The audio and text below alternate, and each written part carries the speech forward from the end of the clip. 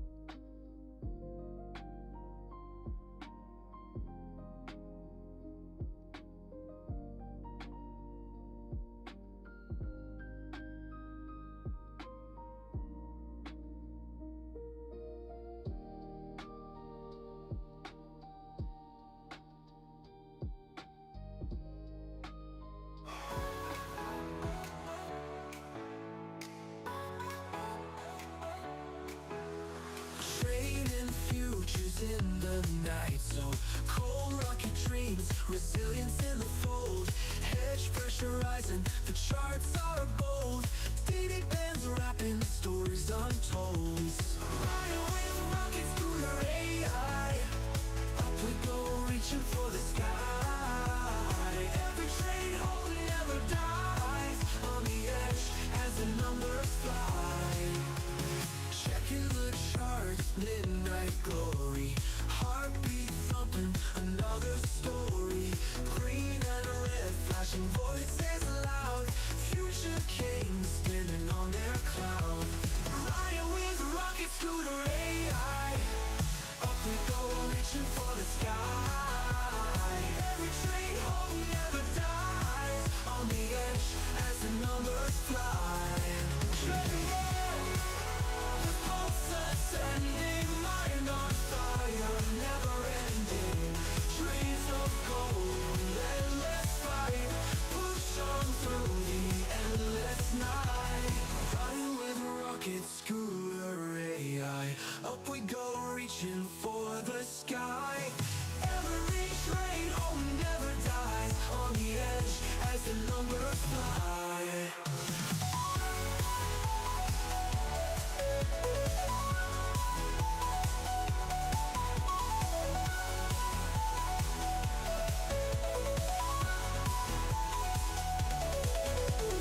Checking the charts, midnight glory. Heartbeat thumping, another story. Green and red, flashing voices loud. Future kings standing on their cloud. Checking the charts with your AI. Up we go, reaching for the sky. Every trade hold never dies. On the edge as the numbers fly. Checking the charts, checking the charts. Midnight glory. Sanctuary in all its blending. Mind on fire, never ending. Dreams of gold, endless fight. Push on through the endless night. Push on through the endless night. Push on through the endless night.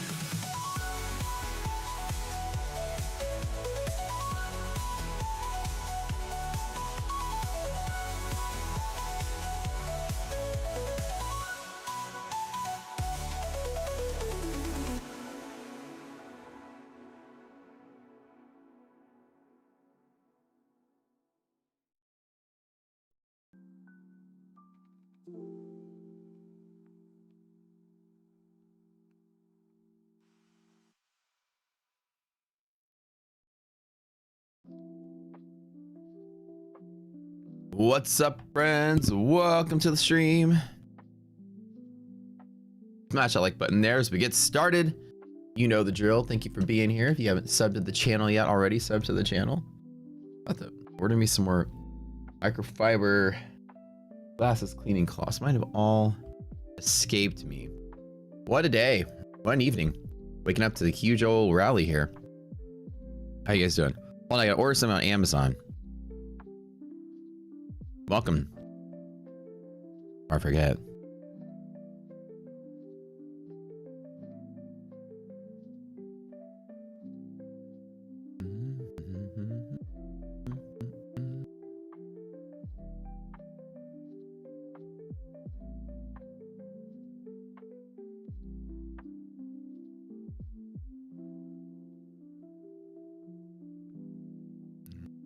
How many come in this pack?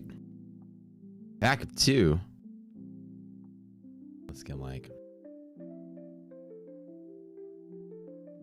freaking 6-pack of these things. What's up, guys?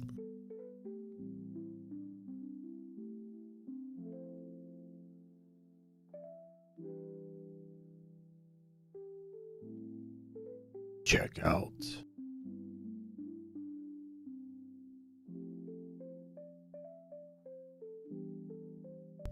How you guys doing? Today is Thursday, January the 15th. Let's load up the thing here. Check the news, see what's going on. How y'all doing? Welcome to the show. Smash that like button, friends. We're gonna get rolling here in just a little bit. Nice, crazy little run up in the overnight. Hello, friends. A little roll guy here. What's up? Time to scoot, Ryan. We're here to scoot, baby. Is that run up last night mean? Are we back to bull? We should. We'll have to see when the market opens. We should still barely. This is the edge of the bear, I think. Good morning. Good morning. Good morning. Good morning.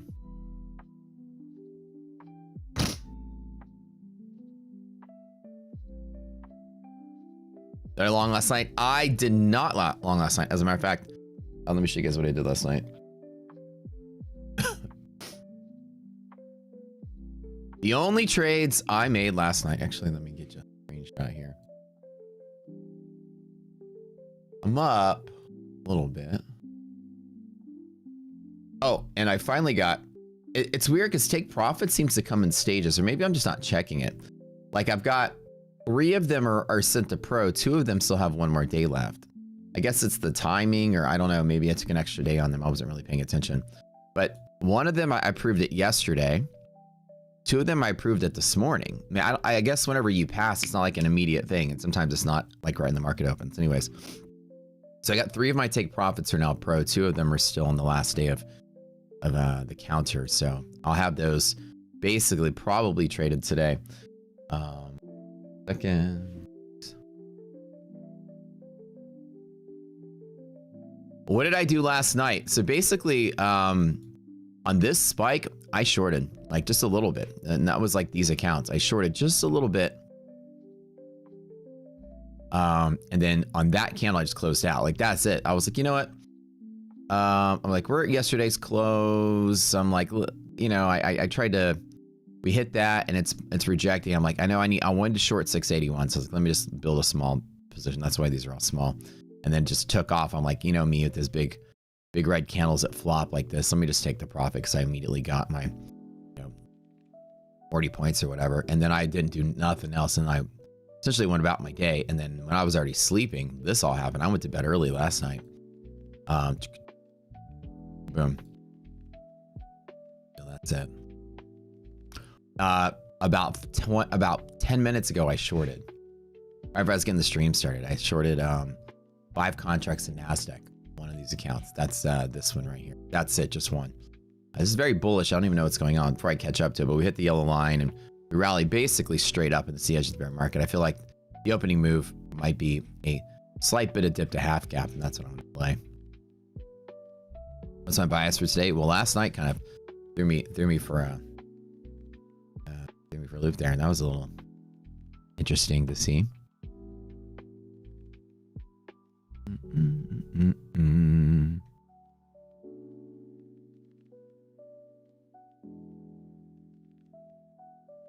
this out. I'm back. I mean, you know me, I'm mega bull this market. So interesting to see how everything turns out. If we're back to being nice and bullish. Yesterday was a scare. But today's reset pretty much a good spot. I'm glad that the run I've happened when I was sleeping, I would have probably shorted that and took a loss. So I'm glad it didn't. The universe is looking out for me in that one. Wait, this is today. Continue jobless claims. Okay, so jobless claims, and that's pretty much it. That's all we had today.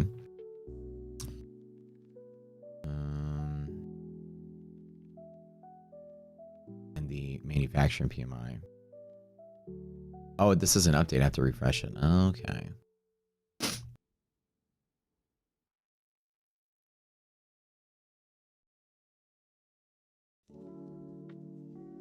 The jobless claims are down. That's a pretty big chunk there.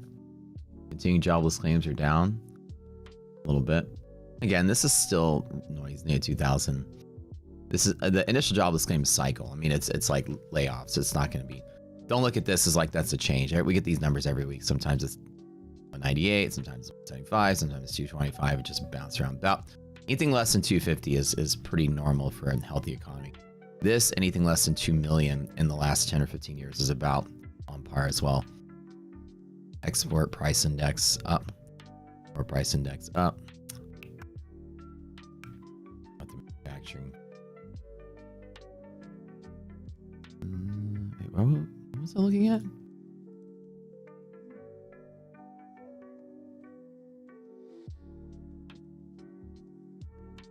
Oh wait.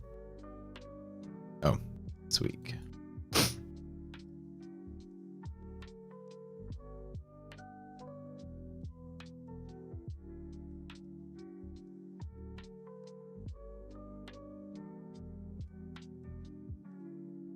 Fed balance sheet today. On it. That's not much going on. Okay.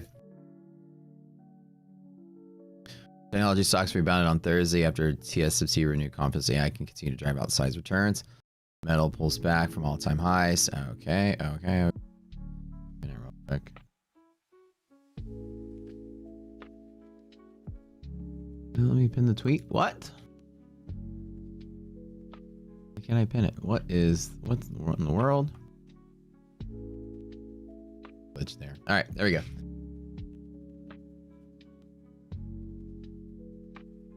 We get a nice bull day today.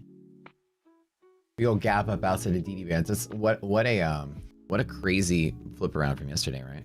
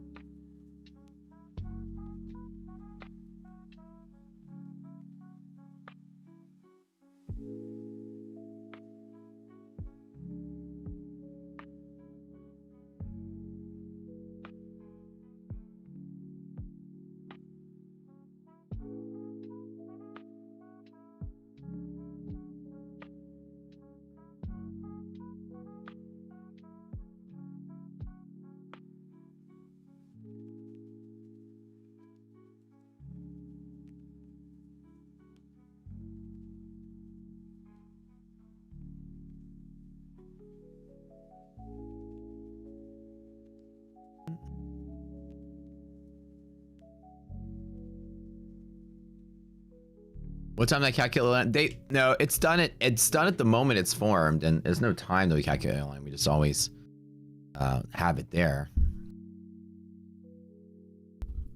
There's no like time on it.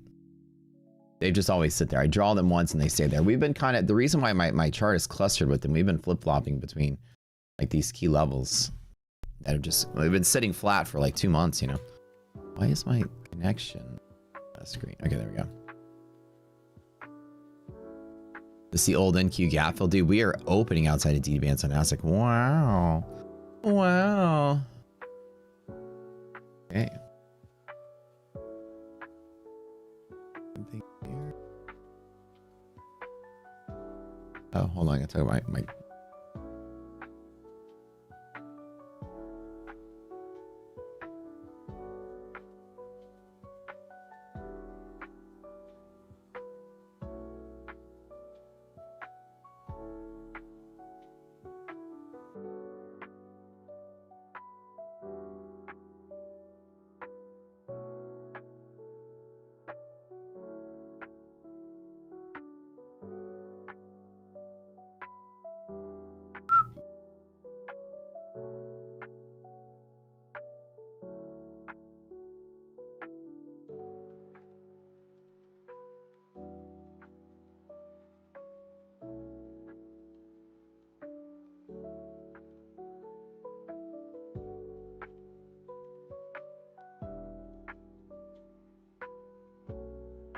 I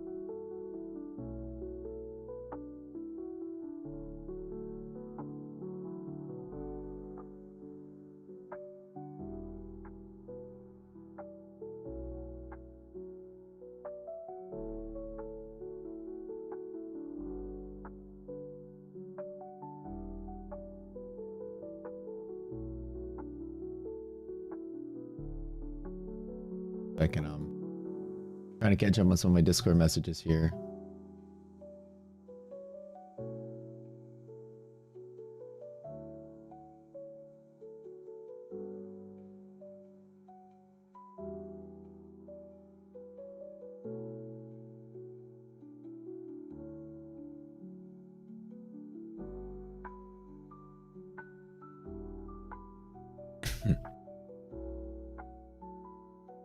You're on your 5th payout with Apex, no issues other than the massacre screenshots up to 14K. Very, very, very nice.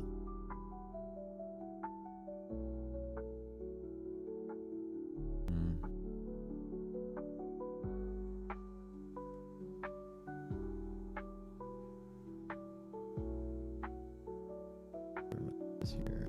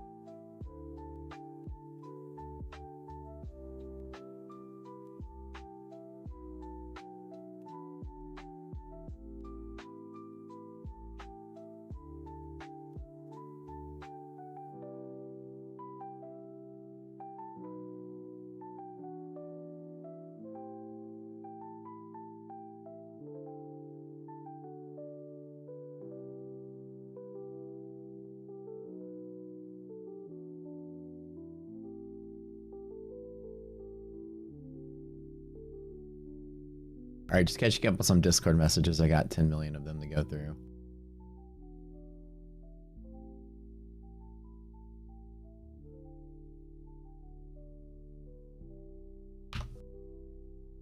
All right, we're up in 20 minutes, you guys. We get to smash the like button here.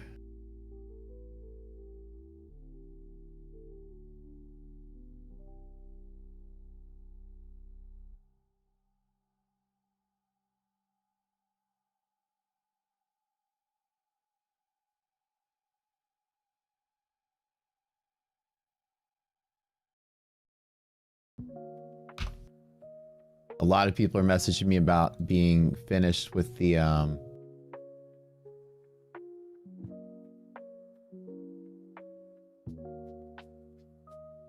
about finishing the yellow and red line algorithm, so I'm excited about it.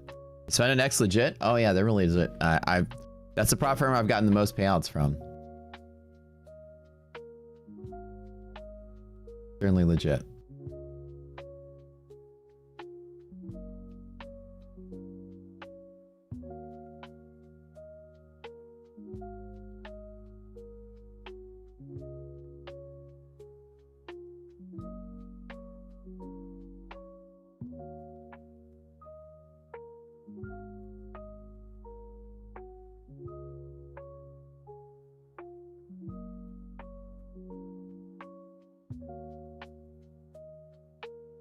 What's up, guys? Welcome to the stream. All right, what's up? What's up? Hold on. Guidance on your thoughts. Yeah. It's actually gonna fall today. It looks like it's trying to. Read some of your chats. What's up? What's up? 20 minutes till the bell rings, guys. Hey, SCH Sean, what's up, man? Hey, the ARB indicator. We just released it for beta, so that the goal of where we are now is to watch it, observe it, and see what's useful of it. When resilience came out, all the things we wanted to do with it, we found so many different ways to use it. Same thing with ARB. Like, it needs a name, number one, but it's released for you guys to observe it. Tell me anything you observe with it, any information that's like, that you guys are noticing is useful to us. I know what I'm saying. So part is like, I know what I want it to do, but I don't know what it can do. This baby could, I made this scooter, maybe it can fly, you never know. So for now, there's no video explaining what it does because we kind of don't know what it does. We have an idea, but the video will come out when we're like, okay, guys, this is like months of observation. These are all the things we can use it for. So far, as a rule of thumb, when it is a value at or about what your stop loss would normally be. For example, S&P is 10, Nasdaq is 40. The thing is stretching 40 points. Then ARB is stretching 40 points to the positive side. I want to be long for another run. It's stretching 40 points to the negative side. I want to be out of longs and in the shorts.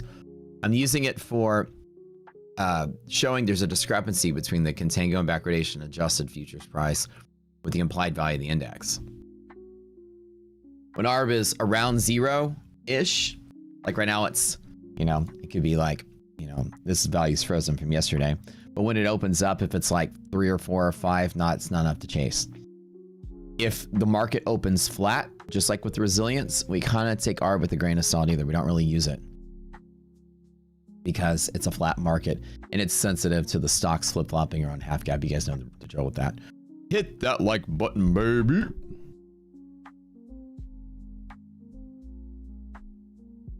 On your get, post CSV of ARB versus price. Remind me of that. I don't know if let me double check that we have the historic ARB data saved.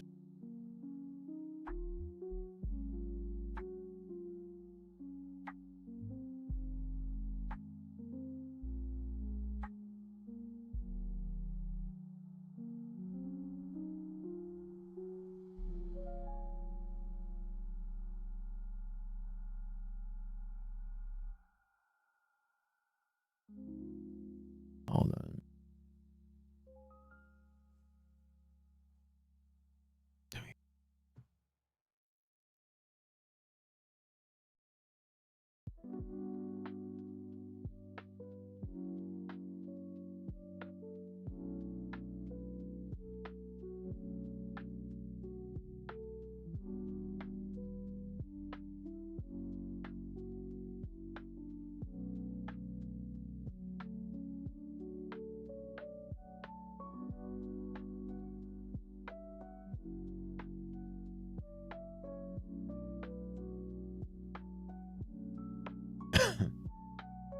Okay.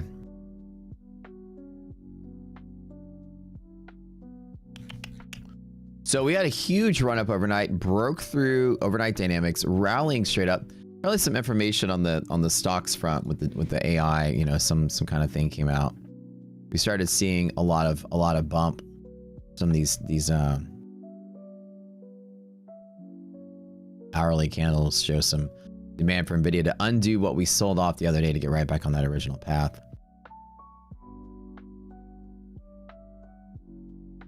Wait, TSM earnings? When was Taiwan?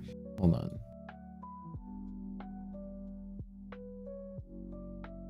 TSM is typically right at the start of earnings season. Is that today? Or was that yesterday?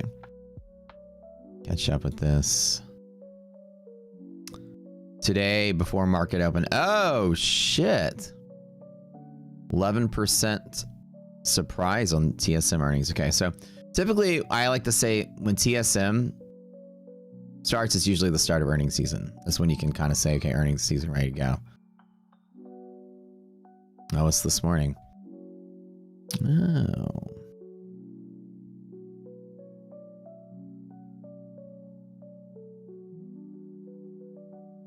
That was this morning. Okay. Big surprises there across the board on the estimate, on the reported.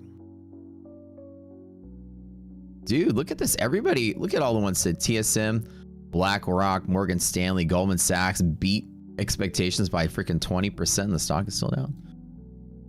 Dude, looks like earnings season's reflecting a strong bull economy.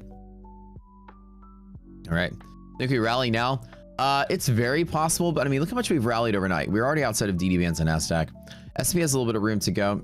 I think so. This is your typical 1A BLU setup. We open, have a huge 30 something point gap. So open, half gap, gap fill could be a long play.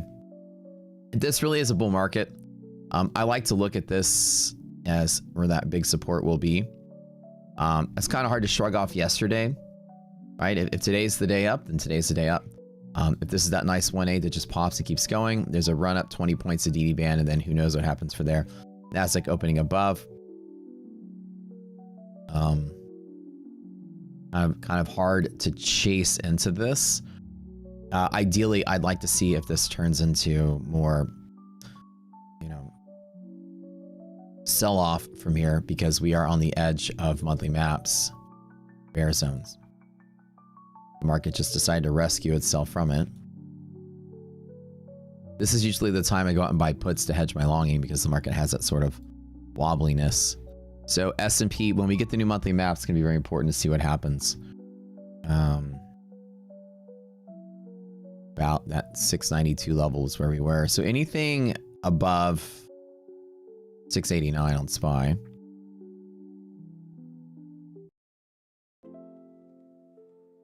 Is going to be safe-ish. And we're at, you know, freaking 693. So we pretty much blasted through all the bear zone stuff.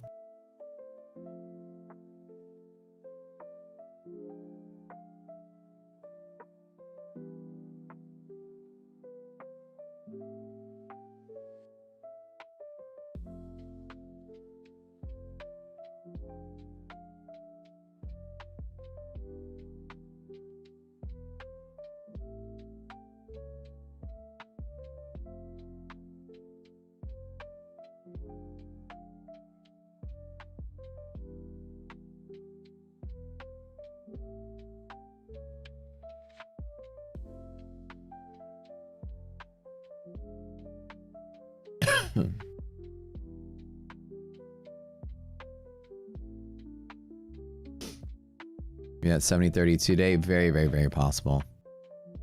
What is all this down here? Oh, dynamic MHP and hedge pressure. Okay.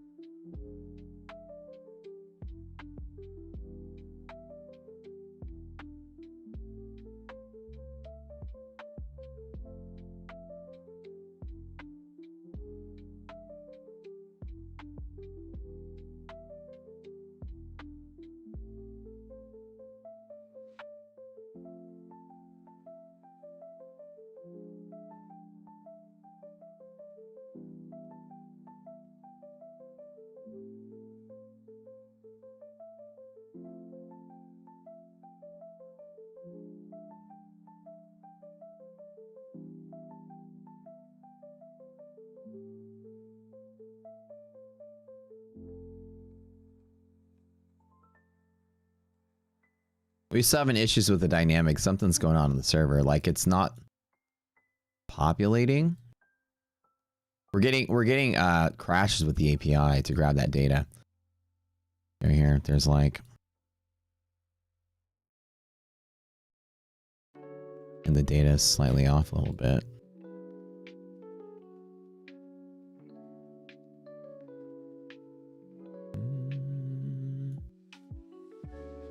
And also when I click the eyeball, it doesn't disappear. The other ones do. Okay, I'm just bug testing this right now. Get that fixed. Where are the yellow lines on the chart? Resistance pivots, right? They're longer term resistance pivots. They create high volume, as you see, like as you get close to them, very, very, very high volume, and you break through it, it's stronger volume. So I guess, man, what's this today that we just pick up that bull steam? The thing is, so I got 3 of my take profits are now, 3 of my take profit accounts are now funded. So now that I've got those, I need to find a nice bull trade to take. So they have trailing drawdown, right? If I'm not mistaken, take profit as trailing drawdown until you make your drawdown and profit, right? Then it turns static. What's the buffer for the trailing to stop? As you these take profit before. Somebody said, I also have built your own indicator. How do you get subscribers? Nah, that's not how it works, dude. You don't just make an indicator and get subscribers. You got to be a really good trader and show people how good you are. That's the only way to make it in this business, is to be good. 2K on a 50K account. Is it 2100, 100 over? Okay, thanks, guys. Is ARB currently? Yeah, it currently is lumped in with the liquidity map. So you have that. So Mr. Person that said you made your indicator, you want subscribers? Just show people your trades. Go out there and trade well. And be the best dang trader you can. Show how good you are with your indicator, and then people will naturally follow you. Trading is a space where people can gimmick themselves into a follower base, but it's very short-lived. People will immediately retaliate and leave. You ever do anything? There's a person on YouTube, been trying to stream for 10 years. 10 years later, still can't get more than 50 people to watch them. And they sell this packaged up slop fest of recycled garbage. And they troll everybody in the meantime, probably because they're angry because nobody watched them. Nobody watched them because they just, hemorrhage money. So, just because you have some super sophisticated thing or an indicator doesn't mean you're going to buy it. There's a million of them out there. Trick is show your trades, let people see that you're good, and you'll naturally gain a following that way. Trading followings, good ones, are built through honesty and transparency. I pull up monthly maps, very simple. Just go to D. Go to daily, and it automatically pops up when you switch the mode. Liquidity map shows up when you're... and the sub, and this... If you're in the intraday chart, anything less than a day, it'll show liquidity map. If you're in the daily chart, it'll show monthly map. You need a new button, a new like button called smash the button. There we go. Is it in the songs session? The stock always follow the continuation bias. What's the reason to reverse the trend? No reason to reverse the trend. I always say, most people fail because they short too much. I'm always looking for long markets to get in on. So today's setup, as you know, DD band itself is a play, but you have a yellow line in the way. We fall below yellow and crush the DD. It's hard to long beyond it because we need that confirmation. So what I'm going to do is, if we fall to here, I can long to there, but I'm going to kind of be cautious here. I need the reclaim to continue along if I think it's like big ups.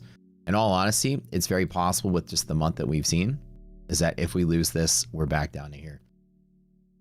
If this is the day that the trend has changed, and the trend has changed, S&P has interrupts all right inside of here. So this could be that particular like interrupt play sort of thing.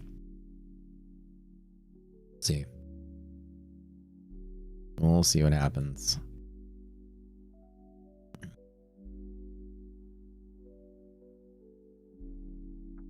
I might take it really light today. We're opening in 3 minutes. Ladies and gentlemen, smash the like button really quick on the screen. Go below the video, thumbs up. Click it. The more of those we get, the more stuff we give away to you guys. Love it, love it, love it. Giveaway of free stuff seems to help. Well, that's how we do it. You have 7K on your Bolt account. Taking your first payout ever today. Dustin, dude. That's awesome, man. Congrats. Feels good, doesn't it?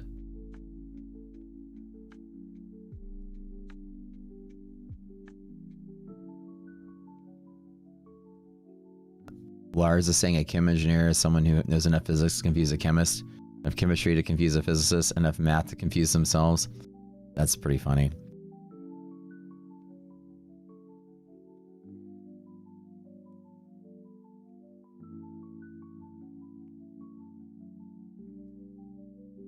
Chemical engineer is somebody that knows like a little bit of everything, but not a lot of bit of one thing, except for maybe math. Like a chemist will know a million times more about chemistry than me. Physicists will know a million times more about physics than me. A mechanical engineer will know a million times more about engineering than me. But we can kind of do it all when no one can do it all, when everyone does one part. Kinda.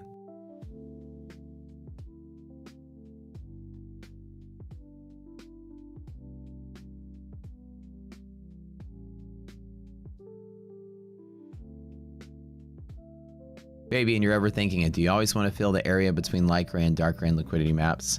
No. The area between light gray and dark gray is just where the market's liquid. That's all that it means. And liquid markets tend to find stability. So if you open inside of the light gray and dark gray like this, the market tends to be stable. Is S&P more beginner friendly than NASDAQ? Always, dude, always. It's less jumpy. There's less of a spread. It's more forgiving. And the NASDAQ is more sensitive to certain things than the S&P is. The S&P has a little bit more buffering. At times, they're going to be exactly the same. Since October, they have been completely different. Some days the NASDAQ would be like the one that crashed and the S&P goes up because of the sensitivity we're having like to the tech stuff. So it'd be that way. We open and blast, you guys. What do y'all think?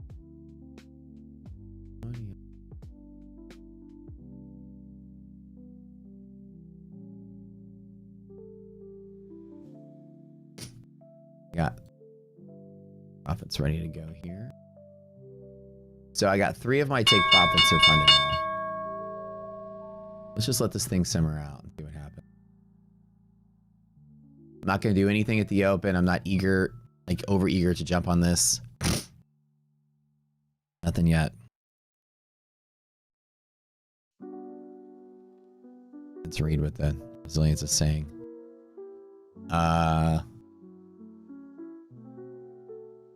Resilience is broken.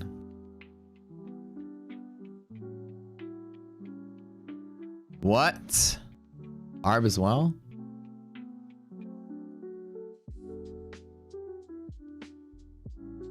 Okay, let me get my team on it. Yeah, I'm gonna get the process might have failed. I'm gonna reset it. What the hell? He's checking. Give us a minute. All right, I'm gonna go ahead and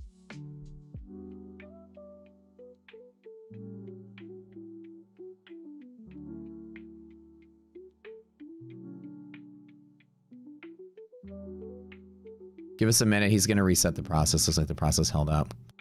All right. Dude, everything is slow today. What is going on here?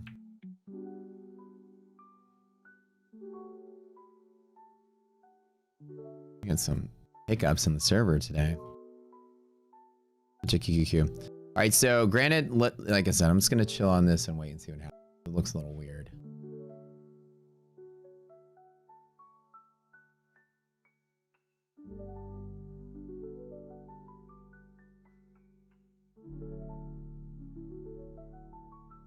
Yeah, there's something odd going on. Right, MHP on NASDAQ.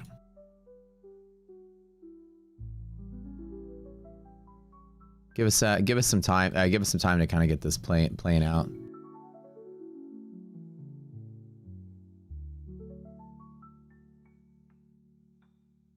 Okay, so at least for now, once the data comes in, if it's positive, half cap will be support.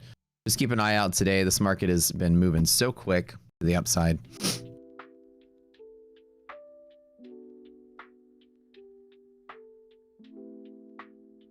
What a pain in the ass. Okay, get the process going. Don't really have anything for NASDAQ, so let's go to QQQ really quick. It's so weird, right? Kind of weird update bug going on here. We're at MHP on NASDAQ 626. Looks like QQQ is about it. So if we break QQQ, you have an MHP sort of thing going on here. That could be some selling pressure there. Just be very careful. There we go. It's coming in now.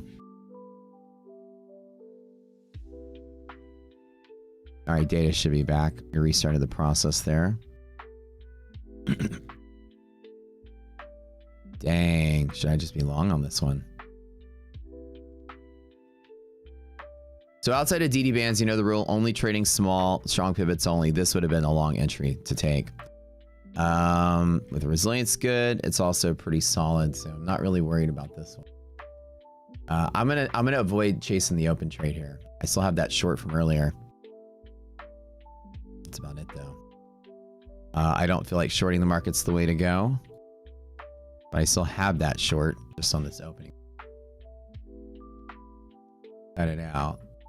Want to. Thinking about just dropping it. S&P is opening above MHP and dropping below it as well. MHP res is positive. Man, it is on the fence, and I hate trading this high. This high up. Okay, we're gonna wait on this and just see what happens. NASDAQ breaks MHP, it's pretty big. All right. Let's go, let's go, let's go.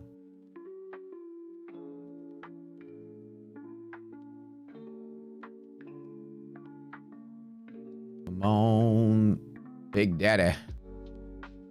Question is, I could long every single time off of this, but do I want to? This bad boy pulls back. You break MHP, could be some downside move, and then man, I'm so confused about today. I think I'm gonna wait. If it dips, I'm gonna find some really good lows to get in on. If it's just like anything from the last month or two, market sells off and we die, then we should be good on this. You're sitting on your hands. Yeah. I've got like my one short in this one account.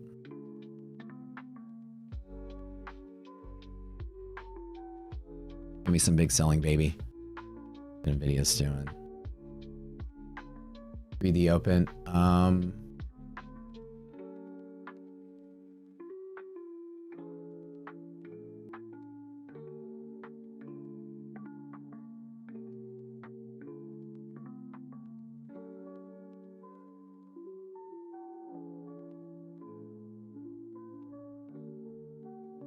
Let me go ahead and take profit on that short. That was 10,000 bucks. I had 10 contracts on that. Just that one. Okay. The one y'all heard when I first opened the stream, y'all probably heard, oh, that filled. 10, 10, 10, closed out. There's 10. All right. Good deal. Shot there. Haven't touched in the big account yet. I'm a little weirded out on this market. I've been burned so much, I don't even know what to think anymore. But I'll take it.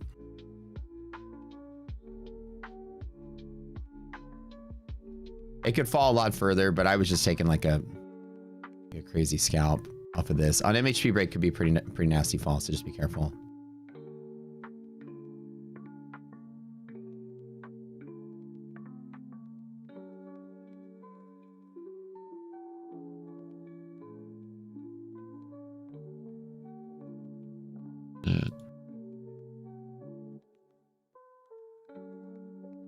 My thing is responding so slow right now.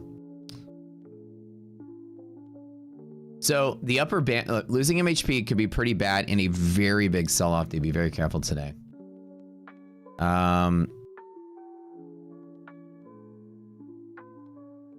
Positive resilience, probably support down to here. MHP break could be some selling pressure. My S&P is fixed. It's fixed. Look at that, guys. They must have fixed it.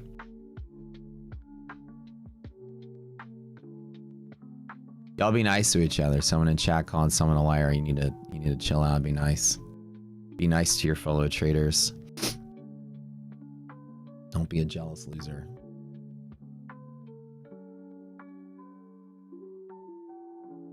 All those entries, yeah. I told you guys at the start of the day I was shorting when I first started the stream. So this was all done last night. This was done this morning, just in one account.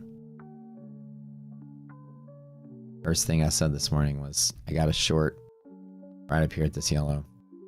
And then when it popped, I added to it for 10, and then we broke through for my 40 points and closed out. Yeah.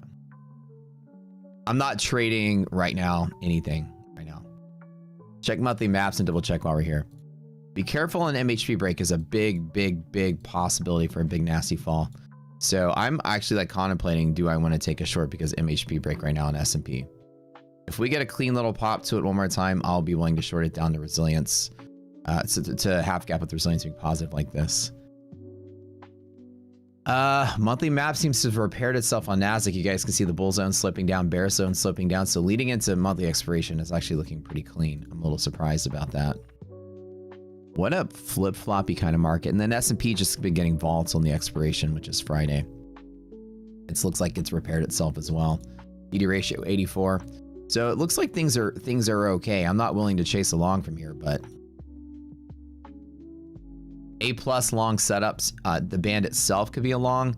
I'm not going to take it on MHP breaks. So right now, this is the potential to completely sell off the whole day today on these MHP breaks. Just be very careful. Resilience is now back to being 0 on Nasdaq. Darb is 18, yeah. So it might actually sell off. So be very careful today. Court ruling coming out today. I don't know. When are they gonna? They postponed that, right? So when's the answer that thing gonna come out? So far I'm just up 16. Dang, that's actually more than I thought I was gonna. 16,000. 6 of it was pre-market. 10 of it was this morning. You ever look at VWAP? Nah, not anymore. It's good though. I just don't use, well, I don't use any average prices. I've kind of removed all price-based indicators from my diet. Guys, I'm going to tell you, with this much move overnight, I'm not eager to do anything. I always wait. Okay.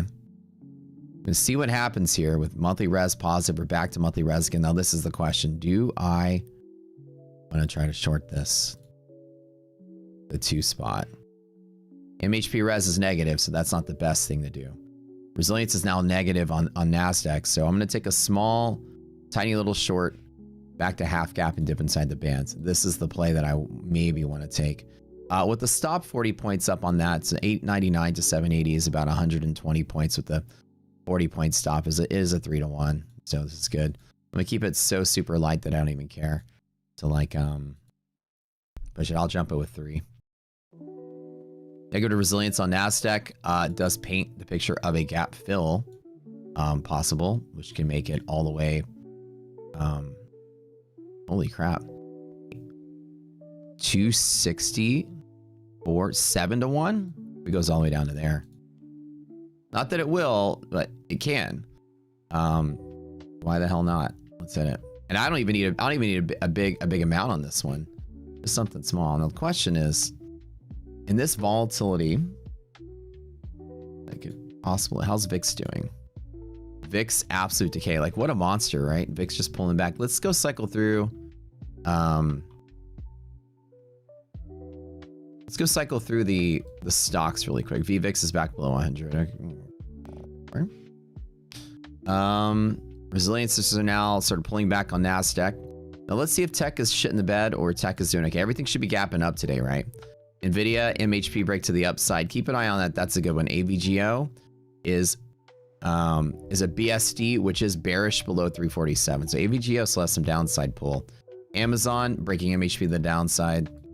but on the launch point. Microsoft MHP at the launch point. And remember, monthly expiration is this week too. This could just be pre-expiration covering, right? We got the big sell-off, people getting out of the way. Meta bumping gets MHP. Tesla below MHP. Google on MHP. So everything is sitting on the fence here. Let's keep our events feed open and make sure we're watching today some MHPs. Here. Keep an eye on that. So I'm gonna be very close. Keep an eye on the cross ups and cross downs and half gap. So if I get the MHP break short side chase, which I do occasionally like to take, especially if it's up here and it breaks through, it's very simple. 40 points. Stop. If it does go from here to here, it's 3-1. If it does go through here and keep going, it's 7-1. 3 contracts is enough, man. I don't need to make it too big of a spot. Do I want to try this in my 0 here? This one. Can you hold on? Wow.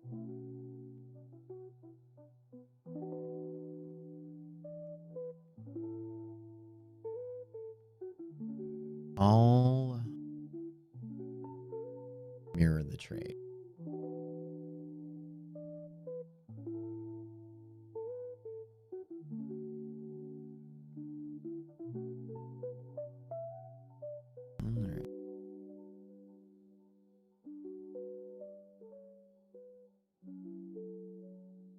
What a crazy hourly chart though. Look at this.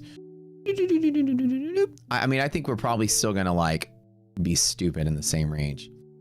If today's the day we break out, we better see some power across all the stocks. So we'll see. Yeah, resilience is negative. S&P resilience is negative. It's just only a matter of time. What are you for?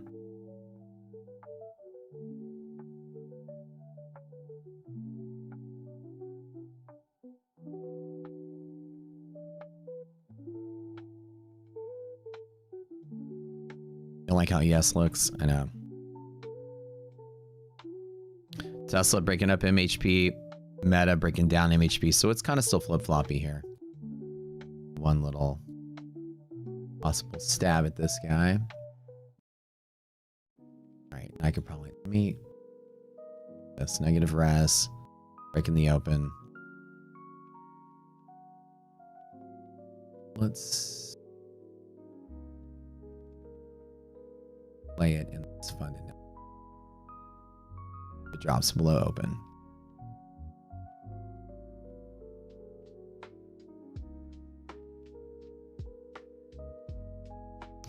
Dang.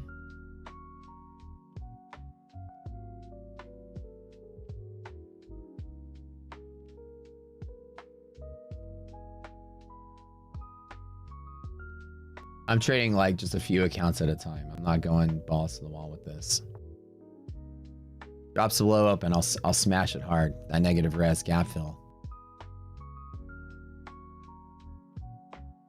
Let me get it on NASDAQ. All right.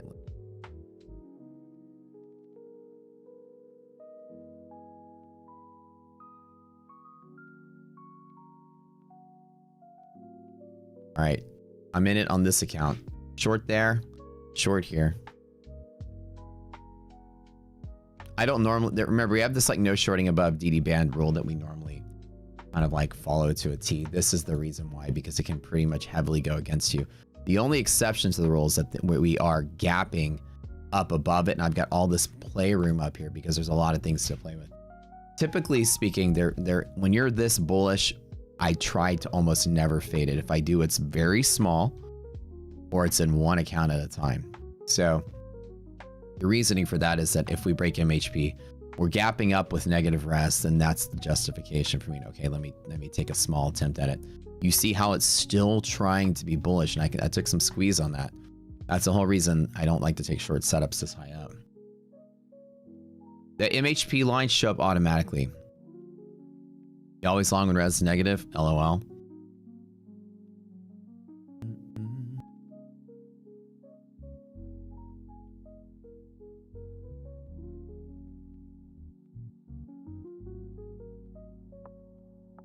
See how it's not wanting to sell off. When you're this bullish, it has a hard time selling off a lot.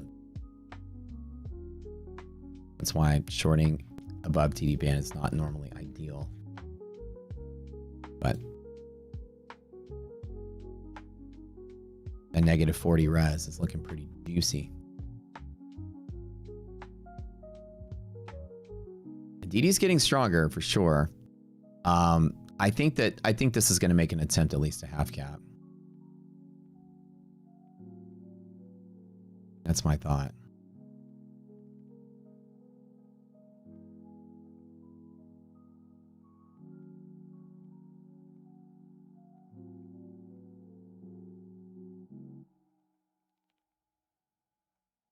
Like I said, three contracts not going to make or break me today.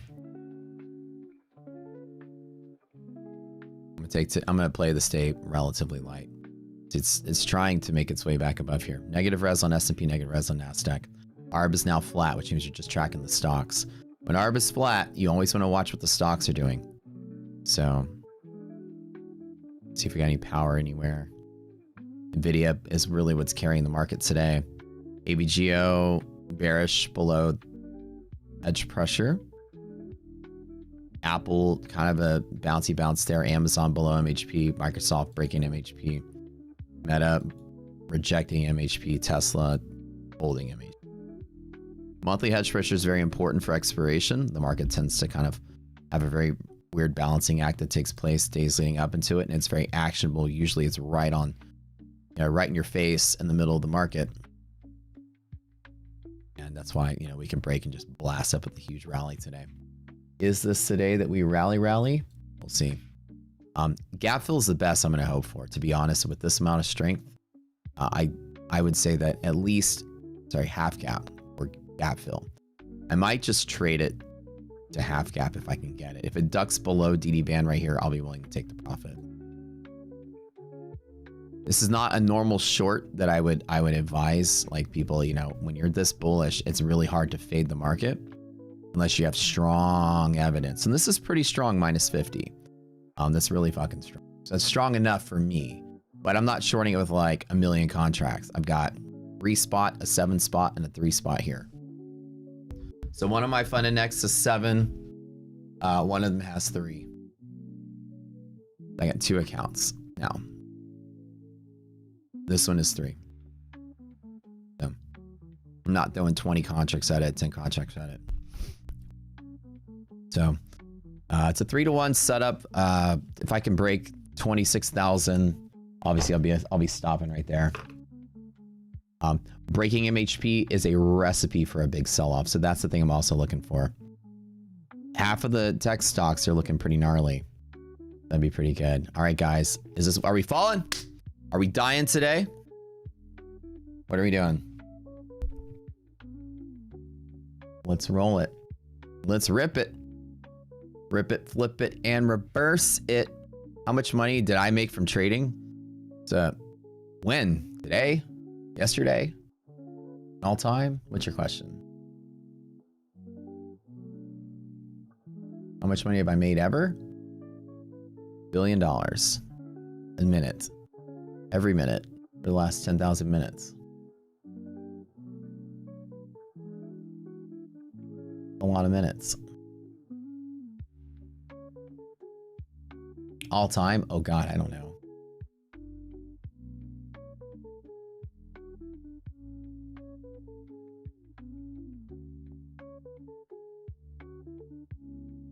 Oh, fuck yeah. Oh, fuck yeah.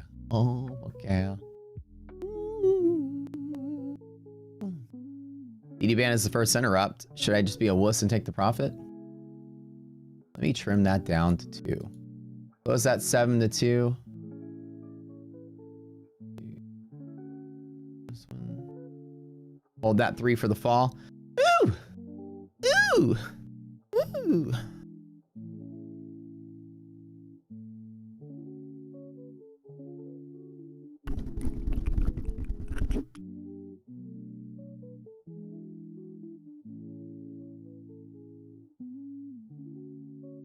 Yo, Cubid. Do you go by Matt or Chandler? By the way. My question.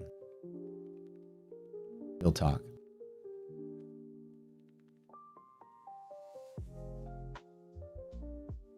Is it Chandler, Matt? Matt Chandler. You go by Chandler? Okay, cool, cool.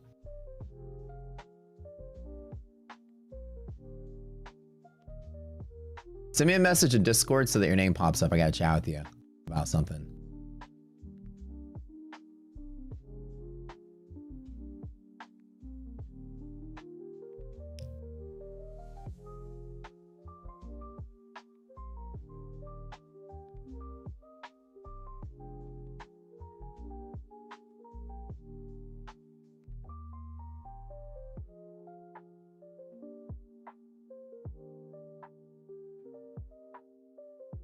I'm sure you know what it's about. Send me a message, or what it's in regards. Send me a message. I can.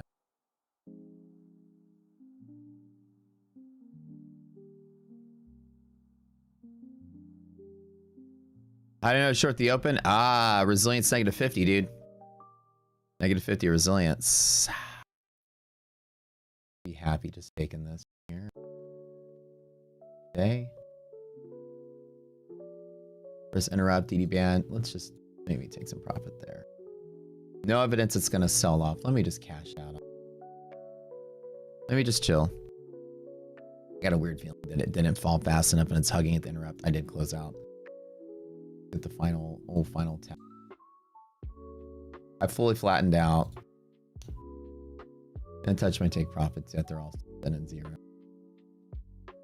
All right, I'm done, dude. I'm gonna chill for this. This is weird. All right, I'm flattened out. It wants to sell off, but it's gonna interrupt, and I know I'm gonna wait, and I gotta wait. I got this weird feeling that's not gonna sell. The way it's hugging, I'm watching the order flow.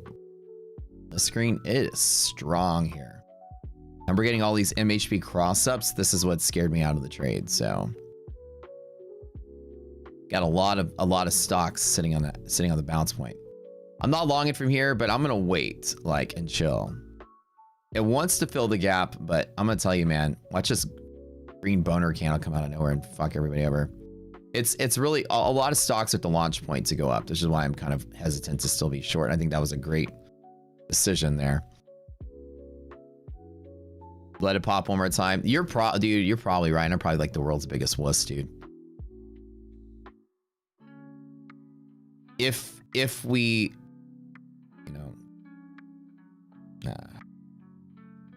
this is why it's so hard to short above DD ban.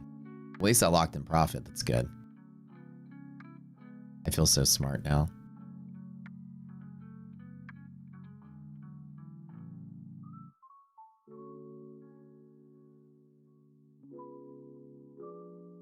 Did I make the right decision? I trust you, Matt.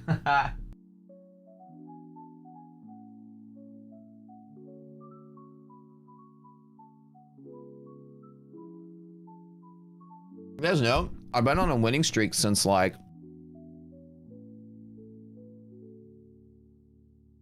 December was bad. Remember I went on like a 7 to 8 day losing streak or something like that in December. It was horrible.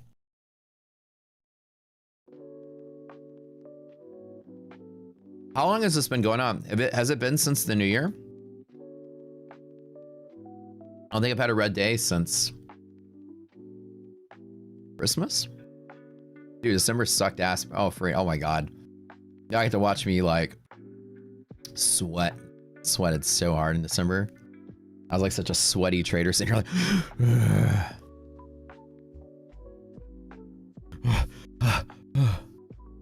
it was crazy. For educational purposes, we talk about it, but otherwise we don't like to talk about it. It makes me want to cry. It's been a good month. Caused a huge uptrend last night. I think I want to guess pre-positioning into Taiwan semiconductor earnings, which is this morning. Officially kicking off earnings season. So TSM had a not monster move. Look at this 11% surprise on the reported earnings per share. 3.14 over 282. And then, you know, we pre-market traded. Nvidia and other things I think pushed up pre-market into that. So, you know, earnings season starting. We've got big earnings coming up. Usually TSM is like kind of like that day. Taiwan Semiconductor is usually like the start of earnings season. That's my gauge. I call that the first day of earnings season. Once TSM comes through, that starts the roll into big tech, and big tech usually follows within a week. Too. So.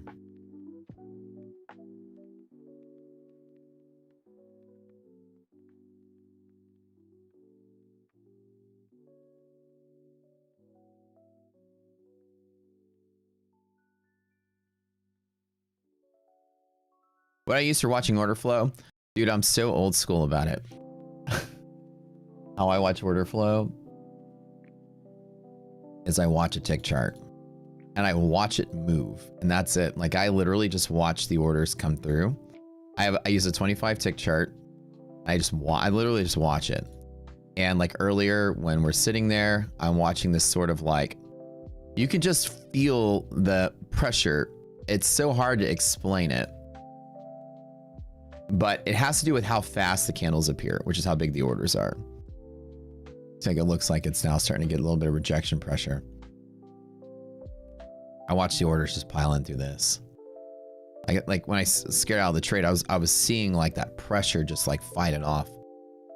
I literally just watch a tick chart, and it's like so super old school.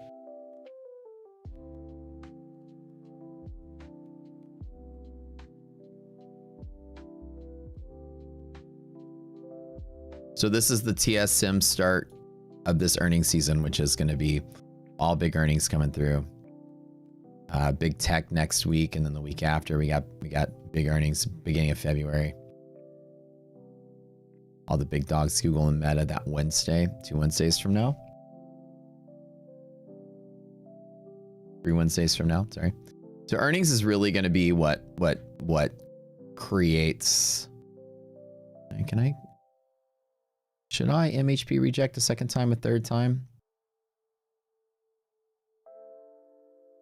Let me do it one more.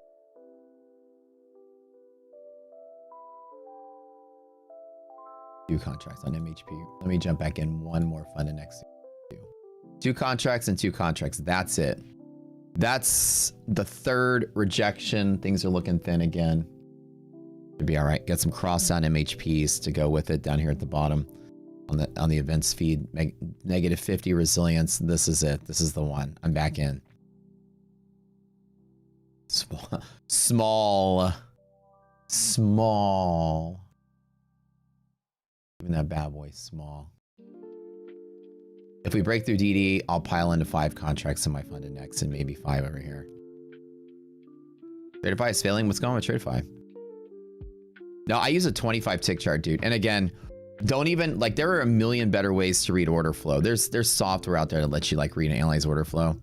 What I do is so like poor man's version of it. Like I just got so used to over the years watching the orders pop through. I look for like the speed at which the candles show horizontally. Like if the candles are like this, you can tell there's a lot of activity.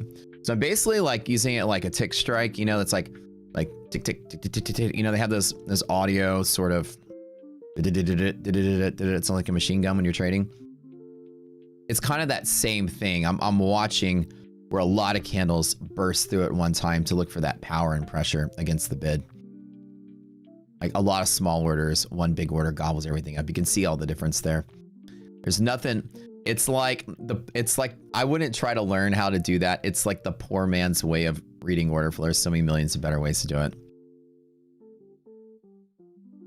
Tick strike is so annoying, dude. Anybody that sits there and listens to, I saw some fucking streamer. I'm like, you know, I saw some streamer with this stuff, and did they ever wonder why only 30 people watch their stream? It's probably that way. Sit there and listen to a fucking machine gun batter their eardrums for 10 fucking hours. Like, yeah, it's the most annoying sound in the world. Like, what kind of, I don't know.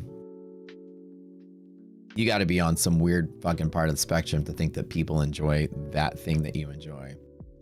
Yeah, nobody's gonna listen to that an hour. Cut that. The noise here. Ticker, yeah, ticker ASMR.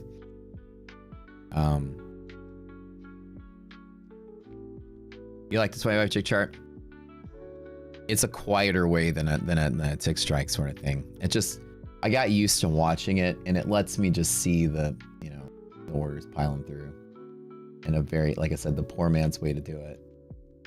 It's just the way I always did it since I started trading. I was like, oh, a tick chart lets me zoom into the 1 minute candles and see the orders and looks a little different. Okay. Oh, wow. Tons of orders are coming through. Okay, something must be happening. Oh, let me go check the news. Or, you know, you can see, let me show you. Let me just show you. Like I said, there's no science to this. It's mostly just, you know, observational feel. It's more like a security blanket. It's more for comfort than anything. There's no science to reading this thing. It just allows me to see, like right now, you see how it's just kind of like slow and chill. Nothing really big. If the market's rejecting a key pivot, you're gonna see a lot of space between the minutes. Let me make this a little bigger so you can see. Again, there's really no science to this, but 25 ticks means 25 orders come through. It makes a candle. 25 is just a way to really zoom in on it. Time and sales will produce a vertical like print of each order that comes through. Whether it's 1 contract size or 4 contract size or 10 contract size, every order represents a tick. So every 25 orders, it prints a candle.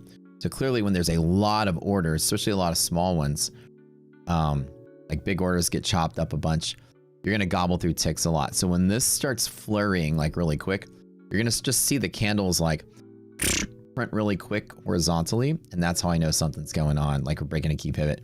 You see there's a space between each minute. So when you see a bigger space between the minutes, that's how you know something important's happening. So essentially, the wider it gets, the more candles that appear to the left and right side. Like earlier, this was what was like scaring me. I was like, something's going on here. It was really like, you can just see that big spaces, big upward pressure. You can just feel it. So again, like I couldn't write a book on how to feel it. I really don't even know how I'm doing it. I just sort of like, okay, it just feels normal, normal, normal, normal. We're at a key pivot. You're kind of watching the fight.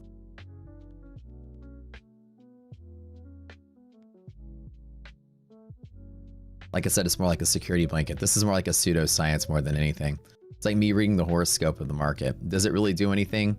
I mean, it kind of does. It lets me see how, you see how those red candles just popped in there, like 5 or 6 of them in a row? I'll make it, that's some really strong selling pressure. That's the way I do it.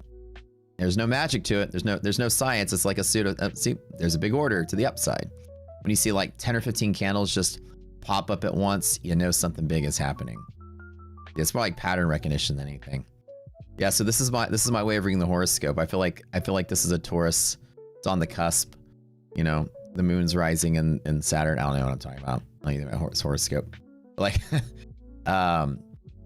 it's just easier to kind of see what's going on. You know, when you're looking at a chart, it looks relatively stable, right?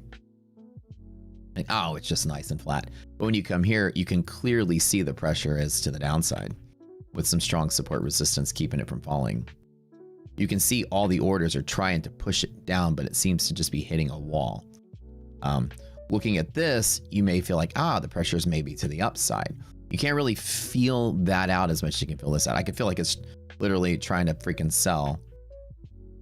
The orders are not pushing up and hitting resistance. The orders are pushing down and hitting support. That's the way I describe it. There, you can see it, right? It's trying to cascade lower to match what the stocks are doing. So, and you're like, okay, that's actually pretty nice. Feels like this, and then we just broke through that support. See how, you see what I'm saying?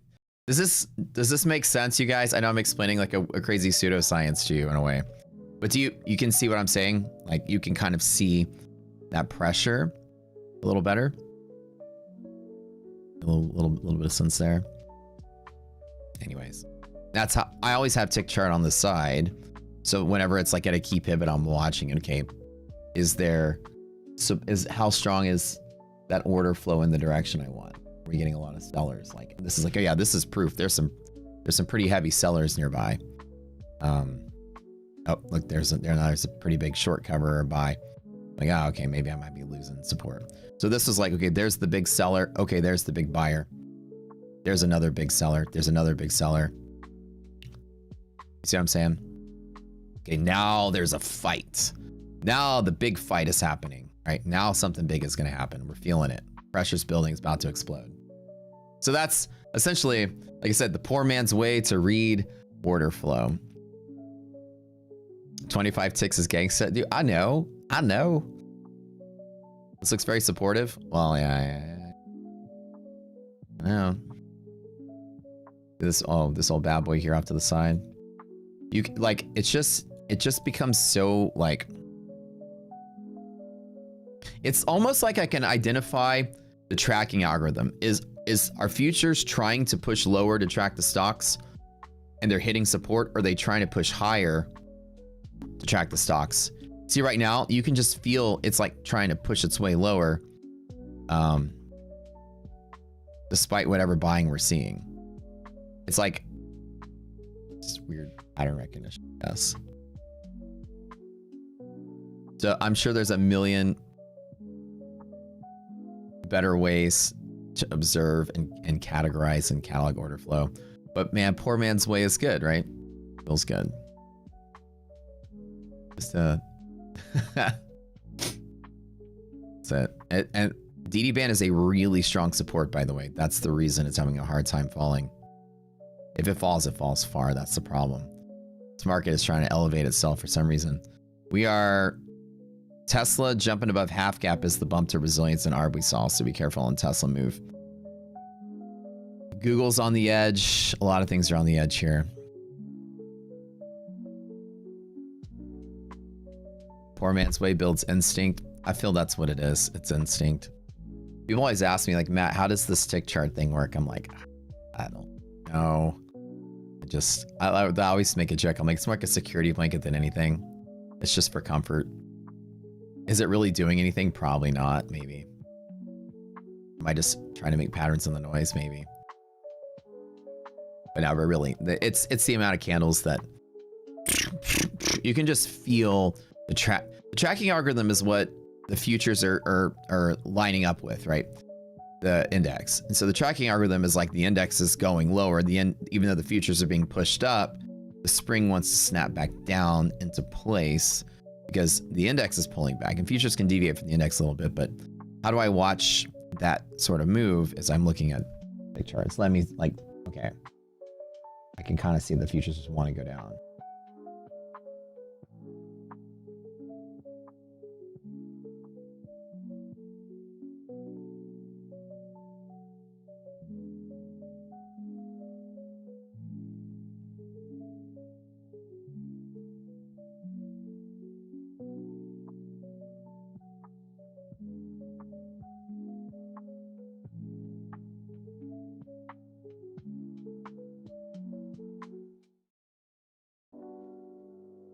Anyways, like I said, I'm just playing with pennies now. I'm not even caring too much about pressing a lot of risk into this trade. The going methodology here is that we have a rule: no shorting above DD band, and this is why the market does not want to sell off. A lot of times it can just fly before it turns around. Only 4% of days close above this green line. Only 4%. 96% of days close below. So why not short, right? Well, you need a good justification. Because bull markets don't like to sell off. They really don't, unless there's a reason. And the reason today is this right here and this right here are negative.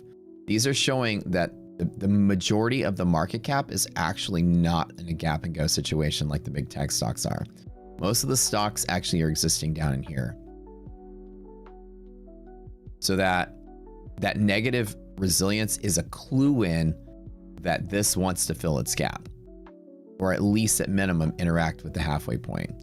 So this is not the strongest resistance against the big bull wave, but you can see that resistance is what's been in play all morning. You see this? The tracking algo is the index is priced way too high for what the potential of the stocks are doing. Most of the stocks are kind of down in here. This doesn't usually win the fight against this. It's kind of 50-50 when I'm trading right now. I'm kind of 60-40. To bet against the greater bull market just on a gap fill is a very swift sort of thing, and I'm in and out. It's not a market crash day. It's like the spring's got to reconnect. So because resilience is negative, this might want to fill its gap. It might want to fill its gap, but the strong bull market may interrupt it somewhere in here. So I'm literally just looking for like a quickie little nosedive, and that's it. Sometimes this can trigger a sell-off, and the reason I'm saying it could trigger a sell-off today is because when you break monthly hedge pressure, especially this close to expiration, MHP causes additional negative gamma pressure, which is just short hedging. There's a huge wave of short hedging on this side of it as well. So I have double power. This is very, very, very strong to the downside. And this tracking algo wants to make its way down in here. So the combination of those two make it an all right short opportunity. But normally I wouldn't be shorting up in here. Because as you see, it has a hard time selling off. But I have some justification today.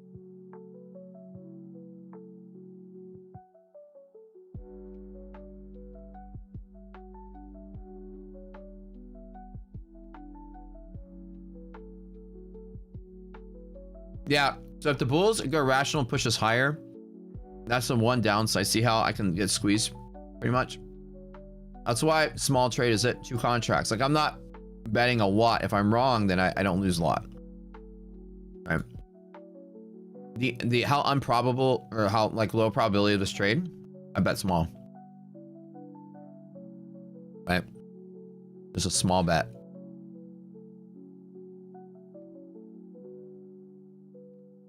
The tick chart showing me like stability from here. It's not really doing anything yet.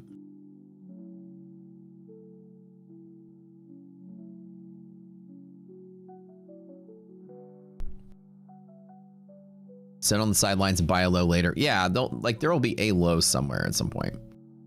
See how hard it is to sell off above the screen line? That's why I'm playing with a few dollars. Risk much on this. I've been trading for way too long to know.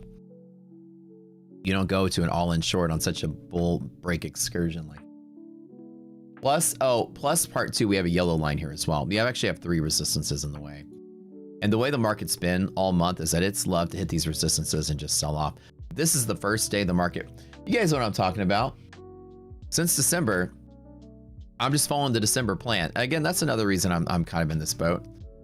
Since December, like every pop is getting sold. Every pop is getting sold. We very rarely have had a green day that stayed green until close. It's been like maybe 3 times we've had that. This day, which is this Tuesday, was green until close. Every other day, pop, sell, pop, sell, pop, sell. This will be the first day that the pop doesn't sell. It's only been like 3 days. And then of course, this Friday was that same sort of thing. We had green all the way to the end. We haven't had really strong green candle days that just don't reverse midday. Not since December, so that's why I'm in that same boat. There's that like this day here and this day here. That's it.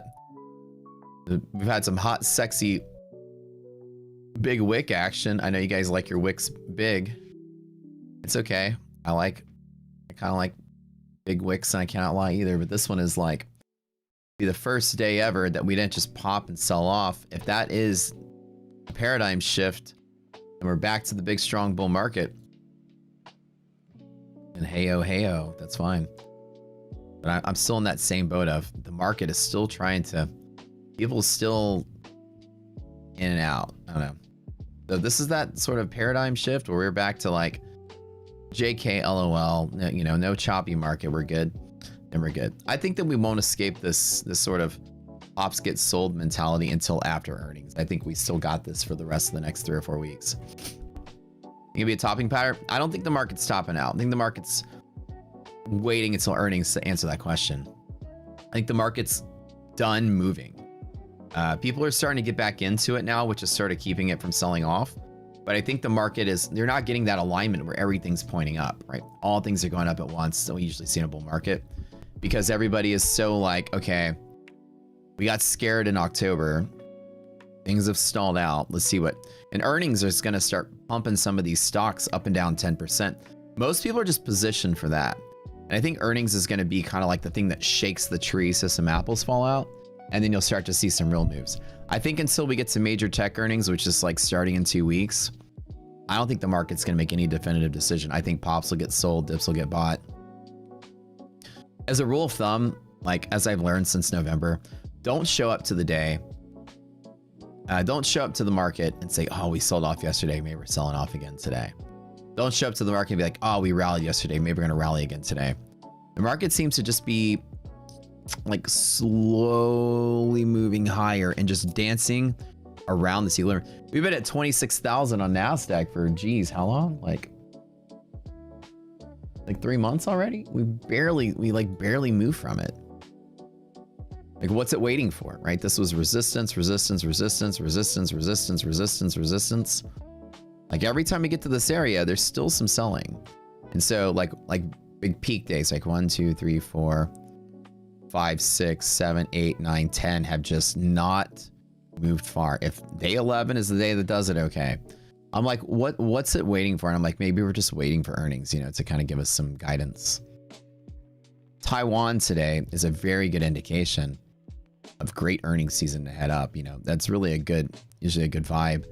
You get pretty good on TSM, then you're gonna get, you know, you probably can get better for AMD and Intel and Nvidia and all these other big tech companies that work in the chip space. It's usually a good sign. That's literally what this is. This is some hopium for the AI industry. That's all this is today. Taiwan came out with such a huge beat on earnings, and the response was really good, right? Nvidia is pressing. Yeah, I wouldn't. This could be that paradigm shift. But anyways, just keep your eyes open because you know, Nvidia is going to set the stage today, like it always has been. ASIC equals Nvidia. You futures traders out there, very rarely do you care so much about one company, but you got to keep your eyes on Nvidia at all times these days because it speaks for the rest of the tech industry and the chip makers and stuff. See, it's having a hard time selling. I'm starting to pick that counter volume there. Monthly res is negative on Nasdaq, positive on S&P. So, MHP breaks are always worth a chase to the short side. It can cause a little cascading waterfall here.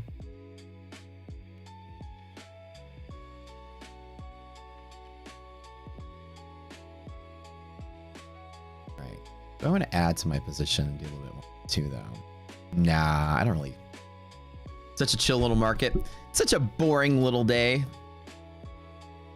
Friends, while you're here, do me a favor, smash the like button because we're going to do a little bit of a giveaway in a little bit. A little bit and a little bit. More likes on the stream, the more giveaway accounts we open the doors to. Give up to like 10 a day. We do more giveaways on the stream than any other day trading stream on the planet. It's crazy.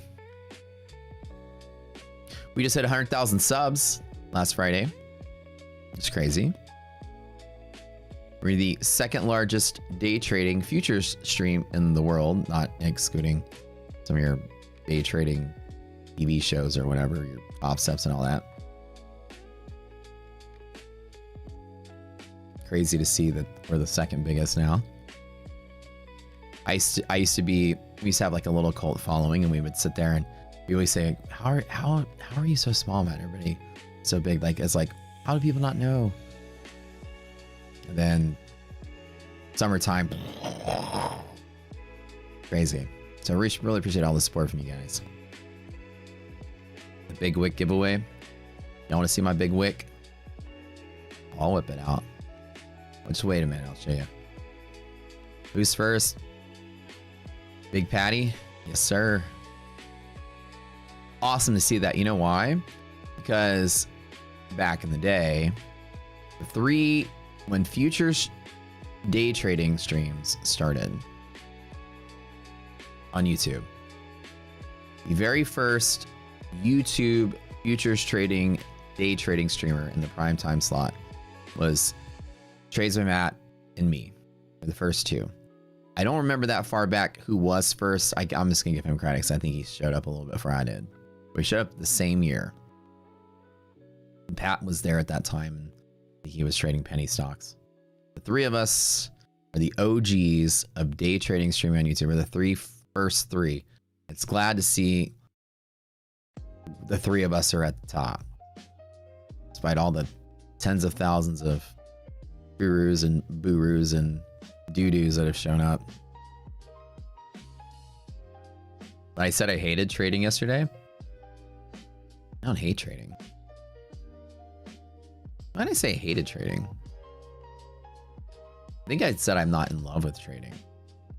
What are you talking about? That's part of a speech I give. The 4 numbers of my profits today. Yeah. These are 4 funded X funded accounts, and this is my one personal account. The one with 260,000 in it. For yesterday, I was bearish for the rest of the month. Now, market changed conditions, my man. Yesterday, the market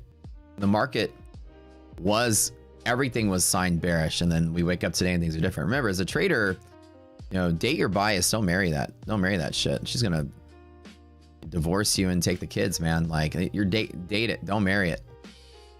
This market can flip flop in a minute. You got to be able to read it as it flip flops. So we immediately woke up today and it's like, no, oh, that's different. You know what I mean? Take it out for dinner date. Maybe get the number. Maybe take her home. But I'm telling you, man, if you call her back, you're gonna get like bad news ahead of you.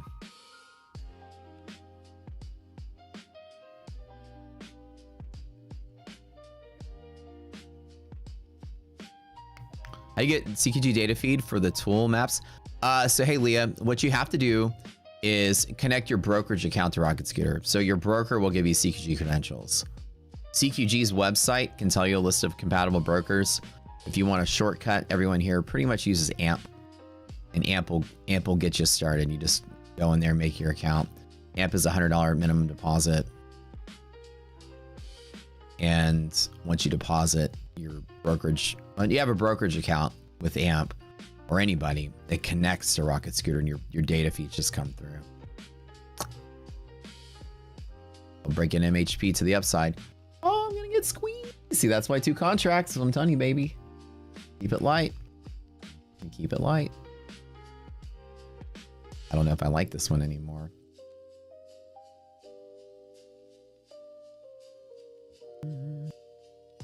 We drop below MHP one more time in yellow, I'll pile in heavy.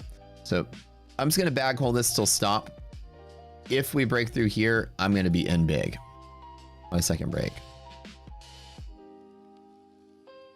So only on the break here, only here on the confirmation, not on the pop, but on the confirmation. This is confirmed rejection. I'm gonna take it.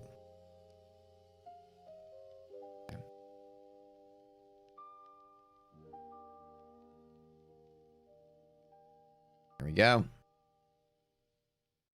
Confirmed rejection. Let's get that confirmed rejection. Wow, what a wick. All right, baby. I just went to, when I say big, let's just be real. I probably could go much bigger than 4, but like I said, I hate shorting bull markets so much. Or is it? I popped a 6 spot on the one fund and X account I'm trading. So I got 6 in one of these and 4 in this one. That's it. 10 contracts total. And that confirmed rejection. We're gonna confirm the rejection. Let's chase this bad boy all the way down to the next resistance, which could be DD band. I don't know. Today is really weird. I know everybody's waiting for it to fall. It's gonna have to work its way lower. Cannot raise my cost basis and put it back to 3.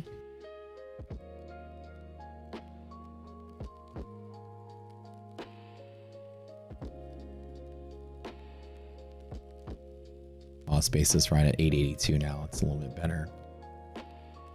Watch it be confirmed. Rejection. Just kidding. Confirmed. Retaliation rally.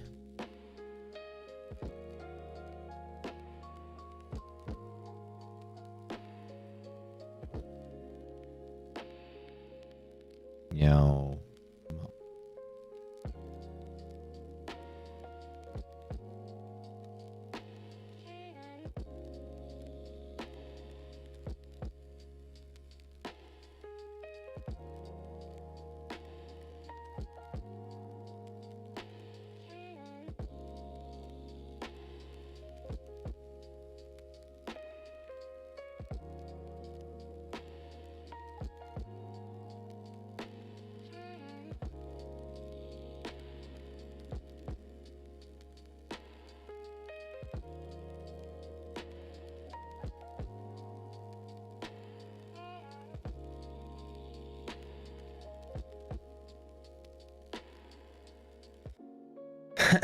Let's do a giveaway now because it hit your target. Well, we could do that. But there's only 542 likes. I feel like one of these years, I'm going to aim for 2030. That maybe more than 1 out of 2 people will show up to the screen, push the like button. Maybe 1 out of, I would love if 1 out of 2 would do it. 1 out of 3 is kind of where we are. I'd love to see 1 out of 2. Everybody look left, everyone look right, and slap one of those people because they ain't hitting the like button. What? Just kidding. Wait, Simon has a new song to the Discord? All right, well, we got to play it this time. All right, if you say it's your favorite song you've ever made of all time,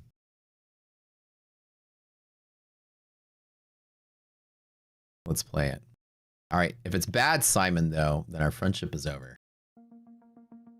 Pressure's on, bro. Pressure. 602. All right, you lazy mofos. I hate y'all as much as I love y'all. All right, y'all get the ETF at 600 at least minimum. But let's go. If we get to 700, I'll do it. I'll do a twofer. I'll do it back to back.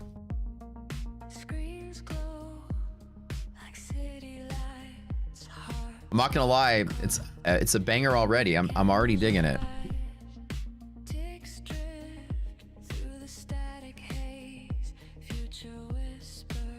Ethan trades funded. LOL, Ethan. Hey, I like this.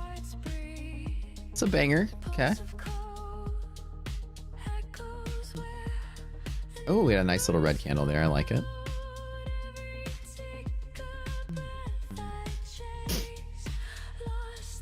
I haven't touched any of my take profits yet. I'm too scared. Trailing drawdown needs good strong bull pivots to play on.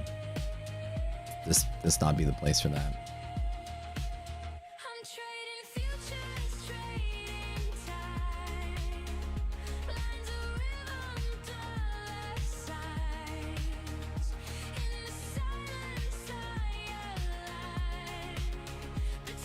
All right, remember, subs to the channel get 2 entries into the giveaway.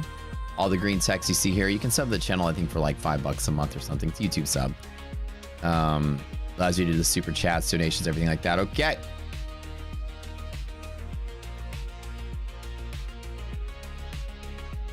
What size do I take on the 50K TBT accounts for the first trade? Micros, dude. The trick with trailing drawdown is to survive trailing drawdown. You want to get the trade right rather than make money on the trade. You get out of your buffer with a bunch of small base hits. That's it. So with the 5 accounts, what I'm going to do is play them one at a time. Say that I fall to like a liquidity pocket or something. I'll long one trade with a couple micros. Let it move. Immediately take the profit. You know, get some buffer on it. Maybe like 5 micros on NASDAQ. 40 points on 5 micros is $400. That drawdown gives you plenty of space. I got 2,000 to work with. Never am I going to do 4 or 5 accounts at once. Only just one at a time. Abio. Risk is a rhythm. I still got it. That's just on the top of my head. I really need to think about my approach on this. But ideally, it's just one account at a time. If we hit a pivot and it overshoots that pivot, I might throw the second account at the overshoot. One of them busts and one of them survives, and then that's how we do it. Okay. Good deal, good deal, good deal. All right, guys, like button. We'll do one more time. We'll do fun next giveaway in a second. 80 more likes. That's it. We do 1 ETF account. That's it. I'm going to take it off the screen. Type it, type it, type it. Sorry, hit it, hit it, hit it. 80 more likes. We'll click out 3 more accounts. Fun next 50K Rapids. Dude, as crazy as this looked, it was like up and it was down, and it was up and it was down. It is not wanting to sell off today. I could probably just scalp these 60 points left and right all day long.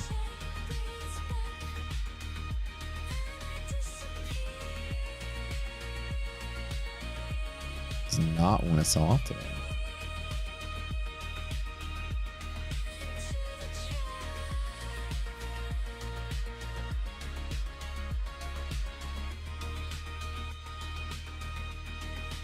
I like that confirmation candle and unconfirming it back up to the same resistance.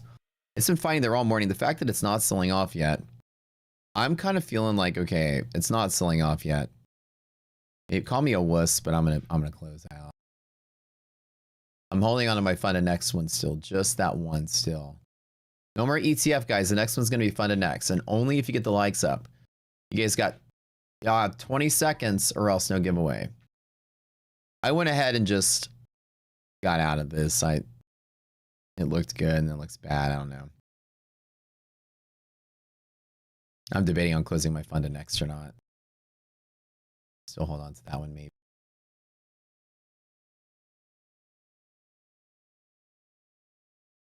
It's a good song, Simon. Rich decided to write you guys a song about your laziness.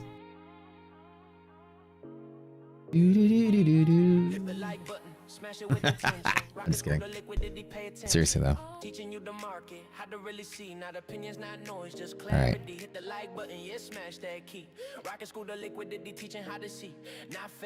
Funda Next. We'll give away 3 of the rapid accounts. I went ahead and closed out. This has been, I mean, it's been some fun up and down scalping.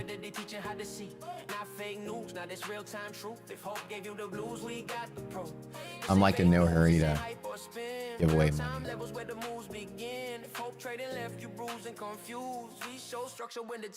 I'm on a hot streak.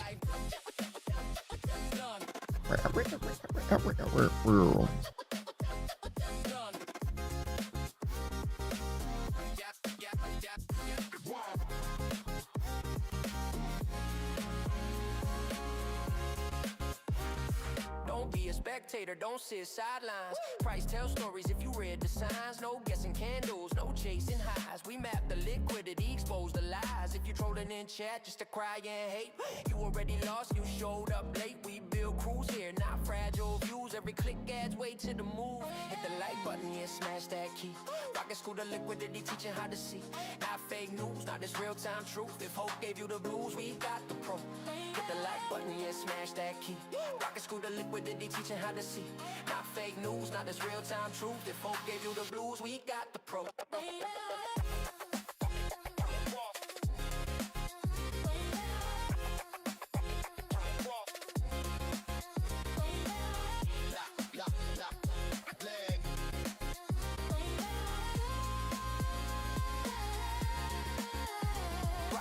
Framework, market education from open to close, pure navigation, HP, MHP. Gotta close that out. Who's trapped and who survives? This for traders tired of hoping and praying. Want confirmation before risking the play. That's why it's so hard to short above. Yeah. Participate, like count rise and watch it translate. Don't be a spectator, don't ride the sideline. Markets moving fast, better get in line. No trolling, no cry, baby attitudes. Hit the like button, join the crew, join the move. Hit it, hit it, hit it, hit it, hit it like. Ever like another giveaway tonight? Hit the like button, that's the entry fee. Every single like. What's that? Giveaways free. Join the crew, join the move. Don't wait. This stream reward. What up, girl? Where you going? Watching in silence, not playing it safe. We teach you. That's where all my energy drinks have been going. I need to get you a mini fridge. What's up, man? Don't forget what you saw. Structure over noise, market law. Rocket school to liquidity, vision make good, but I would die. Keep it fair. Hit the like button, lock it in. Every single click lets another win. We don't beg views, we build a crew. If you learn something, you know what to do. Stream don't Where you going? Without you involved. Likes go up, giveaways get solved. Same place, same time, same truth we prove. Rocket school to liquidity, join the move. Yeah.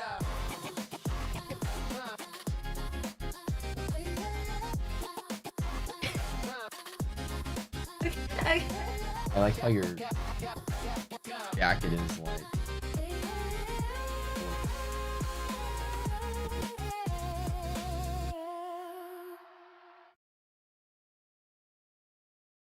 Pretty fancy for a workout club. Gabe, first winner giveaway. You down with him? HP? Yeah, you know me. Remember this song a while ago? Yeah, you know me. You're down with MHP, yeah, you know me. Down with MHP. All the best traders. MHP, let me tell you what it means. Hey, monthly hedge pressure, keep my charts looking Oh, okay. clean. That's your workout icon? Uncle's good, man. Liquidity maps glowing like I'm flying through the land. Risk on the left, risk off on the right. Yellow line showing me the path every night. Dealer walls rising, price on like a jet. I'm head up tight, no sweat, no regret. This ain't no guessing, Probably. this is science of flow. I'm riding pressure zones where the big wheels go. If you see the long signal, you best not sleep, cause the breaker gon' pop like a rocket that's deep. HP, I know where there's a driver. you down with HP, you know me. Yeah, that's what I was saying. Yeah, that. They're driving range? Wow. Now MHP ain't for the lazy Yeah, of that's- the weak. It's for traders locked in, steady building technique. You got your scooter maps, your RAS, your zone. Turn your risk in the rhythm like a metronome. With whistles at the DD bands, man, that's prime. Dude. I'm small than I ride that line, bullish pressure crossing as the dealers unwind. You Yeah. said that's go for a profitable mind, and if you don't know, better study that All right, chart, 'cause the later, girl. MHP framework is a tactical art. It's the map, it's the model, it's the compass. I keep power naps optional, discipline D. You down with him? Yo, how do you like? You know me. You down with him? HP. Yeah, you know me. You down with him? HP. Yeah, dude, I can sip like I have a sip of a Celsius and I feel like I took like smoked like a whole crack rock, dude. Rocket scooter got the rules that'll guide your moves. Check the bull Really? zones when the volume compress. Opportunity brewing like a barista is best. Institutional footprints paint the path ahead. Buying pressure turning. Dude, the same fight here. Somebody. Somebody.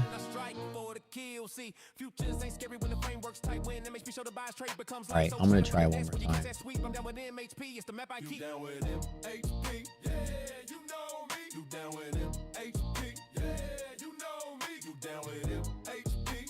If we lose MHP one more time, my last attempt at this. Resilience is getting better though, so the sell-off potential is kind of like dying out. Woo! Wait, Gabe didn't type anything? Gabe, what happened, man? What happened, mate? You getting lazy, mate? You down with MHP? Yeah, you know. I want to play Keith's other banger songs. He came up with 2 of them. Hold on. That one was good. I want to hear the other one though. Breach detected.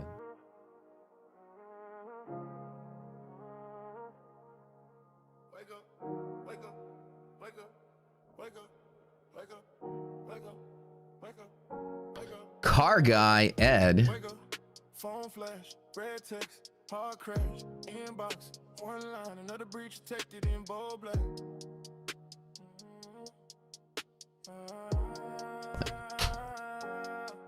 Full put it on a Friday. Green screen and it flip gray. Thought I had We'll put it on a Friday. Now I'm staring at a closed gate. Damn. Put it on the next one. Revenge in my palm. Size up, size up. Charts look calm, brand new lucid, fresh login by the closing bell that account gone. Another breach detected, subject line cut like a blade through my chest. Every dream I projected, now it's just numbers, just never reset. One more time on MHP break. Alright. Famous last words. I don't know if it's gonna happen. How many is that? I think Gabe typed anything.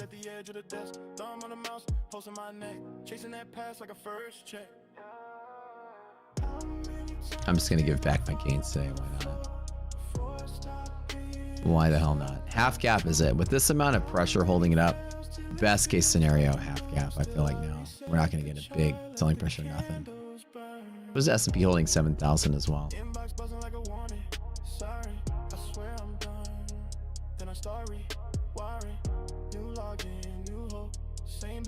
Same 3 words in the subject. Another breach detect the subject line call like a blade through my chest. Every dream I projected, now it's just numbers that never reset. Cool, cool, cool. All right, 4 of you guys. Do me a favor. Giveaway over. Need you to go down to my Discord.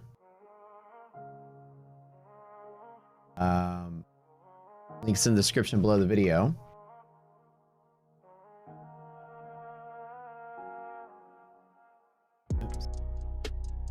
You're gonna go to the contest channel on my Discord, message an admin named Slacks, Send a screenshot of your YouTube ID. That way we know that it's you. From inside your account. Have an account already with, in this case, My Funded Futures. I'm sorry, Funded Next or ETF. Ooh. We'll do Apex giveaway a little bit later from here.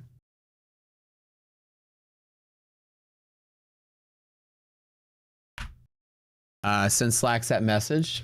Send them the email that you signed up for those prop firms with, and then we'll connect that to you, and then we'll get you your prop accounts ASAP. You guys got an hour to claim your prize, or you forfeit your prize.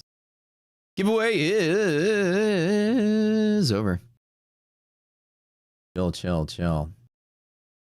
Like I said, this is the world's most annoying trading day, but I jumped back in.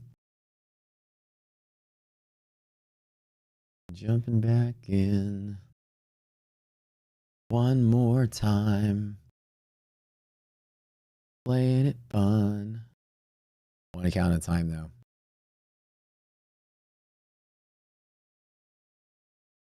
You just scratch my head. You say sit, pickle, sit while you're chasing another trade. I see the pattern clear as daylight. No, don't time anybody out for typing. Never, never, never punish people for typing. A lot of people watch with the sound off because they're at work. Remember this, guys. You know, you might have 300 or 400 people here sitting in their office right now with rocket scooter up on the side, just peeking at it while they're working, with the sound off. So they just see people typing, so they're typing. And I wouldn't say it's bots. Most of the people I've asked are like, hey, you're typing, and they're like, oh, dude, bro, I just watch. I keep the sound off. I'm just watching. I don't like listening to you. I just like watching. You watch with no video? A lot of people are like, I don't like the music, or I'm just working. Most people are like, they're just working. I can jump back into that again one more time. All right. This freaking market, dude. Oh, yeah. Okay. The same support. Can we break it today? Oh, my word.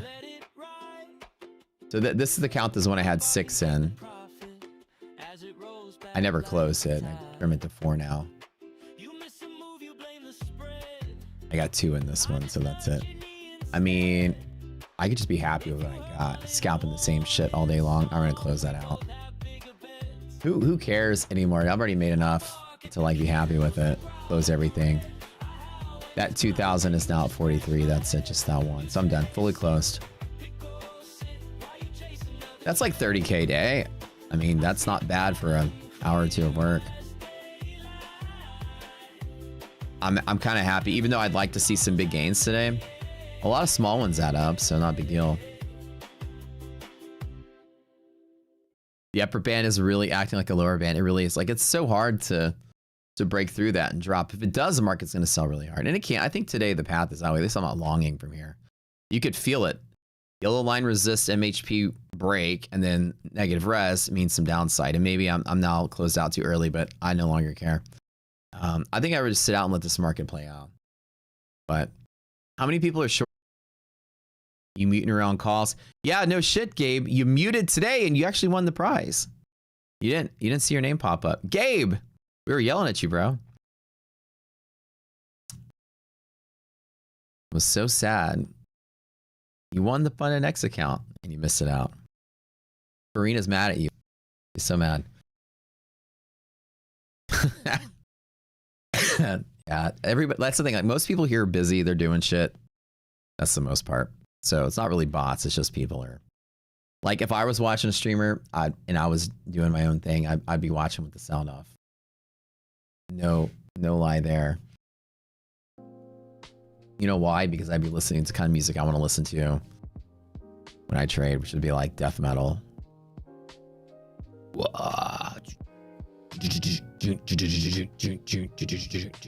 I'm like, there we go. What's up with the sound? I don't know. Something going on here. Glad I jumped back into that though on the MHP break second time. This was just a flip-flop. Flip-flop, flip-flop, flip-flop. And I'm just like, you know, I mean, I've taken the same trade so many times today. I'm happy making a bunch of 40-pointers in S&P and NASDAQ. I think best case scenario, we had half gap and then the market starts to figure out what it wants to do from there. Do I want to buy the dip off of that? I don't know with negative res. Probably the trajectory is still to the upside. S&P, that 7,000 psychological level, again, is also why I cut out. Resilience being negative means that it can fill the gap. So remember, keep in mind, it is possible. It is possible. As you see, we got the resistance flag. Resilience less than 0 shows the gap fill potential is there. The only reason I'm shorting the whole time. Matt breaking most of his rules, but with great conviction, right? We say typically you don't short above DD band because of what we just experienced, right? The market does not like to sell off. But I had enough, do y'all understand today I had enough conviction to take that attempt? And I kept the trade small because it's a really low prob trade. Only 4% of days break and keep going, but we had negative res to fill gap. We had MHP break and we had yellow line resist. Does this make sense to everybody? Like this was enough, 3 things to be like, all right, I'll short above green, but it really takes a lot of confluence. You know what I mean? But it's HG means half gap. It's the halfway point between yesterday's close and today's open and the equity side compared to future. So this is QQQ's halfway point. In our teachings, I always teach, you know, we don't short above DD band with this is greater than half because the market doesn't really sell off easily, and you can see it's fighting to hold it. But it took 3 layers of confluence for me to say, all right, I'll take the short. And this is the rare times I do it. Remember, everything is a variable as far as like a trading strategy goes. Everything is all about weighing your odds out and then making your final decision. In this case, there was enough overwhelming evidence that the short play was in, so I decided to take the risk. What's the downside risk if I was to short above DD band? It's just more frequent probability of losing the trade. And had I shorted at the wrong spot, lose like 4 times before you're ultimately right. Like chasing the short is wrong. So what I did was we hit those resistances, and then I on the confirmation, I jumped in on the short. MHP resilience was negative. Here is why I jumped back in. Y'all saw that it was going negative. And now it's somewhat negative. And I only trade at the next resistance. I'm not shorting for a big sell-off. I'm just shorting for those scalps, right? Does it make sense to you guys? Wait. TOF discontinuing Project X? What's TOF? Tops up? I'm flat right now, or am I actively scooting? Not actively scooting, Brando. I have parked the scooter, the kickstand is up. I got my headphones on, and now I'm walking down the beach. I locked it up so no one could steal it. I'm actively walking, enjoying myself. Everybody is. Oh, so TOF is another prop firm.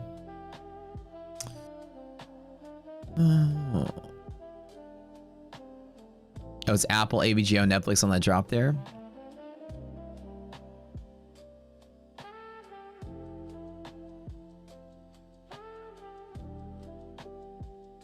We like to hear glad the scooter is safe. Scooter is locked up, man. Fingers are off the button. Off the buttons. What is that? 17, 24, about 25, about 30, almost 30K I think I made today. So been good. I've been on a winning streak. I'm not going to lie. I don't remember the last losing day I've had. I might have had one this year, but I don't remember having a losing day since Christmas. Maybe one, if anything. TOF is top 1 futures.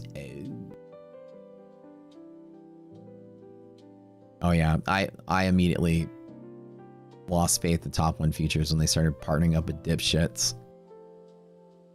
I was like, eh.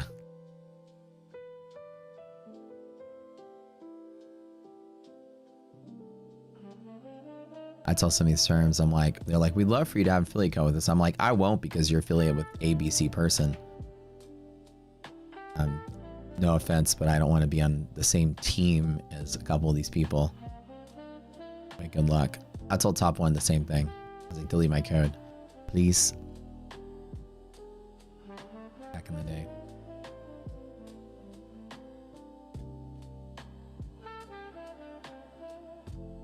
How's CBT accounts doing? Nothing. There they are. So, 2 of them I'm still flipping. So like this is flipping on the final day. This is flipping on the final day. They have profit target of 3,000. And then these three went funded. So of the 5, I've got 1, 2, 3 of them funded. So I haven't touched them at all today. So these 2 I think will be funded by tomorrow. I think this is the 5th day for each one of them. So that's it. So my take profits locked and loaded on the sidelines. So I'm not taking pictures of this because it's not really, they're all 0 for the most part. But that's it. So I got take profit and my 4 funded next accounts is the only thing I'm working on the sidelines here. And I went with the 50Ks. Yeah. I mean, it's my first time doing it. I assumed I was going to blow them all up because it's, you know, trailing drawdown. So my first go, because I haven't done trailing drawdown in a while, was like, I'm like, well, if I'm going to blow them up anyways, I might as well go with the 50s rather than the 150s. Even though the 150s are ranked slightly higher on our scoring model than the 50s, the 150K is the top ranked prop firm across all our partners. The 50K is the second top ranked. And then My Funded Futures 50K Pro is the 3rd best prop firm across all our partners. Talk about value and stuff.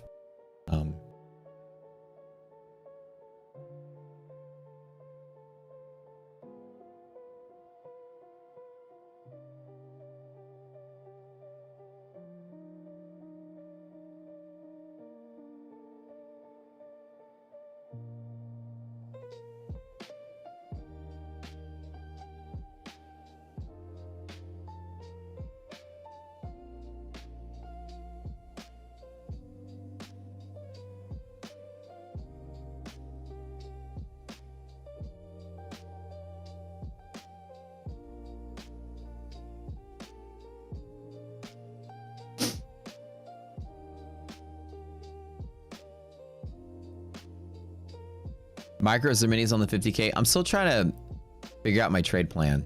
It's mini is way too tight, but $2,000 drawdown, especially trailing drawdown. There's no way on a 50K account I can unless I'm just brute forcing to buffer to waste these 5 accounts to get 1 with a buffer. That's such a huge loss potential. I actually think I have to only trade micros. Is the site live yet? No, it's not live yet, but we're still working out the design of some of the compare features and stuff.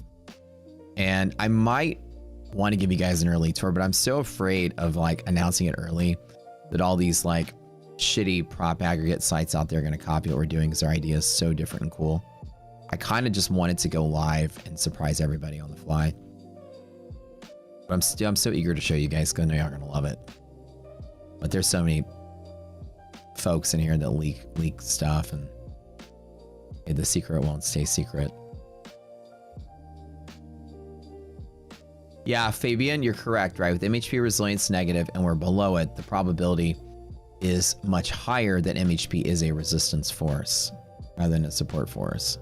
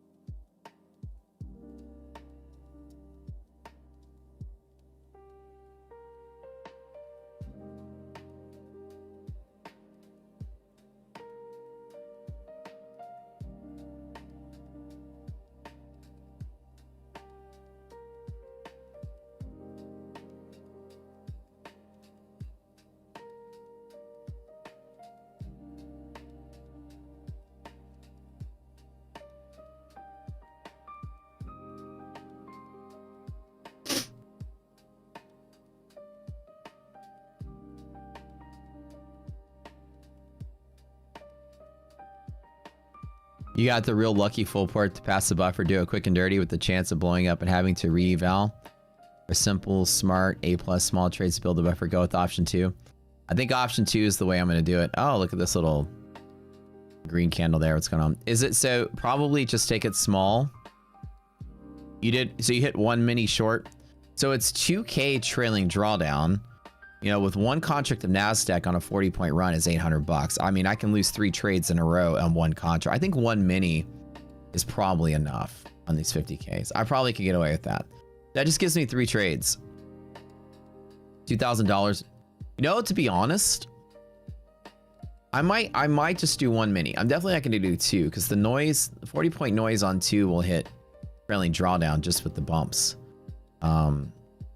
Maybe I'll do 1 mini because if you're only trying to get 2,000 profit, that's not that big of, not that hard to get there without hitting 2,000 of drawdown. You're not going to go up and down 80 points or 100 points. One contract is 100 points to get 2,000 drawdown in NASDAQ. 1 E-mini is 40 on an S&P. 40 points of S&P to blow that. So I would say that probably mild, medium aggression would be, I'll probably trade 1 E-mini equivalent, and I will use micros to do it so I can stage an entry around it. Maybe like, I'll enter it in 5s, maybe.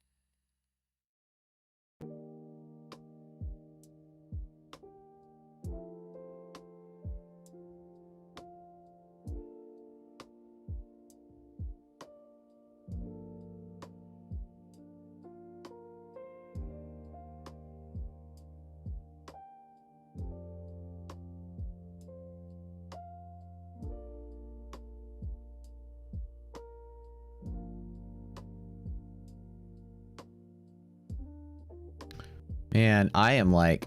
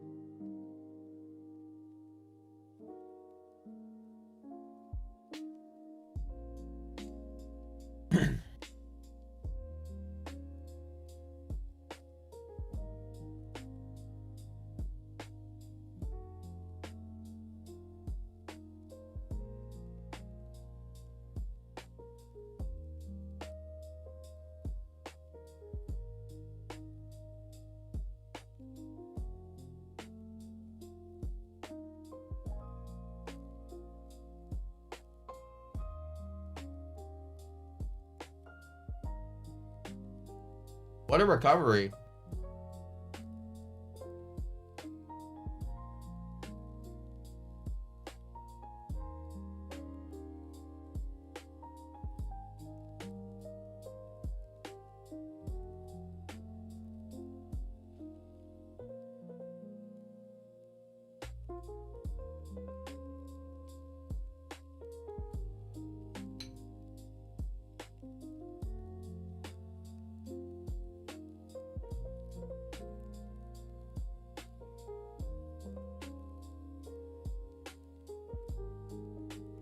I don't think it's gonna sell off now, not after.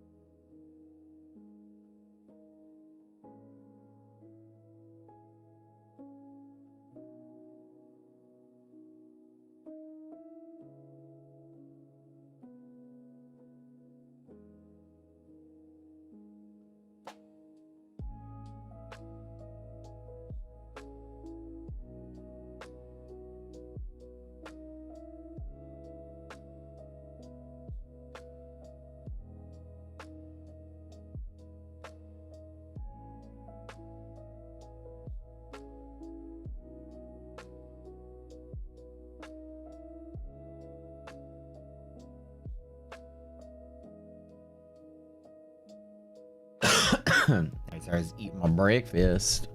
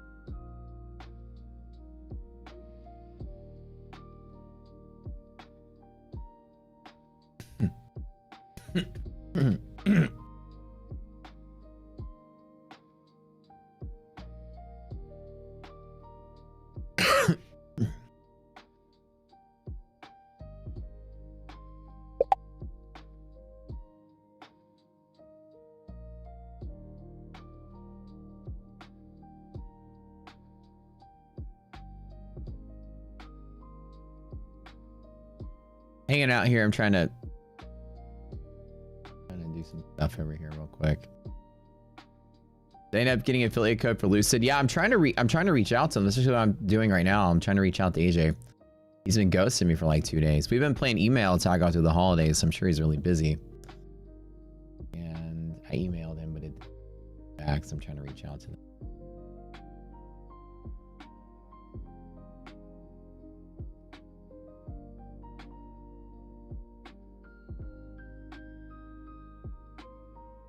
Trying to get that set up right now.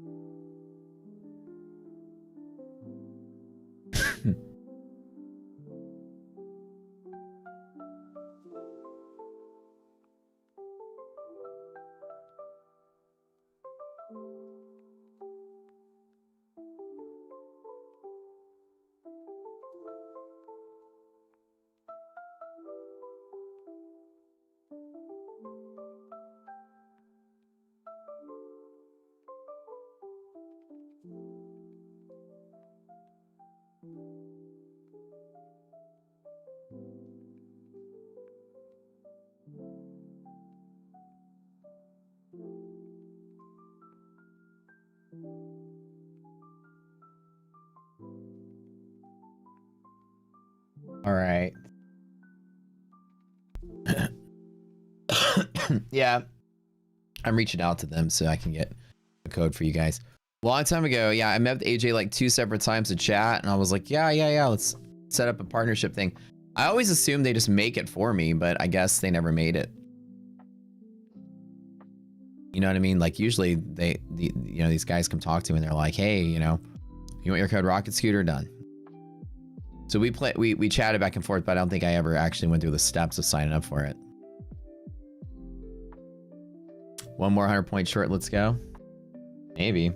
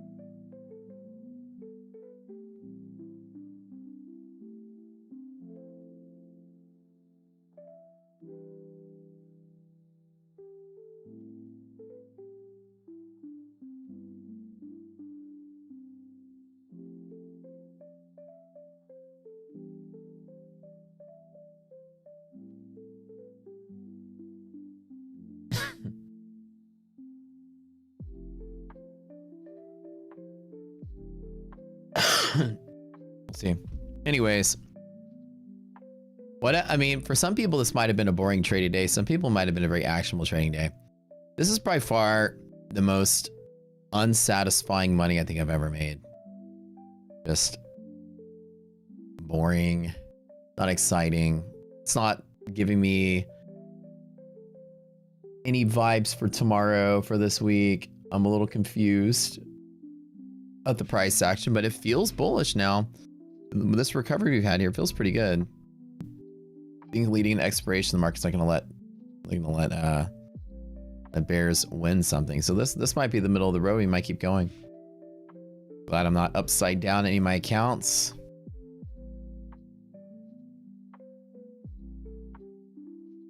Wait, Albio says do a reroll for the ETF. You wouldn't activate when I pass. Don't have the money for that.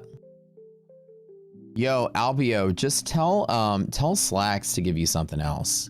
It's an activation fee. Just tell him I said it on stream. We'll just hook you up with something else. Don't worry about it, dude. We'll give you whatever you want. I'll let you pick.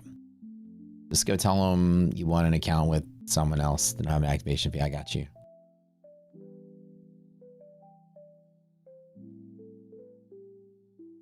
Have I made any option trades this year? Sam, not yet. No, I haven't done any options this year.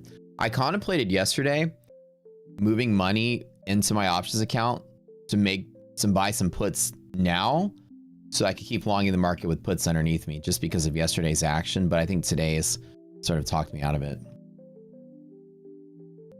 You want some crack rocks? Bro, I got you, man. I got you. Just meet you around the corner. Come alone. You might take the profit on my hands. All right, I got you. You can have it. Man, I'm hungry today. I've been working out a lot. Like just crushing it. So my appetite's crazy again. So I've been like just eating, man. Pick on the Aston Martin. All right, you can have it. So like last night I made carbonara pasta from scratch. So I was like, I used to have a pasta machine, you know, like a pasta roller for I have like the mixer, right? The giant stand mixer thing with the bowl. Put the attachment on there. Rolls out your own pasta. It's a chore to make pasta from scratch, but it's a million times better than just store-bought pasta. It's just like, just the texture is just so worth making. But like, if you don't have a pasta roller, it's a nightmare to roll out pasta with a rolling pin unless you're just like somebody's, you know, Italian grandma with like forearms made of steel. You've been doing it forever and it's easy. I'm like sweating trying to roll out this pasta. Fettuccine. It took me forever. That's pretty good though. It's like 11 o'clock last night. I'm like making pasta. We got home late and I was just like, I'm kind of hungry. Yeah, do you have a course on teaching what I do? Yeah, we do. If you go to the description below, there's a link to all of our stuff. Actually, let me type it for you. It's arguably, as some people have said, the best trading program they've ever seen. And it's only 20 bucks for all the classes. And we start up again. We're going to take a break. We'll start up again maybe. But you can watch the videos. They're pre-recorded. I think we're the best. I think it's the best trading education, period. History of trading program. It is a risk management, probabilistic market approach. And is the sole reason we grew so big.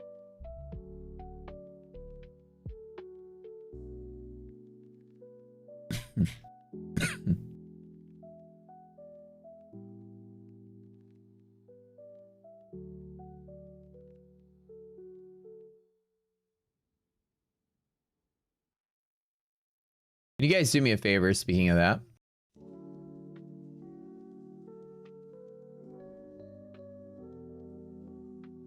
Of all the people that took the boot camp this time, can I get some people to go leave reviews, whether you liked it, didn't like it, whatever, don't care.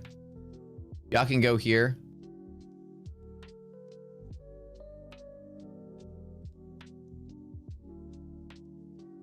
About a month ago. Can you guys drop reviews? If you go to your dashboard and go through all the way to your purchase and stuff, go to the course.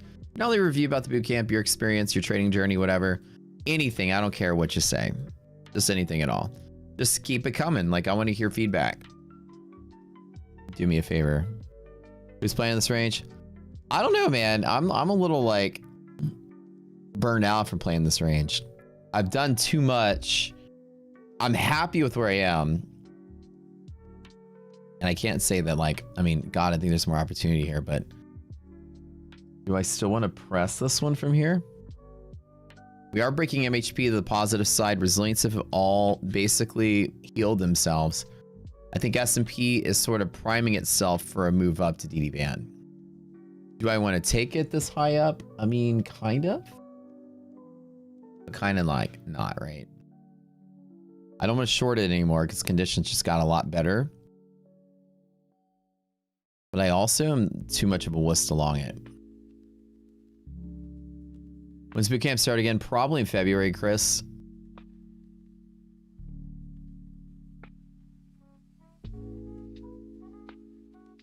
The amount of losses I took to get where I was, to get where I am.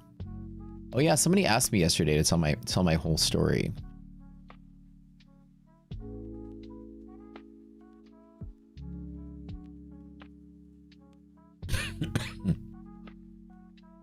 Well, details are fuzzy because this is, I've been trading for, this is year 16.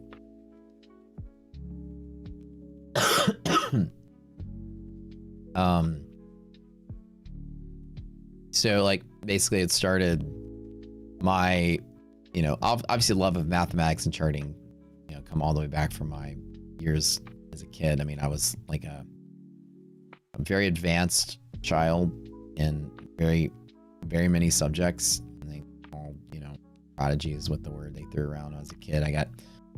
I remember having meetings with the principal, with my parents, talking about, you know, I know your son is in kindergarten, but we want to put him in middle school, sort of thing. And my dad was like, yeah, that sounds cool. My mom was like, no, I want my kid to be normal, kind of thing. So I grew up young, in my younger years with tutors teaching me advanced mathematics at an accelerated pace. I was learning. Remember when I was in kindergarten, people were learning, how to count. I was learning algebra. I had a tutor, college girl, teaching me algebra as a kid that age. I was learning calculus by age 11. I was fourth, fifth grade. I was learning calculus at that point. So I was already pushing forward ahead. But then my parents wanted me to have a normal life, so I didn't skip through school. A little side note, I took the SAT when I was 12. I got a perfect math score. So they were like, he's ready for college. And my mom was like, no, he's going to have a normal life. My normal life was riddled with me rebelling as a teenager, discovering heavy metal and getting a guitar and singing in bands and doing a lot of drugs and sort of being like that kind of kid, rather than being, the prodigy with untapped potential sort of thing. I sort of backslid a little bit, breezed my way through school, never had to study, didn't give a shit, and started doing alternative things for fun as a kid. Just right. Life could have turned out a lot worse for me if I didn't have a silver spoon in my mouth for being the poster child of my school. I got caught smoking on campus, which could have got me expelled, I got a light slap on the wrist because the principal was like, come on, you of all people. Anyways, that's me at age 13. Anyways, I go through school, not knowing what I wanted to do. Got a scholarship to go to engineering school. Everyone told me that, you should be a doctor. Smart people become doctors. That's what they do. Sure, I'm gonna be a doctor. What's the weirdest, coolest, craziest place I can make a dent in and be something with my life where people don't, understand something and I'll be the one to fix it. And I was like, all right, I'll get into neuroscience because that's the black art of medicine. We don't understand how the brain works, I don't know a little bit about it. And then also was so my goal was to be a pediatric neurosurgeon. So I was like, all right, I'll do that. And then, we were poor, I didn't have a lot of money. So I was like, well, if I get a scholarship, I'll go to school and do that as an undergrad. And my advisor was like, I know you got a scholarship for engineering school because your SAT score was so good.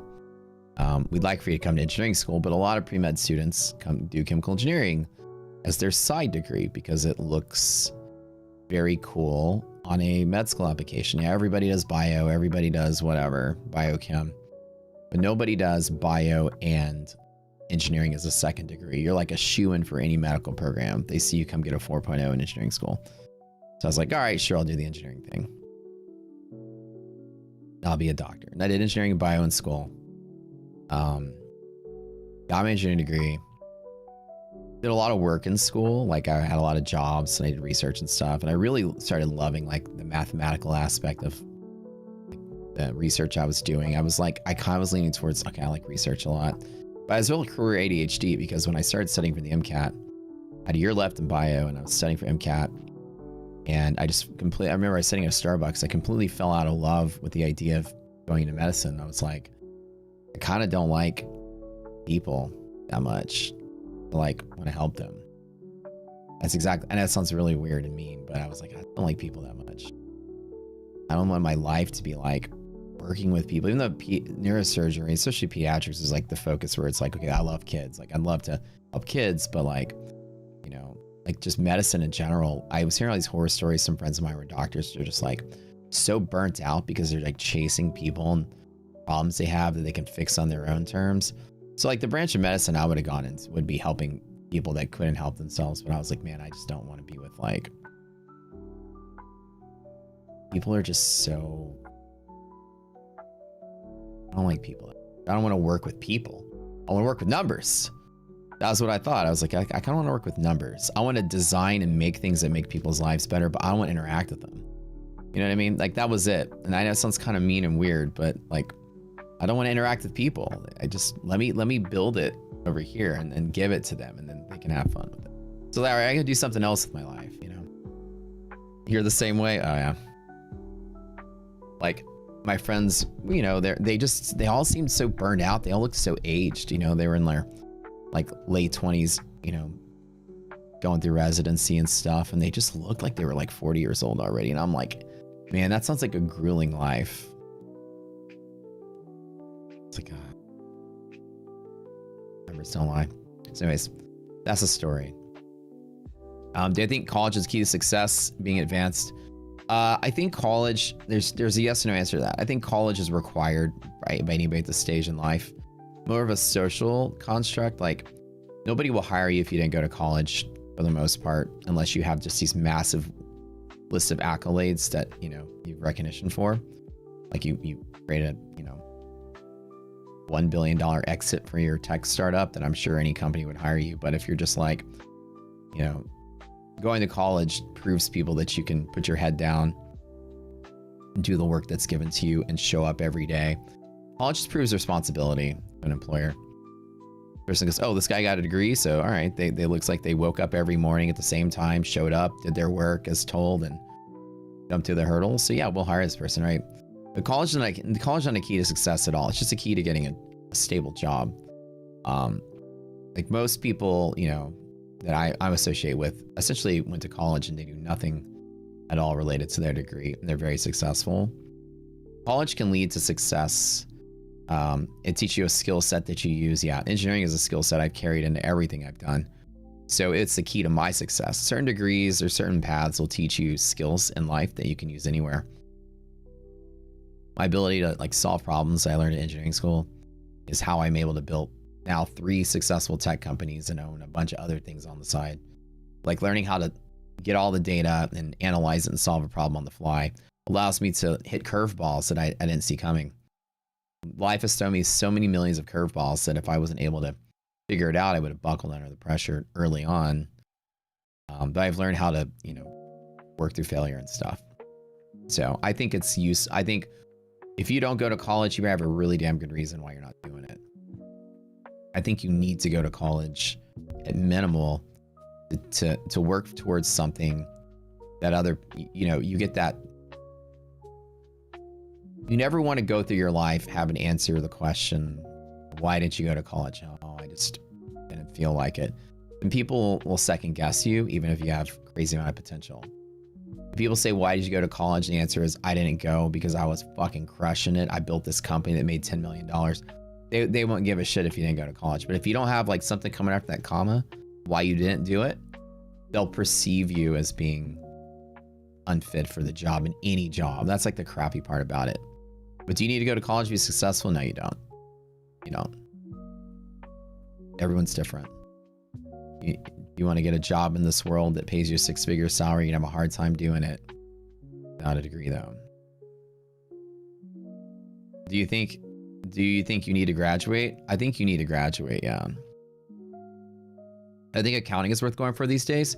I think it's great to go for any kind of math, or not even math, like any kind of technical skill type degree. I think is worth it.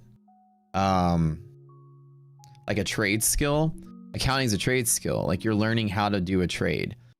A trade skill there's always demand for. You can always find customers. So you can always build a successful business doing any kind of trade skill. All you need to do is know how to network with people and build a customer base and work off referrals. You're an accountant, you're a welder, doesn't matter. You literally can become a millionaire doing any of those skill sets if you know how to network yourself and get customers. So it's always good to have a trade skill as a background. It's never a bad idea. You know, you can always branch out on your own and start your own business. You have that flexibility with a trade skill. You offer a service, so there's people that always are paying for that service, and every year there's more people than the year before. So there's an endless tap of customers, right? Finance degree. Yeah, I mean, these degrees aren't bad. You know, it's not bad to have a degree. I have an engineering degree and I don't do engineering work. Anyways, finale of that story is I didn't want to go to med school, and I kind of joke around this while I'm a college dropout. I have a degree, it's right here, right? But I also have like, you know, 9/10 of a second degree that I never finished. I dropped out of my second program, like right at the finish line, because I was literally at Starbucks and I had this epiphany, like, I don't think I want to go through the hurdles of doing medicine. I'm kind of tired of being poor. I was working 3 jobs at school. When I was in school, my senior, I was working 3 jobs.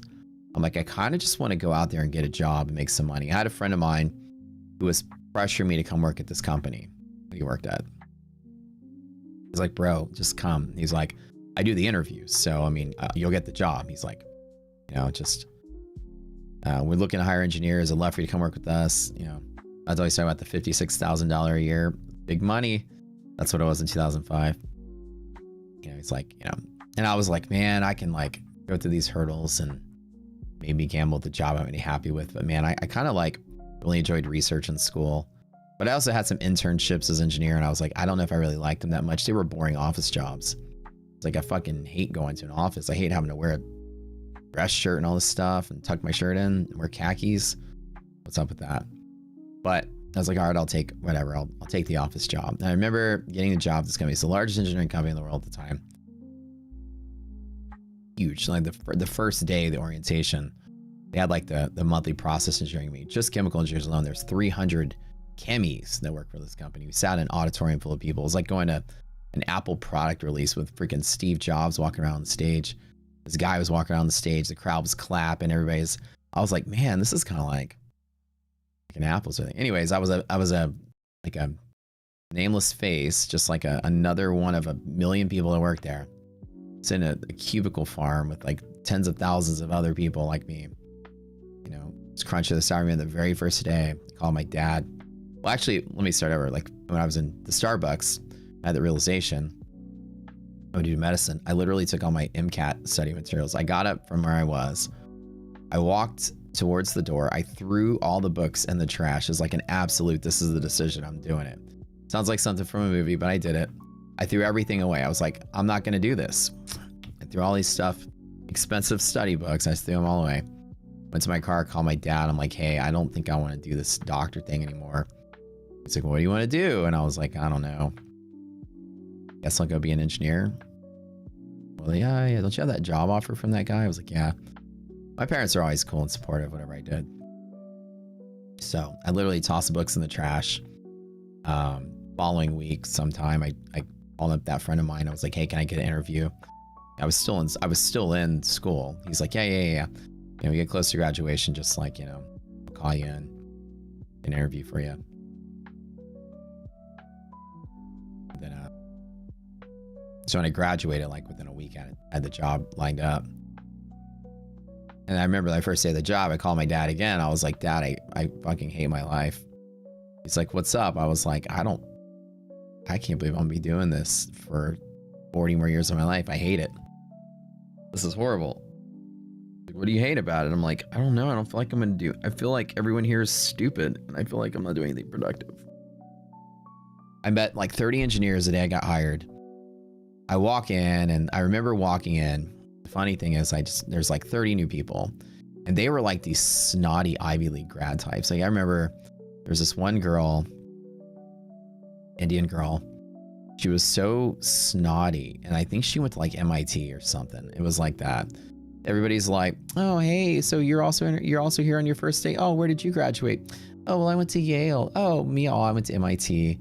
Oh, MIT. Ooh. And they're like, where'd you go? I'm like, I went to U of H. And they're like, oh, so anyways, profiling you up because you didn't go to Ivy League or whatever.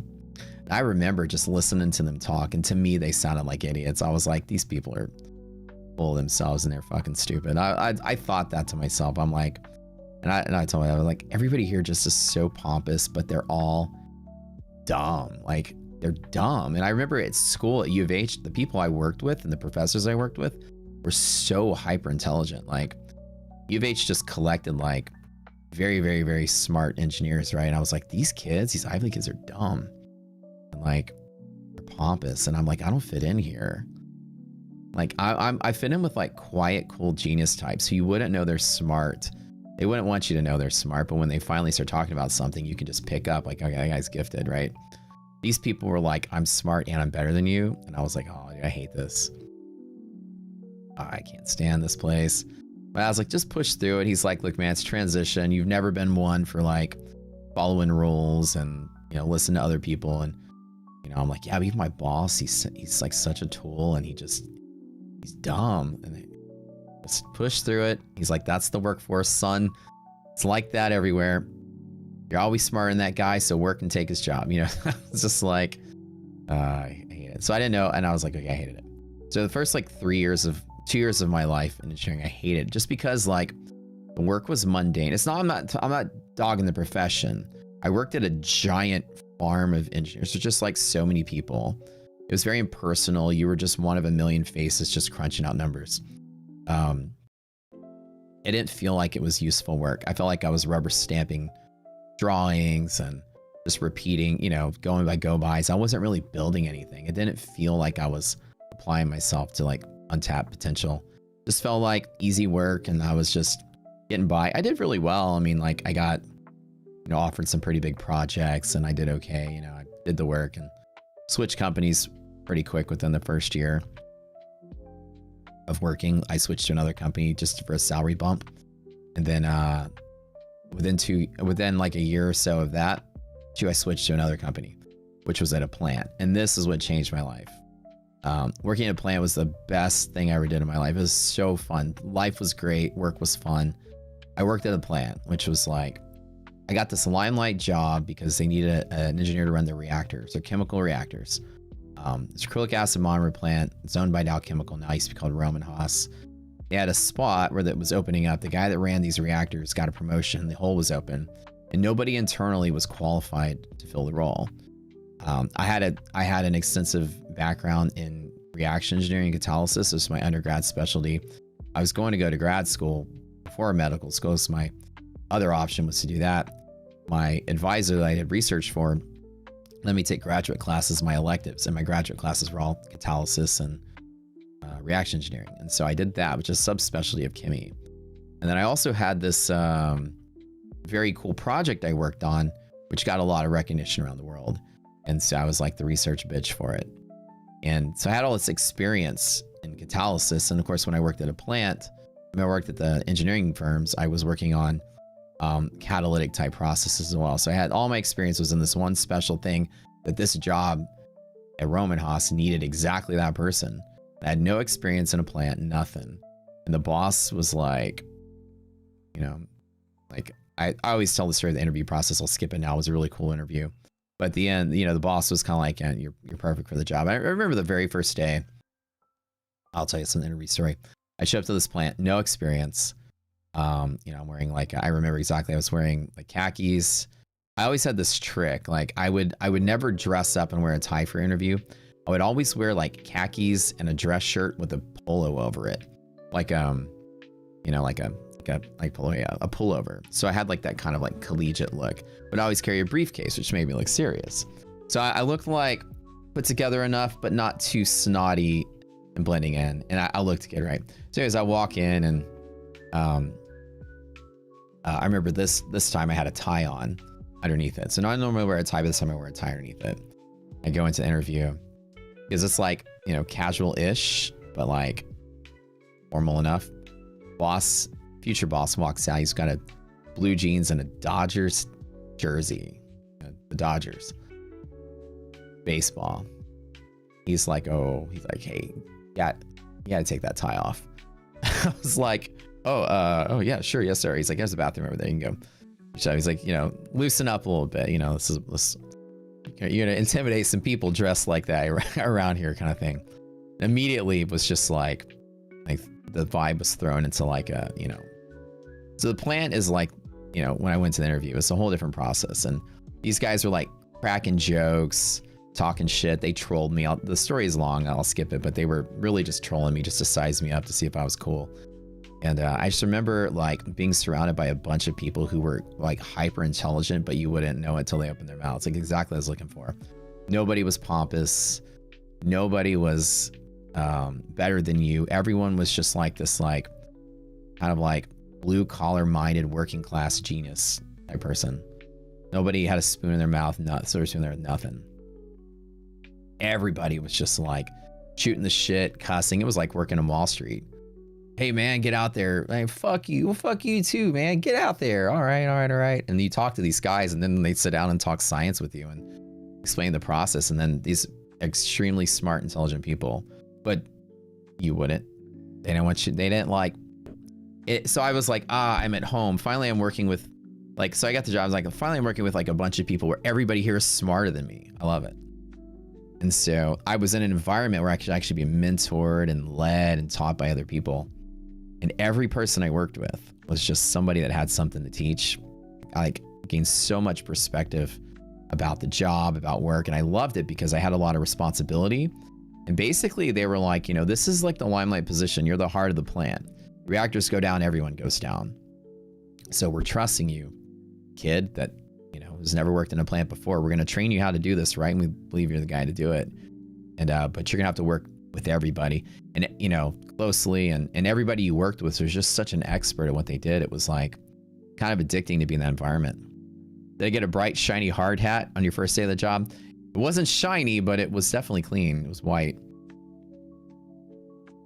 Yeah, the first week of the plant was cool. You know, getting size for all your garments, your FRCs and your, you know, getting fitted for respirator and all that stuff.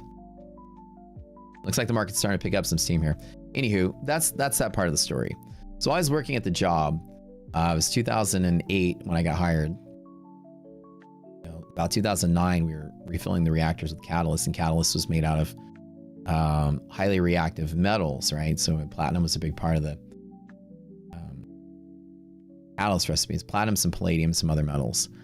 And so my bosses were like, you know, there's things called futures markets, right? Where you can study and, you know, figure out pricing of metals. And part of your job is, you know, we gotta, you know, catalysts get old, you know, activity is less. And so you got to replace it every so often. And we try to, like, you know, we have kind of an art/science way of doing this, but, you know, like if you were to buy the, the lots in January, you might spend, you know, $4 million. And if you buy it in June, it might cost $3.5 million. You save us some money. That'd be great. I was like, well, how do you forecast the price of the, like, what's the most expensive part of the catalyst? We're like, well, the metals, right? The metals that go into it. Like, well, how do you forecast the price of metals? So like, well, there's these things called futures markets. And, you know, you can look at the futures markets and follow the price of some metals and see if there's a trend. And if the trend is going down, you can advise us to that and let us know. And we'll make the decision to hold off replacing the catalyst. So it's a math equation, right? As the catalyst activity goes down, your yield is less, so your profitability is less on your raw materials. However, if it's offset by the higher capital cost of the catalyst, it's worth taking the lesser yield to pay a cheaper price down the road. And they're like, we need you to solve that problem for us. And I'm like, all right, I'll do it. So I started looking at, you know, how can I predict the price of futures? This is, I had that job there. And I was like, all right, let's see this.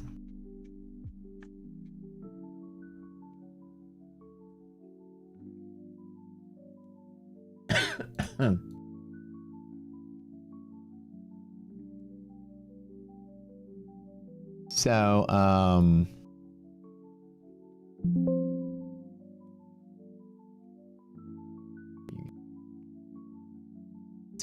yeah, I got kind of like introduced to, you know, platinum futures, like the futures for this.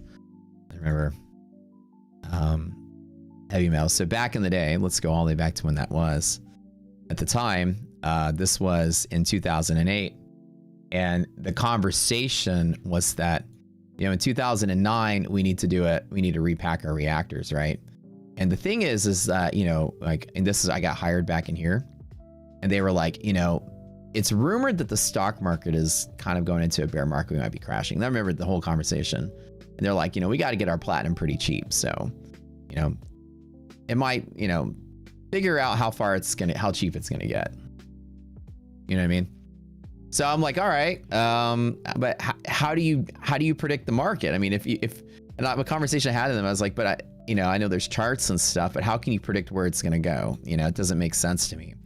If I could predict where it's gonna go, why do I have this job? Why don't I just go out there and make millions doing that? And they're like, yeah, that's the $1 million question, isn't it? You know, and the bosses were like, yeah, I mean, you can't predict it. We don't think you can, but, you know, do your best. I'm like, all right. So I started like trying to like dive into the charts. I got a little like quickly obsessed with like the charts. And like a little bit before that too, I was also sort of slightly interested in like looking at stock charts to figure out, you know, my own 401k situation. I was like, let me direct my own 401k. But anyways, yeah, so I'm challenged to like predict where platinum's going as the time when things are coming down, so we can buy it dirt cheap and repack our reactors in here, right? So anywho, you know, so I was like, I don't know. I mean, I hear this thing of the stock market. People are talking about like this housing crisis and the stock market's going to crash. And, you know, I don't know if it's tied to platinum. Whatever. Anyways, the point was I got into futures a little tiny bit, just casually. And my first thought was, how do you even predict this? And I was like researching, like, how do you predict stock markets and stuff? Technical analysis and learning all this bullshit that doesn't work. But anyways, fast forward to year 2010. I got laid off because of the stock market crash. And not only me, but about half of my plant. We went through a merger. The Roman Haas company did. We were purchased by Dow, and Dow had this like, you know, contract to build this plant, to make like $8 billion contract to build some plant overseas. And they were using that money to fund this acquisition because they were going to buy Roman Haas, going to be the only profitable acrylates business during the time of the recession. Everyone else was underwater, yet we were substantially profitable, even though no one else was. And they, rather than compete with us, they decided to buy us out. Why are we profitable? Because Roman Haas hired these fucking quiet geniuses who are all fantastic at their job. German companies, man, they all do that. The people I fell in love with when I got that job were all exceptionally gifted. So clearly that plant was ballin' profitable. And so Dow was like, oh, well, we can't figure out why our own acrylates business is not profitable. I was like, yeah, you probably hire Ivy League morons and dipshits. And then let's just buy this Roman Haas company. We're going to get $8 billion and buy out. And so they bought us out, and we became Dow somewhere in here. And then Roman Haas company were like, you know, they were, you know, Dow lost they lost the contract they had with the money to buy us out due to the recession. And actually, there's a pretty cool story, because what happened was when the market crashed, Dow's partner in that contract backed out and didn't give them the money, and they tried to back out of the merger. The Haas family sued them to force the merger through, and Dow tried to claim force majeure as a reason they couldn't fulfill their obligation of the merger, and they lost, and it set some precedent in contract law such that, you know, force majeure is an act of God that prevents you from fulfilling your duties. You're not fully liable if there's something preventing you from doing it. And the judge was like, well, what's your claim for force majeure? Like, well, the market crashed, and, you know, we lost our money to do the merger. And the judge was like, yeah, but a market crash is not an act of God. That's an act of man. It's not force majeure. And so that quote, it's not an act of God, it's an act of man, is precedent that's quoted these days.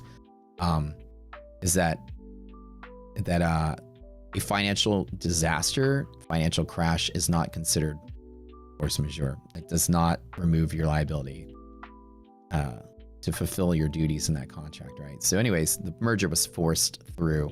The Haas family, and the settlement forced Dow with a whole bunch of things. They were like, yeah, but you're going to go through this merger and give us the money you promised, but if you fuck over any of our employees, you're going to pay them handsomely. So everybody, they were like, if you lay off anybody, they get half of your salary. And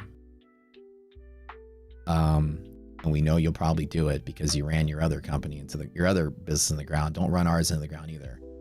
You know, we staffed up for a reason. That's why we're profitable. Anyways, so the merger was forced through. We became Dow. Within a year, they laid off half the plant because they operate stupid and lean, and that's why they were making money. And I remember the boss pulls us all over secretly back here in 2010. There's 6 engineers, Kimmy's running the plant. Each of us had a different section.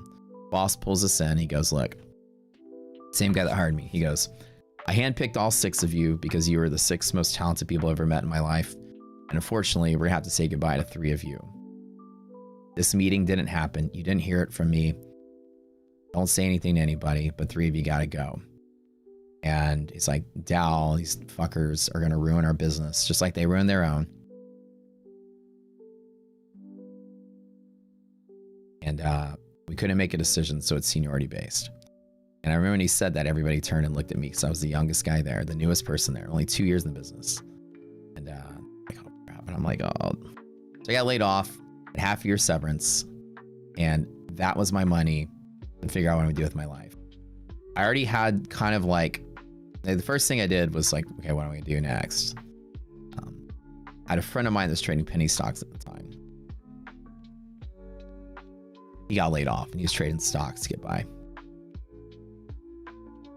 And so like when I'm trying to figure out what I want to do, mostly what I was doing at the time was playing like Halo 3 and, you know, waking up and like, oh, I have all this money and I don't have to work. And I'd like 2 or 3 weeks, I think I just woke up every day and played Halo 3 all day long and drank like a case of Mountain Dews and just played games.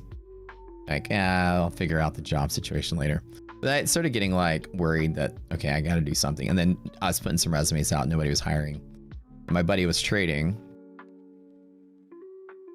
You're an EC&I designer? Oh, nice, dude. Nice.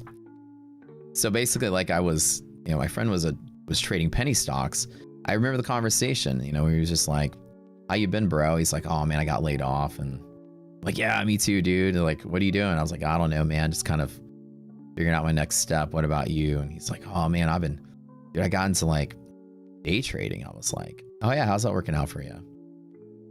Oh dude, I was like, I gotta tell you, man, I remember the conversation. He's like, it's good. Sometimes it's bad. Sometimes it's like, yeah, but I made like $10,000 today.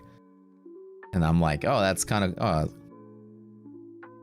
was like, wait, what? I made $10,000 today, 10,000 today? Like this morning? Yeah, like this morning. Like doing what? I'm like, how's that even possible? Like how much did you put? He's like, oh no, dude, I was like putting like $1,000 and the stock just like took off and I made like 10 times return in a day. And I'm like, no way. So like, you know, I got that. And I'm sure you guys have felt that itch before of like, okay, what's the catch? You know, like, okay, I was like, okay, there's maybe something here. So let me get into it. I was like, man, but I remember I was studying platinum markets back in the day and it all just seemed like a bunch of bullshit to try to predict the stock market. How you predict it? It's like, oh, no. It's like, there's a group of people I work with and, you know, they tell us which stocks are hot. They do all the research and then, you know, you just kind of buy what they say. I'm like, that's what you do? Yeah, it's like, yeah. No, they do the research. I mean, they publish it. I can read up on it. The stock sometimes goes up. When it goes up big. They're betting on like biotech penny stocks, you know, FDA approvals. They were betting on that and stuff. They'd buy like 10 or 15 stocks, these pump and dump artists or whatever. And anyways, I'm gonna skip that part of the story. It gets a little hard to tell. Anyways, yeah, so what happened is that kind of got me into trading. Like I was like, okay, let me do some trading, but this sounds very dangerous. It sounds scammy. My boy got scammed pretty bad. The thing I did was put money into an E-Trade account. And I go, okay, I'll put some of this money in E-Trade account because that was big. I was seeing all the commercials for E-Trade. I popped the money into an E-Trade account. I had all this desire in the world to figure out trading. I went and bought a couple of books, like Trading for Dummies sort of books, to kind of like learn. And everything I started working with and learning about the market was absolute bullshit and didn't work. But I was determined to figure it out because when I commit to something, I'm like, let me figure something out. There's got to be some way to make some kind of money in this whole mess. It's for futures, anything. I was trading stocks, bank stocks. My thought was, let me be smarter than the people in the room and make a play. You know, Fed is bailing out banks. Or sorry, the government's bailing out banks. Fed is dropping interest rates to 0. Started reading up on this. I said, well, this is the market's probably going to, you know, go up. I bet on some banks here. The government is bailing out the banks, so might as well just invest in the banks. Nvidia's going new highs right now. Hell yeah, look at this. What a boring futures day though, right? Long story short, I decided to take a stab at trading. And I know that $50,000, I forget how much it was. It's probably like 54 or 55,000 bucks that they gave me. I'm sure I sacrificed it all to the market at some point. Actually, I know I did. Not immediately, but over time. Trading stocks for a while. I'm trying to figure that out. trying every technical analysis gimmick in the book. Nothing was really predicting the market. And it kind of like was immediately when I started learning, and I'm like, how does this stuff predict the market? Doesn't make sense. Everyone's saying, oh, this is buy when it's oversold, you know, like RSI this and moving average that. I was like, doesn't make sense to me, you know, because how can the past predict the future? And how's price, what happened yesterday, tell me what's going to happen tomorrow? It doesn't make any sense. This humans are not that predictable. I mean, whoever bought yesterday, how do I know they're buying today? It's not the same person. Anyways, I immediately was like rejecting. Yeah, we're pushing that 7017 level on S&P. I was immediately rejecting. Is that my friend, the friend that passed away? Yes, that's my friend that died. Hate that part of the story. He took his own life. Scammed the fucking penny stock. Fucking pump and dump. These bullshit artists, and why I fucking hate them so much. Anyways.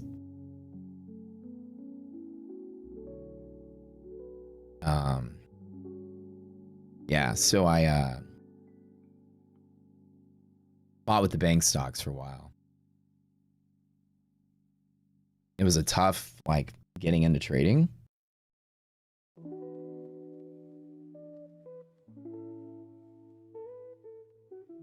Go back to way back in the day. It's really tough getting into trading because at the time the market was crashing, collapsing. Got laid off is right about here. Hold on. 2010, like somewhere in here. And so, you know, markets were like, I can remember the chart correctly. 2008. Wait a minute, this feels off. Let me do SPX.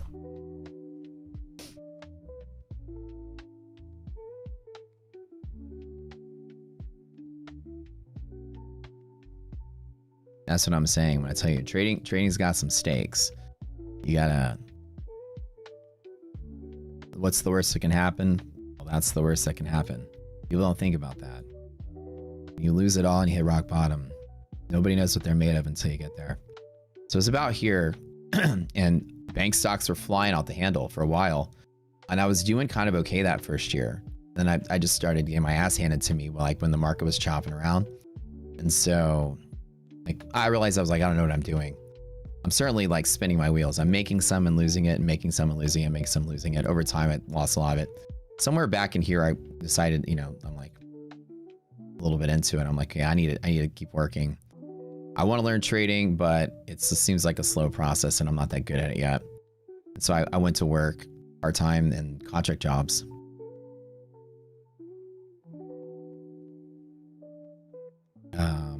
All somewhere back in here. And then for like, you know, the next, you know, 4 or 4 years, something like that. I would work like a 3-month contract or something, or 6-month contract, make some money. Then in between jobs, I'd trade and make some money, and then trade and make some money. So I was working and trading for like maybe 5 years total. And I think I didn't until I started trading oil stuff, which was when I switched modes to something I was more interested in, which was oil. Back in the day, because at the time oil was getting a whole lot of buzz back here because it was trading up at $100 and then some. And in that time, I shifted over to oil because everyone's talking about shale oil. I kind of got into trading oil as like my next thing. So I was trading oil stocks, and then I shifted over to oil futures somewhere in here.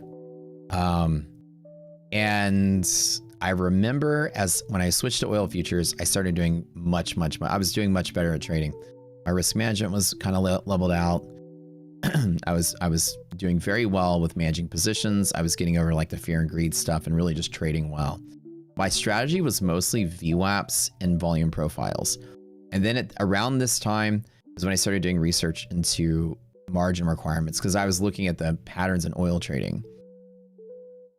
We would get these every single morning on 9 o'clock or 9:30 in the morning on Wednesdays, because those EIA, you know, reports about the inventories. And I would just notice that oil would just somehow just like move a certain distance on that report, or it would move a certain distance on that report, or it would chop a certain distance on that report. And I was noticing that week after week, that distance was the same amount. And I was like, okay, there's some structure here. This is kind of like interesting. And I noticed that, you know, oil would move up and down like 36 points or 40 points every time, 40, 40, 40, 40. And then one day it would do the same thing. It would be random. Good news, bad news, it would just, the response would be random. But the distance was always same. So like my eyes are picking up on there's some mechanical structure here, something's going on. And then one day, like say it was like 40s, and then one day that started being like 44. And every other day it was like 44, 44, 44 every week. And then 38, 38, 38. I'm like, okay, this distance is changing, but it's also repeating. Something's changing. And I started researching like everything that goes into like oil, like price of it, price of the contract, everything. And I started discovering the CME group and their margining practices and span. And I was like, okay, so they set margin requirements. And every time the margin requirement changed, that distance in oil would change. It's like clockwork. I was like, okay, there's something here. And that was my very first nosedive into, let's see, I think, is it Wednesday? We probably got the report today. Today's when? No, yesterday, sorry. And it's not as sensitive as it is these days. I think it's 9:30 or whenever they can, maybe 9, I don't know. Maybe they moved it. But it used to be Wednesday mornings. So I took a nose dive, like a rabbit hole dive into CME group stuff. I was learning that they had a principle. They would look at where risk was distributed in the market to set margin requirements. And I thought I had found the smoking gun.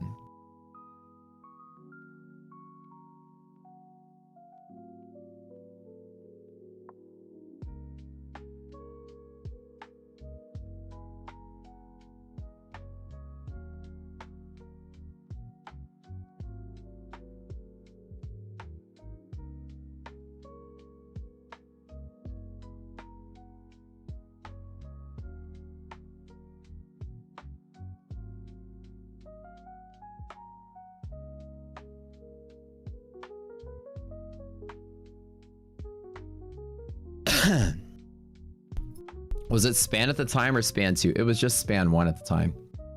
So I started creating the risk interval, which was like basically to predict that distance in oil. How far was oil when moving? And I found out that I can, from the margin requirements, I could reverse engineer into that distance that it would travel, and margin requirements would change, that distance would change. And I had the equation to do that. That is what's currently the DD band. It's based on that same equation. So back in the day when I was trading oil, that completely upped my, you know, success rate, because now I had some structure. Aha, oil moves in like 40-point chunks. All right, so now I have some risk and reward with absolute distances, and I can like set something up with that. And so back in the day, you know, I was trading fairly well on those principles alone: risk intervals, VWAPs, and volume profiles. Which that's it. And I had really set risk and reward because of those distances were pretty locked in. And then I had a string of luck. When the Saudis were crashing the oil market, I have a whole separate story about this trade, but I made it through this era right here. I'm very blessed that the oil market crashed, and I was predominantly shorting that market, betting on that crash. And this is where I made enough to myself where I said I can do this full time. And then within a year, I was trading full time. Why did I stop trading oil? Because oil is hard as shit to trade. It was very taxing. You're up all the time.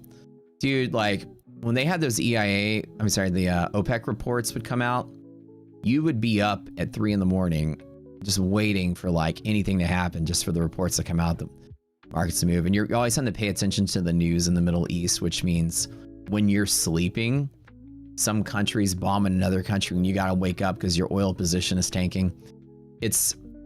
Commodities are hard that way, especially if the moving factors in commodities are basically taking place at times when you're not awake.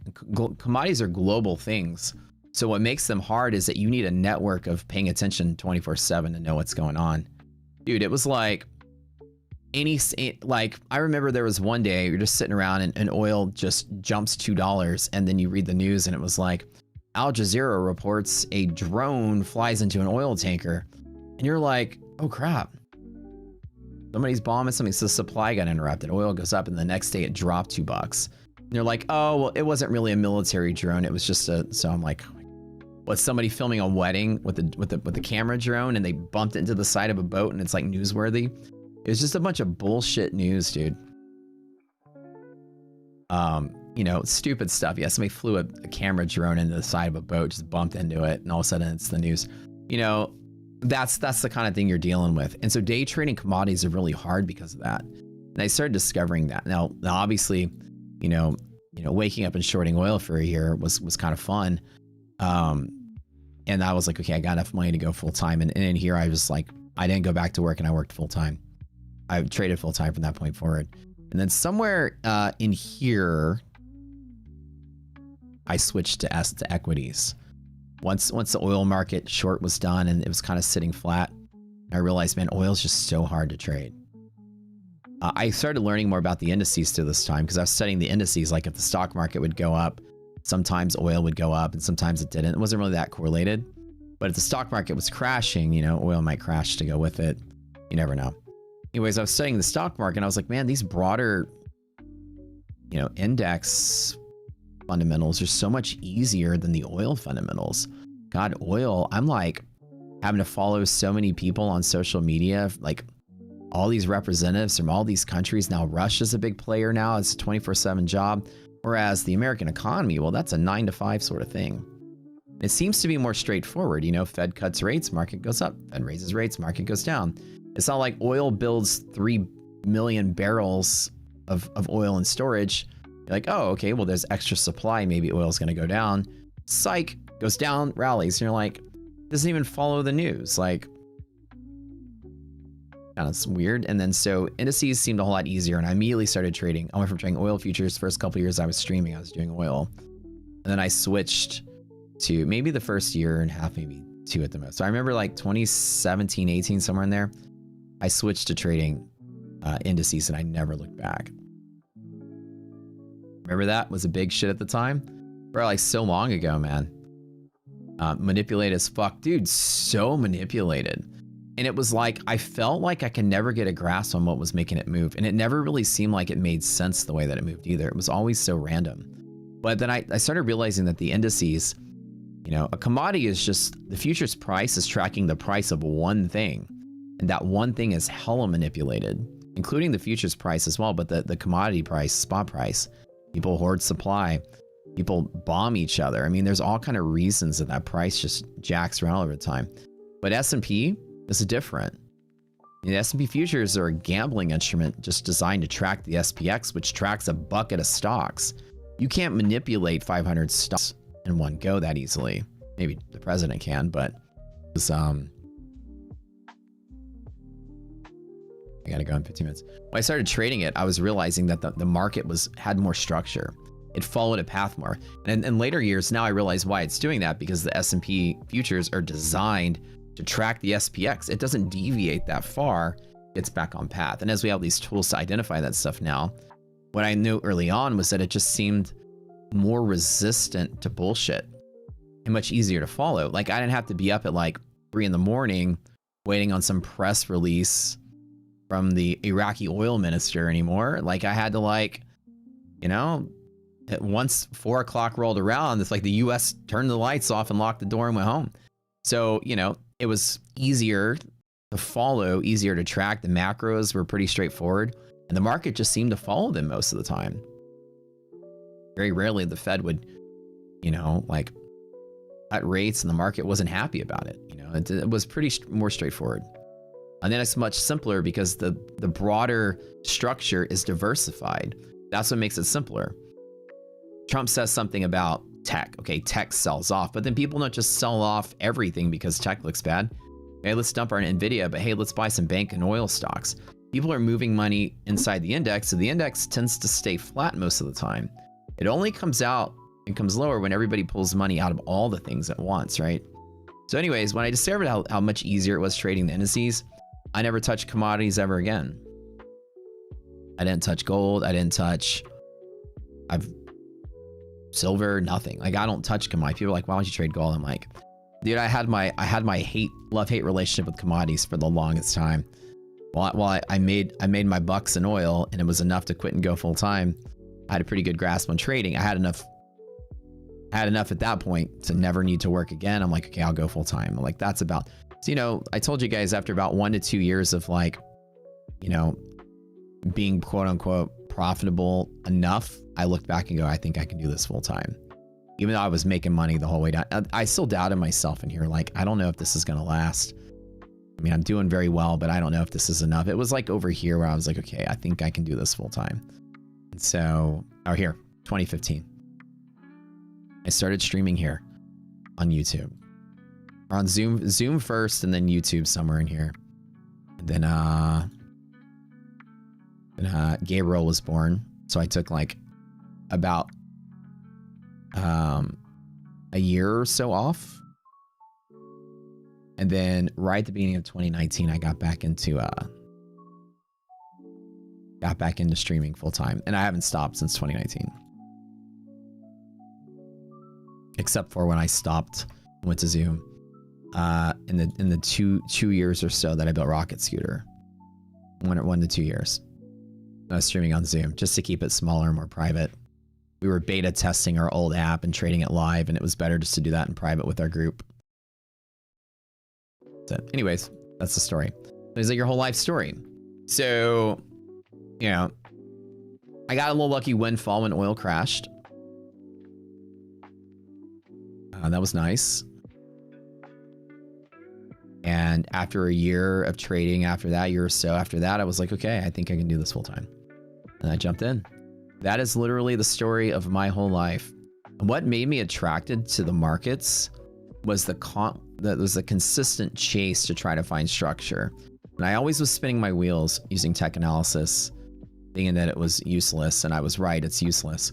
But the minute I discovered the risk interval a decade ago, that pattern in oil and that pattern I found is universal in all futures, it was like an addiction. I was okay, there's something structure repeatable here. And CME has publications about it, and they literally hand it to you. I'm like, how come nobody has made indicators out of this stuff? This is useful.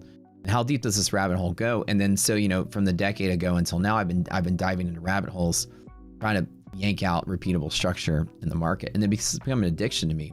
Every time I find something new and cool, I get so excited about it.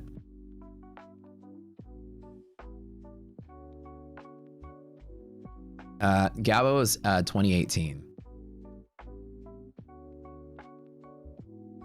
His nickname, Gabo. 2018. So that's the whole story of my life. Rabbit holes are better than glory holes. Oh, hell yeah. Looks like we're back below MHP again with negative res. Dude, is this another short setup? God, am I over trading if I try to touch this? What on earth?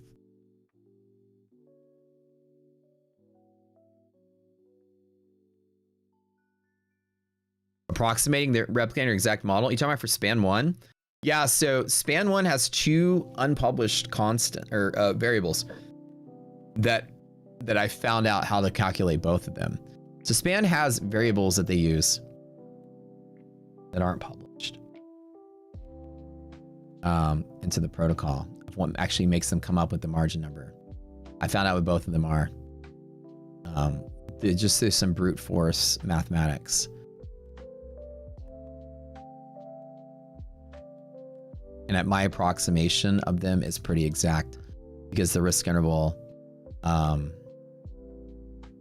as we found years later, creates high volume pivots at that exact distance, which is exactly where you'd expect buffering to take place. When you get close to it, you just start to see that volume amplify near these levels. I mean, it becomes like this, it was so addicting. You see every time you touch the screen line, there's just a volume spike every once in a while, and it's huge. That's proof that I got my numbers right. Because you're witnessing the same sort of behavior that takes place when you span through those risk ranges. Anyways, yeah, you have to approximate it. Oh, I gotta go to my phone in a minute. Anyways, that's the story of my life. And I got into trading as a necessity to kind of get through. I thought it was bullshit from the start. I thought it was impossible to predict markets. And as years went by, I found out that really the only thing that I can attribute my success to was consistency, risk management, and trading within specified ranges. That risk interval was what saved me. Allowing my stopping a certain fixed distance like less than that amount, letting the trade run that amount and taking profit. You know, I was really structuring myself into being consistent, and that's really the approach that worked. And years later, I've created so many extra tools to help me further. Most of them are exploiting something rigid and consistent in the market, just like the risk interval, something cool that's untouched that started, and it's all logic, right? So like these indicators down here are tracking the stocks in one gulp. Right here, the stocks want to fill their gap, and now the index is pulling back. Maybe it's a good short setup if we drop through here for a bigger sell-off. I can make these approximations based, or these assumptions based on this like approximation here that this is likely what the stock's going to do. Like listening to a podcast. And so I never was like sitting there in my day job like, man, I want to quit and become a day trader. This sounds fun. It was more like my buddy was doing it and he was making money, and I'm like, I gotta make some money. So that's just the worst way to get into trading, is to start trading because you need to make money. You get roped into a world that doesn't pay you out for a very long time. It's like the worst part about it. So if you're in the boat of like, I need to make some money, I want to be a trader, you know, don't be discouraged if like 5 years later you're still spinning your wheels, because I was too, right? That's the wrong reason to get into trading. Mine was like, okay, maybe I can do this as a job. Not a lot of people were doing it. I mean, there wasn't Robinhood, there wasn't anything. You had E-Trade. You had a couple of online trading brokers. Thinkorswim was one of them, before TD Ameritrade even owned them. Well, Schwab owns them now. And it was like nobody you knew was a trader. It was like cool. It was different. There wasn't like online communities. There wasn't. Oh, I skipped the part that in 2013 through 2015, I was really big on Reddit. So I was a moderator for our stock market, our investing, and Wall Street bets. So I was like making lots of posts on Reddit a lot about like my oil plays and stuff. And I gained a really big following of just like futures traders who liked my posts. And I was a moderator in all three of those subreddits. So I was OG Wall Street Bets moderator back in the day. I gotta go to my fun of TV. So whenever I started streaming, I made a little Slack community, and my little diehard fans, many of them are still here to this day, joined my stream because we all met on Reddit. And then that started our streaming journey here. But our goal as a group was to create cool shit and share it with each other. I made the risk interval. I'm like, guys, check out this thing I found out. I wasn't selling it. I wasn't monetizing. It was just a group of friends. They were all engineers too, for the most part, trading futures. And we were like, let's come up with some cool shit and make a community and just share the cool shit with each other. Like, screw all these, you know, losers on Wall Street Bets playing penny stocks or whatever. Let's come up with some cool math for the market. Then, you know, then what we do now was born out of that. A decade later, we're here. We're one of the biggest things in futures. That's the story. Most of my journey was a rabbit hole dive. Do I want to take that bet, negative res again? God, I'm so scared to push the button. All right, 2 contracts, whatever. What's the worst that can happen? Nasdaq yellow line fail. Should I? All right, why not? Let's do it small. Anyways, I gotta go, guys. It's my Fun of Futures TV time. But yeah, don't forget. Yeah, the whole path that I took after that was, can I find other cool things that aren't technical analysis, but something cool that's out there that nobody's touched for an indicator, right? And that took me all these deep dive in all these different places where I was like, oh man, there's a lot of math to be explored in these markets. And Rocket Scooter was the birth child of that thought process. Meet a bunch of cool people like me, and let's come up with some cool shit and share it with each other. And that's what happened.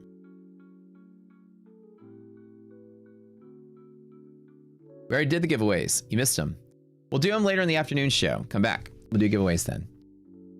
We'll see you guys later.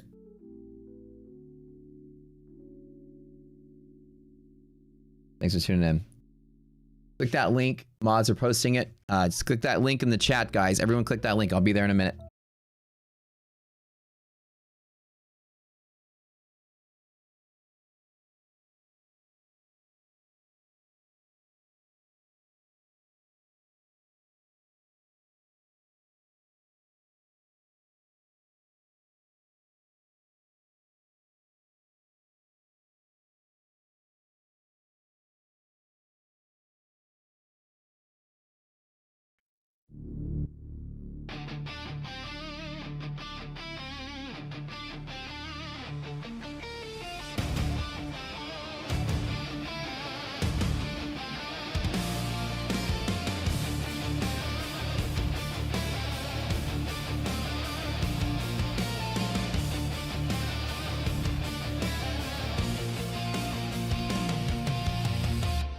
Rockets fast, scooters slow.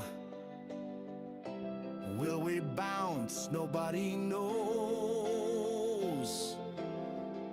Greater market starts to turn.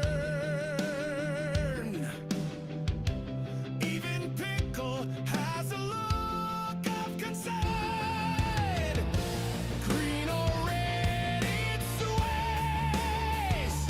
Trading gods, hear my praise. Market, please don't die today.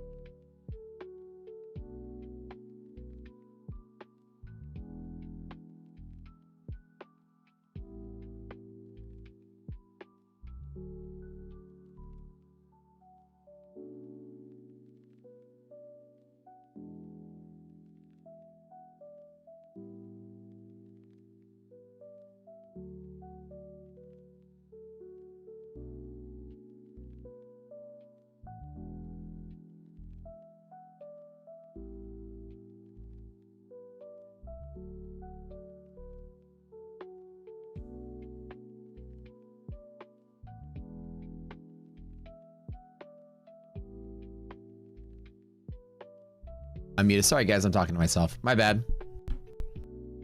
I wasn't even looking. I was in the middle of talking to myself. Sorry, did I mute? Oops, my bad.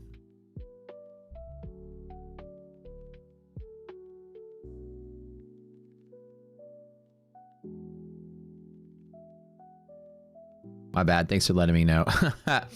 Sorry, I wasn't even looking at chat. The screen was covered. I was doing some prop stuff. So there's a MyFunded Futures deal right now, 50% off of pro accounts. No, so my bad, guys. My bad. No, it's always going to be me when the sound goes out, never you. Here, ARB is going higher, and this is hitting resistances, and I'm so not wanting to short this because as ARB is pushing higher and higher and higher, I don't see an opportunity there to short. I'm going to use that as my, you know, sort of bias leading into now. Like if I were to take a guess, maybe it's going to pop and keep going rather than sell off. Resilience now went positive on S&P as well.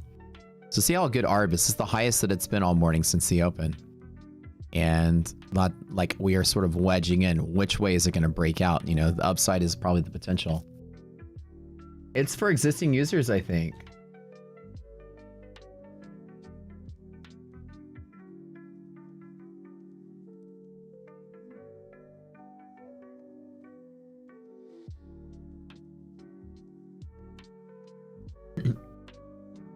Can I use it as resistance if the index is not moving? Well, it's telling me the potential of the index is to go, the futures is to go higher. The potential is to go up. So while it is pulling back, like I wouldn't be looking at this being like, hey guys, now it's time to, it's like a lower high. Let me try to short it. This being upward pressure like this is telling me that the breakout is more likely to the upside rather than the downside. 50% off for existing users. Very cool. Yeah, it's really nice. I love when you get a discount on the pro account.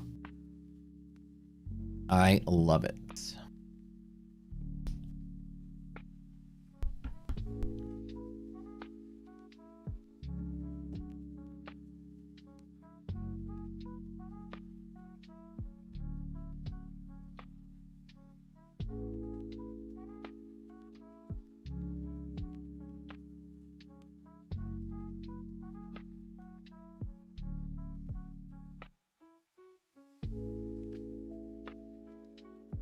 At the big Ninja meeting about Tradeify integration now. Man, we're just busy, busy, busy.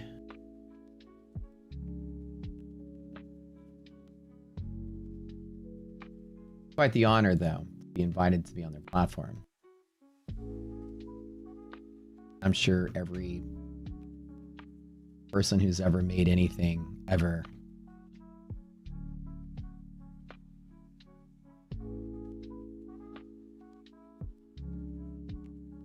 love to have an honor like that. Means a lot for sure.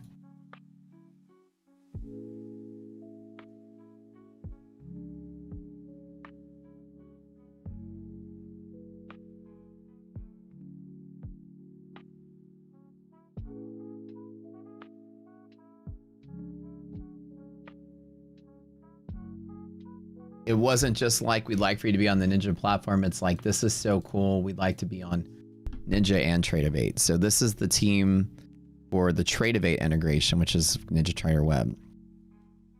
So that's quite a high honor.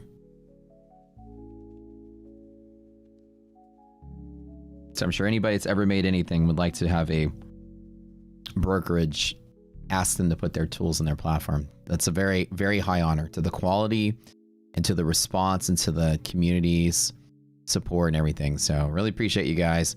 This is gonna be huge for y'all. I mean, they're not like, this is not like, you know, it's bigger for y'all than it is for us because you get to use our tools in multiple places, which makes it a lot simpler and easier for you because most of you guys are using Ninja products to trade your props in. It just would make sense that our tools are right there with you.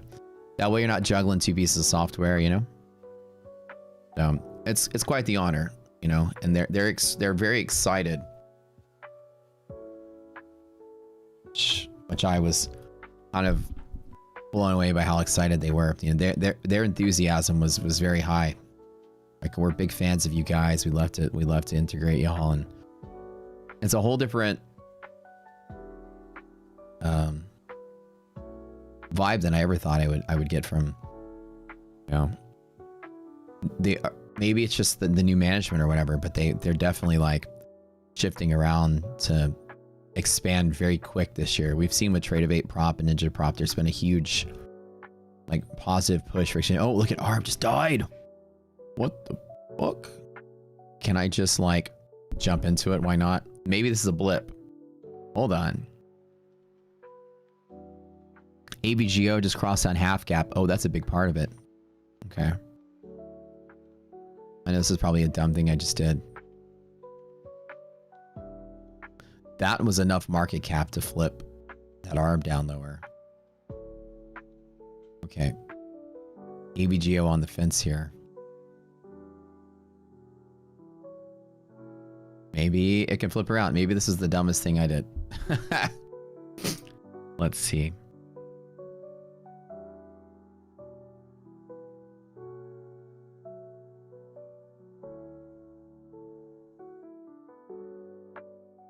It won't be a cost for you guys, no.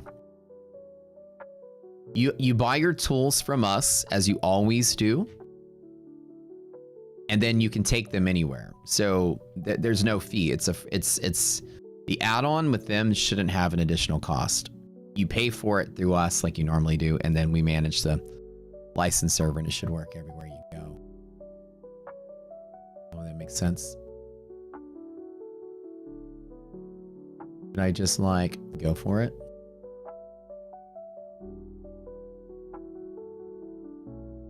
I'm scared.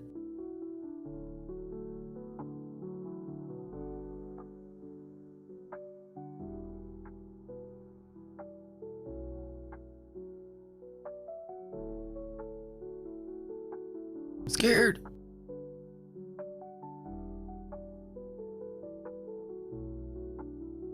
Was it just ABGO? Wow, it's that sensitive. They picked it up quickly.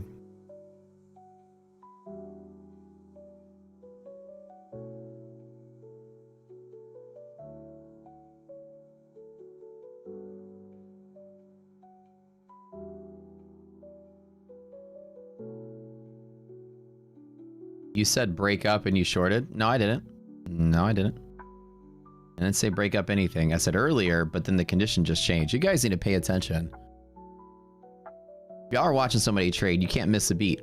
This indicator tanked like 3 minutes ago. Y'all gotta pay attention.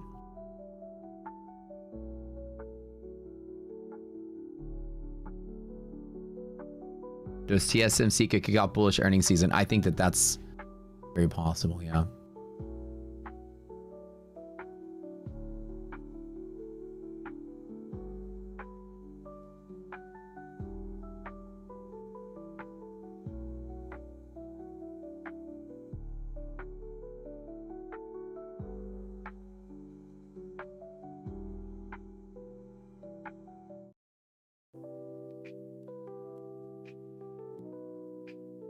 To buy a 50K pro eval for my funded futures, it's one of the best prop accounts in prop accounts. It ranks very high. It's the 3rd highest ranked amongst all our partner in our prop scoring model. Would I smooth ARB, or would you rather use it for like a transform to remove sensitivity? No, the point is for it to be sensitive. It's to respond quickly. That's the whole point of ARB. It's to respond quick. Right now, you got the index futures moving higher and ARB moving lower. Now it's just one stock tipping the balance, but it does clue into that, right? It's not negative enough, it's just at 0. So if it goes even more negative, that's a good sign. But the fact that it did this is a clue.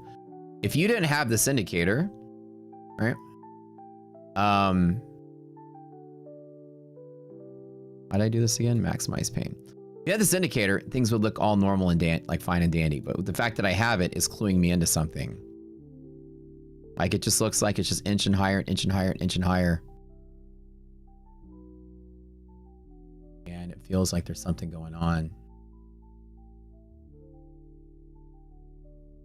If it jumps right back up, then AVGO bounces on half cap.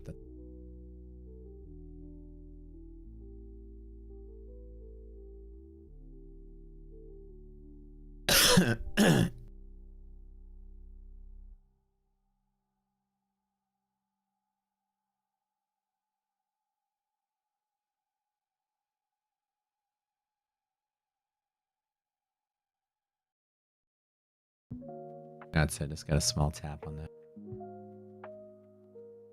When I think about Blue Guardian, I've never heard of them. I have no opinion.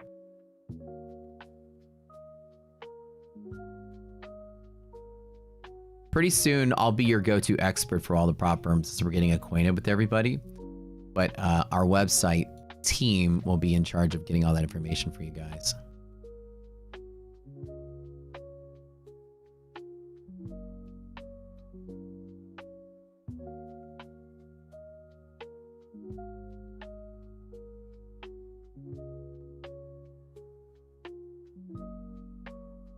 I'm just practicing a little scalp action right here on Darb. We need a name for this indicator. Darb was just a... I was like, we need to give it a name. I don't have a name for it. Darb sounds like something a pirate would say. Warb. Warb. Dare I? NVIDIA doing? Pressing higher. Amazon pulling back a little bit. Microsoft down there. Meta up there. It's like all over the place today.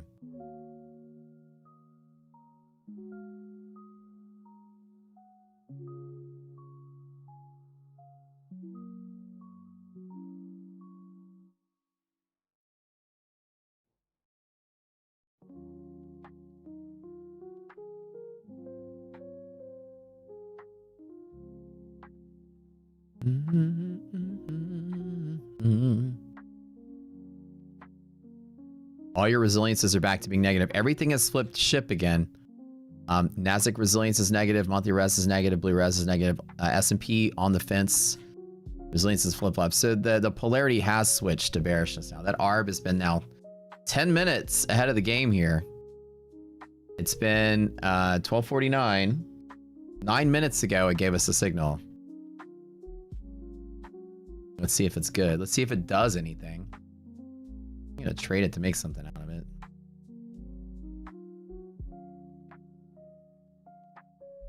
Let's see if we have that rejection image.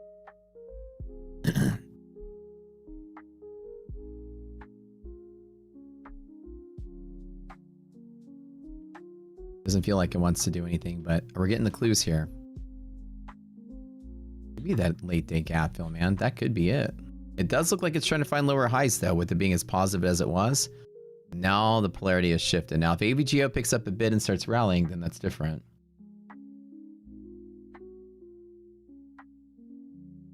A little resistance there.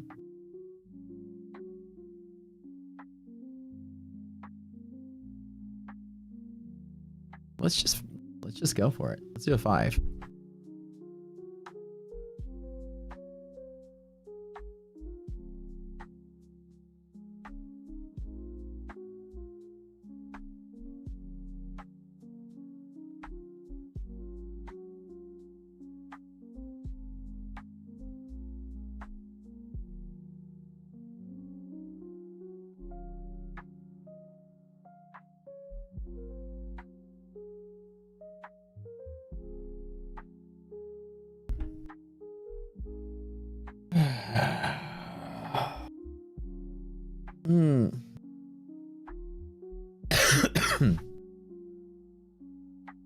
Today is the test of the ARB indicator, yeah? We'll see if it does, if it gives us love.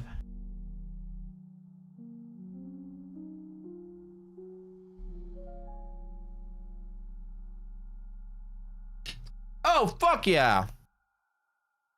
Let's fucking go! Yeah, I'm short. You kidding me? Baby. Love it.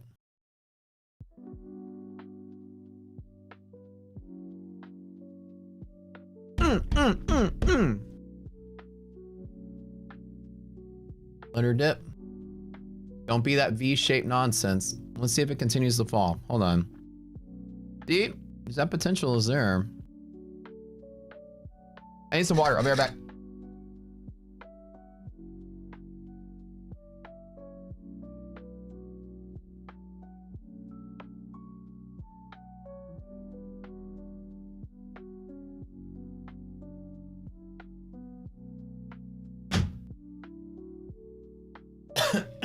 Even for scalps, man.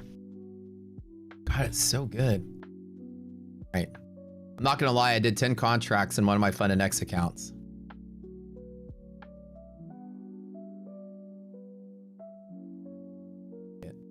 Let's close that out for profit. Just been scalping this all day long. It's 5. Here.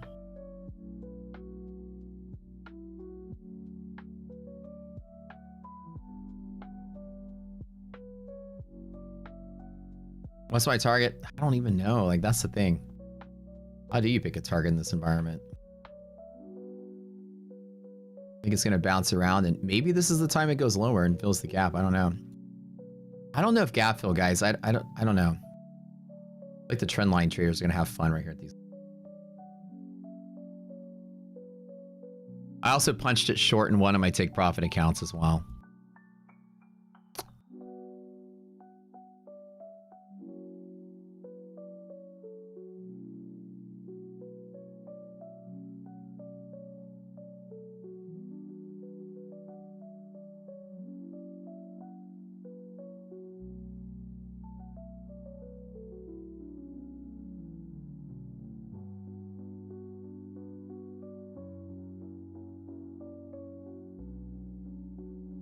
Fucking good at this, dude. I'm so fucking good at this.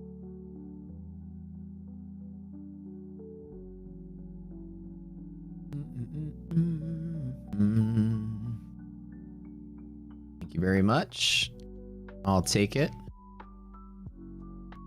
I'll lock it in. It's great.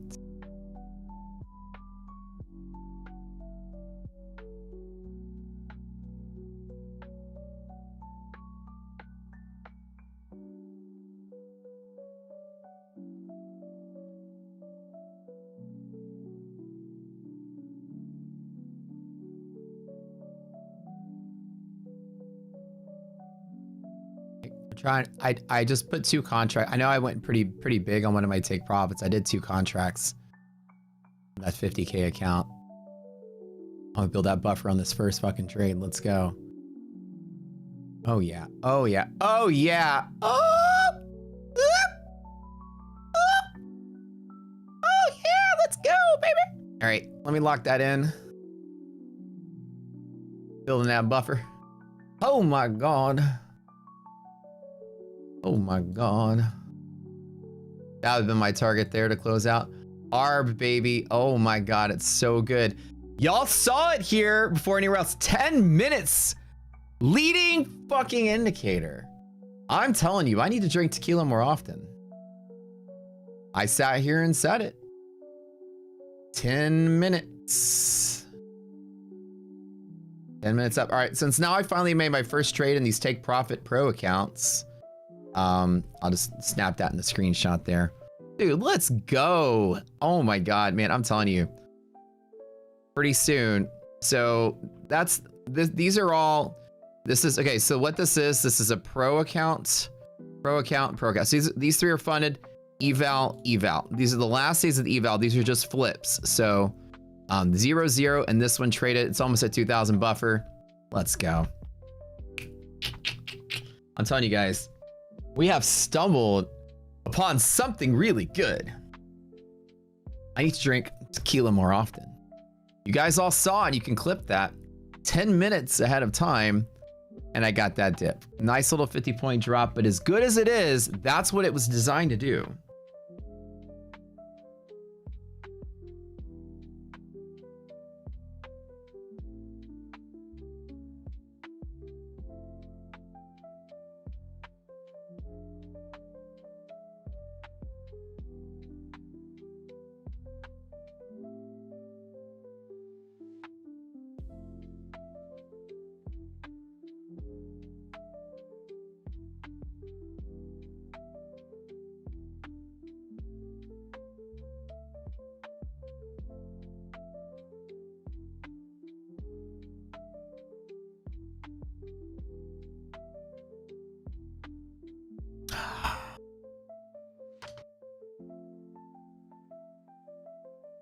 You all saw it. Somebody clip that if you can. I don't know if y'all clip it or whatever.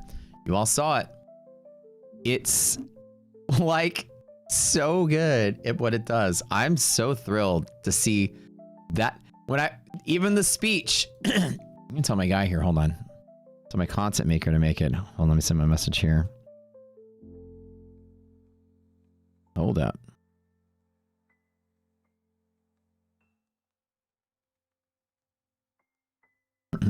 Oops.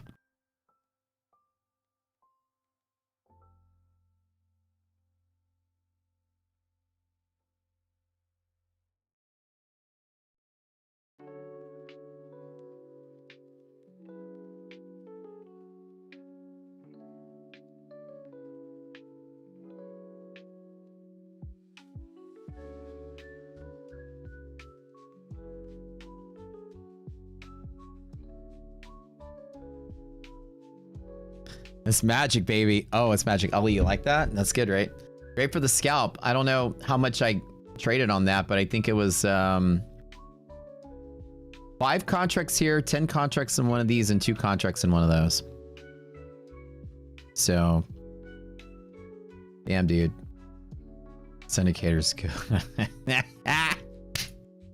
Oh, you can't get better than a leading indicator. Look at the chart. Look at the chart. Now it's back up to positive, though. You see that? Like, look at this. Look at the chart. Proof of a leading indicator. It's designed to lead. An indicator that works before the move. Now, watch this shit bounce from here. Look at this. Now it went way back up. Now, I bet you AVGO crossed half gap to the upside. And it did. Look at that. That flip-floppy, man. Anywho. A leading indicator.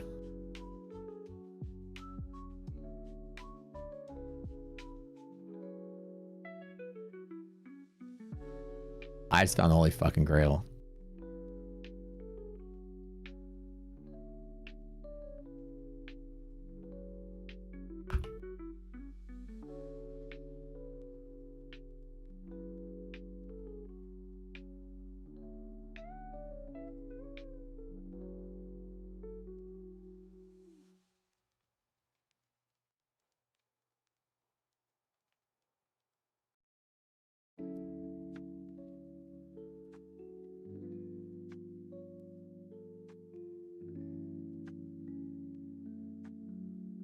That's sick. I'm excited about the potential of this tool. I really am. From the trader, you made 13K. Are you kidding, dude? Bro. You earned higher than you and added 5 crotch. You had 15, the average price 88, bro. That's sick. This tool is very cool. I'm getting ahead of myself, but that's undeniable. Undeniable. I gotta save this picture. Or I'll put it in the bootcamp channel. That way we can know the potential. I can remember what's possible.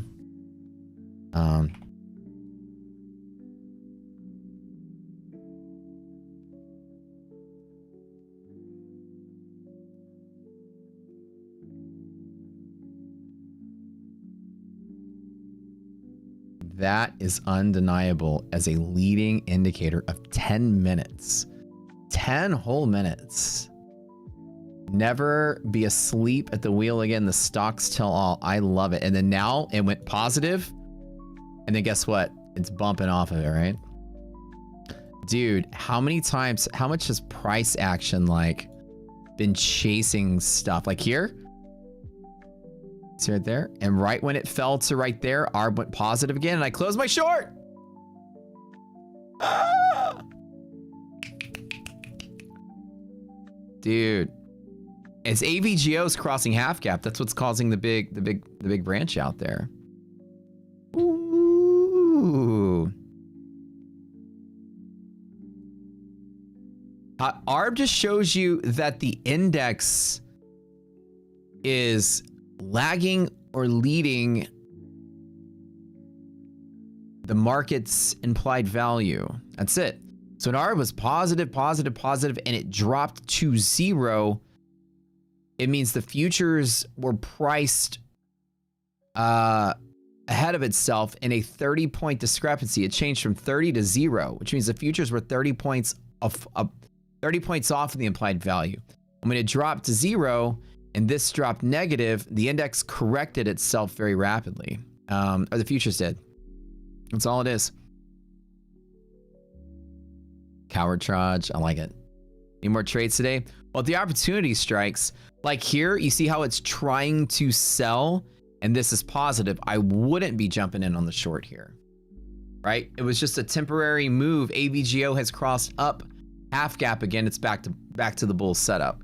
So help me identify these temporary runs here. I mean, ahead of time. Super spicy. How do you get the indicator? It's part of the Rock Scooter tool suite. That was good. Here's the link to it. The Pro Plus has everything built into it. That was spicy. How much is this, by the way? Let's pull out my handy dandy.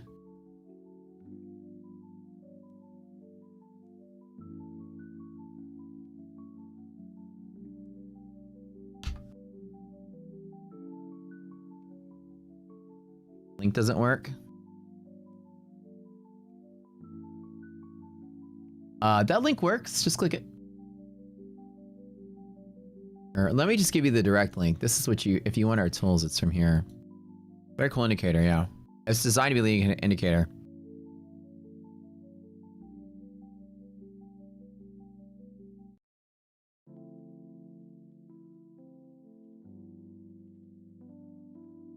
Oh, it's missing the 9,000 at the bottom. So I made 44,000 again today. Dude, that's 3 back-to-back 50K days. Ooh, baby. Not bad. That's pretty good. Again, we don't know all the, it's just something we released to watch, but I'm learning as I go some patterns with it to clue me into something. Right now, inconclusive. When it's at 0, inconclusive. When it's at 0, imagine this, okay? Imagine you've got stocks. There's a bunch of stocks. They're moving up, they're moving down, they're moving up, they're moving down. The sum of those stocks equal the index, okay? Which the futures are trying to equal the value of the index at a point in time in the future. So if the stocks go up, the index goes up, and the futures will try to go up with it. This is the index going up, and futures has its own destiny, but it's kind of tethered to this. Futures can kind of go up and go down, but it's going in the same path. Imagine if futures were to like sell really quick while the stocks were going up. Imagine there's like a little spring that connects the two of them together such that it's like pulling tension on that string. And then when that selling pressure lets off, that spring snaps back into place, right? So that's basically what we're doing. And so you have the actual value of the index and the value of the futures. When they move, we have an indicator that shows that. But that's not the magic of ARB. The magic of ARB goes one step further. It actually can calculate where stocks' trajectories will land. Like, where's the stock now? We can calculate where the stock is going and pick a destination for it and calculate the actual value of what the index should be. With these new ones, it equals to another value of the index called implied. It's a future value of the index. But there's a difference between the index implied and the implied value. And then there's a difference between futures and the index. It's a spring for the spring. If you may, the implied value of the index, let's draw with green. If the index trajectory is like this, the implied value is like a step change of where the index should be. The real index is going here, the implied value is a certain distance lower. And then what we do is we translate that little spring and compare the spring to the implied value. The spring is from here, and futures are there, and then we compare how far futures have stretched from the spring to the implied value, and this distance is ARB. Yeah, that's it. These little white and green arrows are what make it possible to be a leading indicator as a potential. It's just showing where the stocks would possibly go. Now here's an example. This is trying to sell off and ARB is going higher. If I were short, I would close my short. Like, this is not a sell-off moment. This is actually a long potential, but I don't have something to long off of. So if this were to fall to a strong pivot with a positive ARB, I'd be more likely to take the long. So that's what caused me to close my position out. Yeah, ARB just skyrocketed again because it's really just like AVGO is on the cusp here. And you can see that we get the event speed to go with ARB down here. You see AVGO? Make this a little bigger for you guys. AVGO is crossing up and down half gap. You have one really big stock on the fence of making a big move. That's really what's causing it. The AVGO being right here means ARB potential is really big. That's what's making it move up really high. AVGO can go 5 whole points, almost 1.6% to fill its gap. That's a huge value change in the index. So if AVGO flips to the other side, this will flip-flop as well. You can see that flip-floppy nature is what's causing the sensitivity here. It's watching every stock at once and looking for that potential for one stock to be the tipping point of a balanced market, right? Is it the Clio indicator? That's so funny. So you can see it's designed to be sensitive so it doesn't miss out on those key moves of certain stocks, right? Yeah, I'm so excited about how useful this is becoming. Can't believe ChatGPT didn't. Oops. Add these up. You missed the number at the bottom.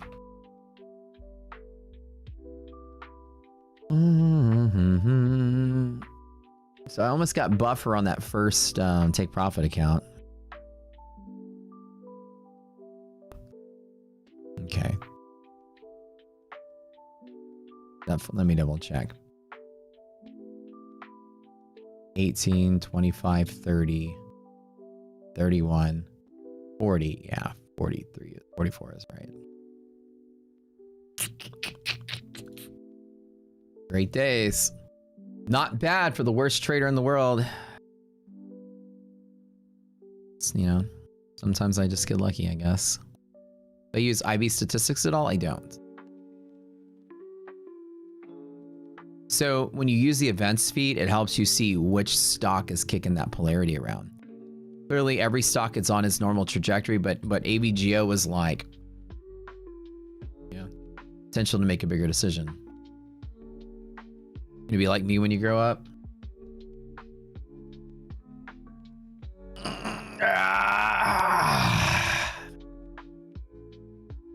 All right, I'm physically done for the day, and even though a big move is probably gonna happen, I kind of just want to sit back and watch.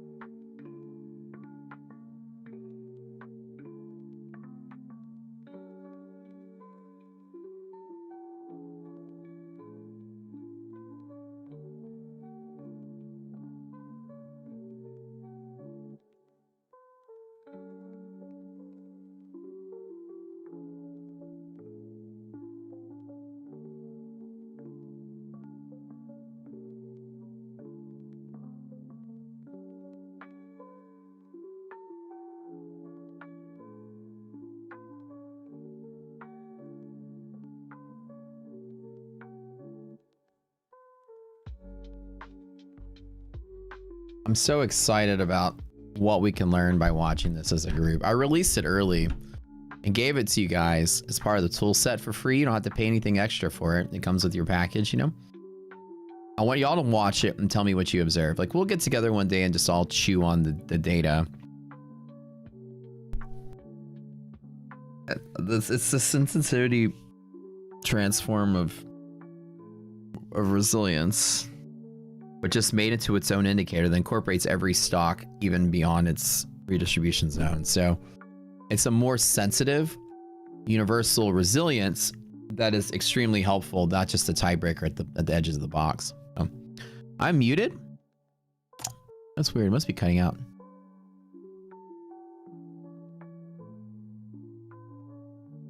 So yeah, some days it's up, some days it's down. Like, the potential is there. The idea is to isolate when it's most useful. Like any other indicator, nothing's 100%. And sometimes the futures can get ahead of the stocks and just don't even care.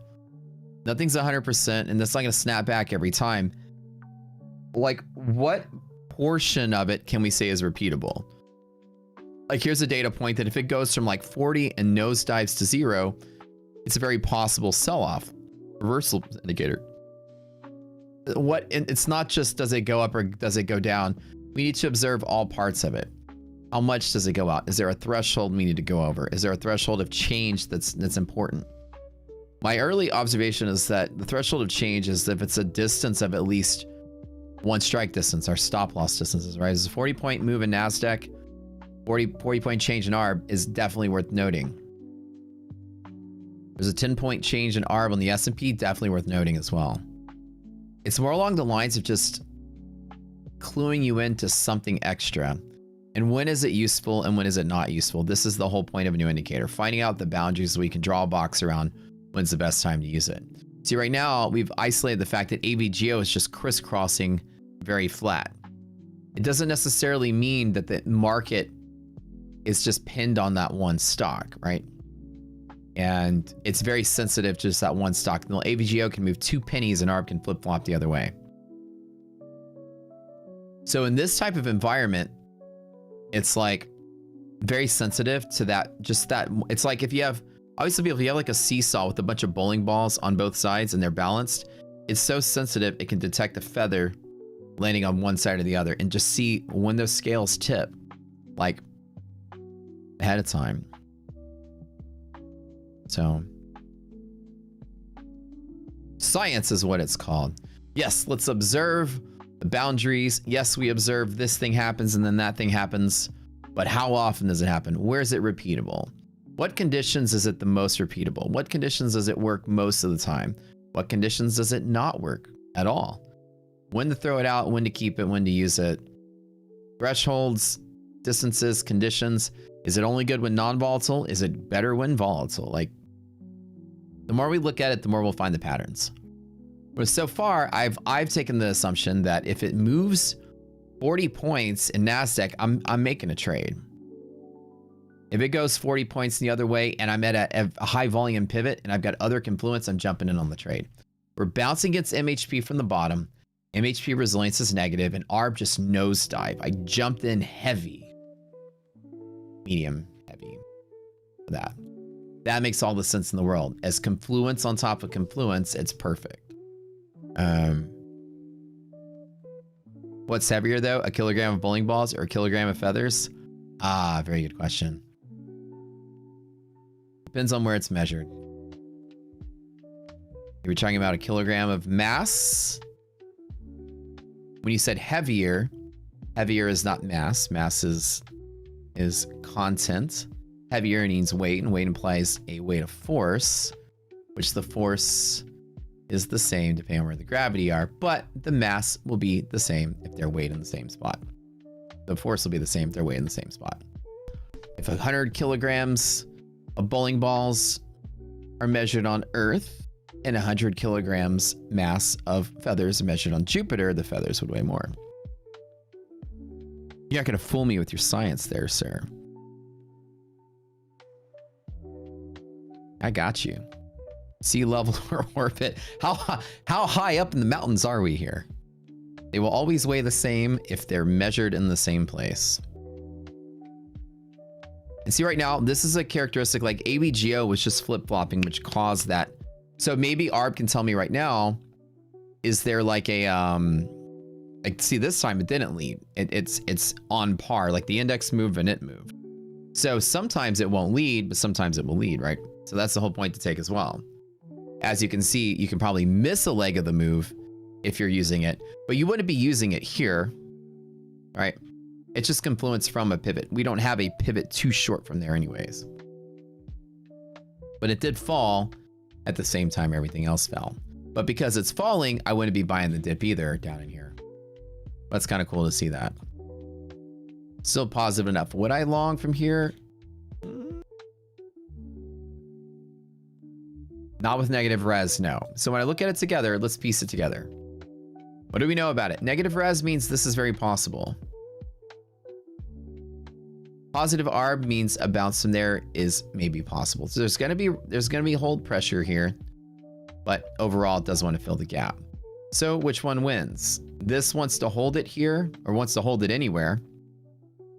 Maybe it bounces from here, right? It's that half gap and bounces. And you're seeing that right there, right? So I wouldn't jump in here and say, ooh, let me short this down to 0 because this just jumped back up. Like maybe something like that, right? Goes hand in hand with res. Yeah, as like a confluence to the confluence. Yeah. Why do people keep saying muted? Writing down these notes. Yeah, like I said, I'm only just sharing my observations with you guys. Early stage, right? I can be completely wrong or missing where it's the best applicable. The goal is everyone takes notes on what they observe. And then like in a month or two, we get together and we all share notes. And that's how we kind of discover, oh, this is the time that it works the best. And then we start to figure out when is that arbitrage really strong, right? If Arb was a rapper's name, would be Lil Rez. I like it.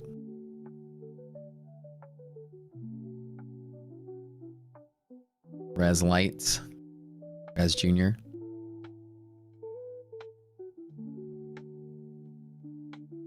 It's an intentional mute when the toot comes out. Dude, sometimes it's like, okay. You'll see me reach my hand over here when you'll see that. Do I mute when I toot? Absolutely. Every time. It's like, you'll hear me talking seamlessly. If like, from your point of view, you'll hear something like this. Hey, my name's Matt. How's it going? Don't forget to tune in. But from my point of view, it's, hey, it's Matt. How's it going? Don't forget to tune in. I've had an instance where a toot blew through the noise gate. It made it to people's ears and they go, I heard that. And I was like, so I'm definitely a muter before I'm a tutor. That's for sure. Every time. Brainstorm creates visual insights like that mindset, Matt. That's why you win. L7 Trader, thanks, man. I think that that's very important because there's things that other people will see that I may not see. And I think it's very important to get a lot of eyes on something so people can really come up with the best application for something. Isn't it weird that everyone farts was still something we all get embarrassed about? Yeah, like it's as like, well, did you know there was a time I saw through my endless doom scrolling one night, there was a time when farts were celebrated, like in the Victorian era, I think is when it was, or the Renaissance era. I just remember people would celebrate when their wives would blast a big one.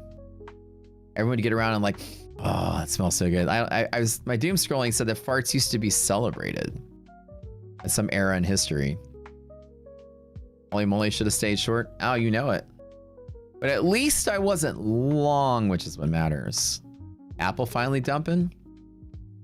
That negative res all day though, right? You could have stayed short a little heavier. That would have been really nice. Now the question is at half gap, what do we got? We got negative res, negative arb. This could fill the gap the whole way down. Not by the dip here. Using that judgment call.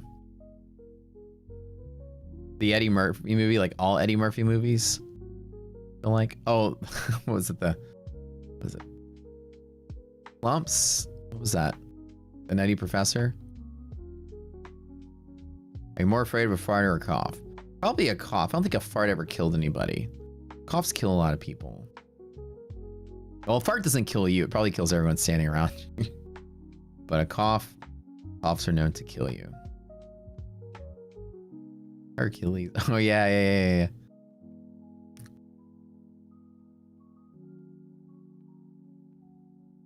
So Matthew says, okay, question. When the ARB indicator went up like it did around DD, but all indicators were negative, is that confirmation that most of the stocks are below half gap compared to the futures price? If ARB goes up, it means the futures are behind the stocks, the other way around. So it means that either the stocks went above the half gap in futures. Let's imagine the case that this dynamic, right? So let's hold futures constant.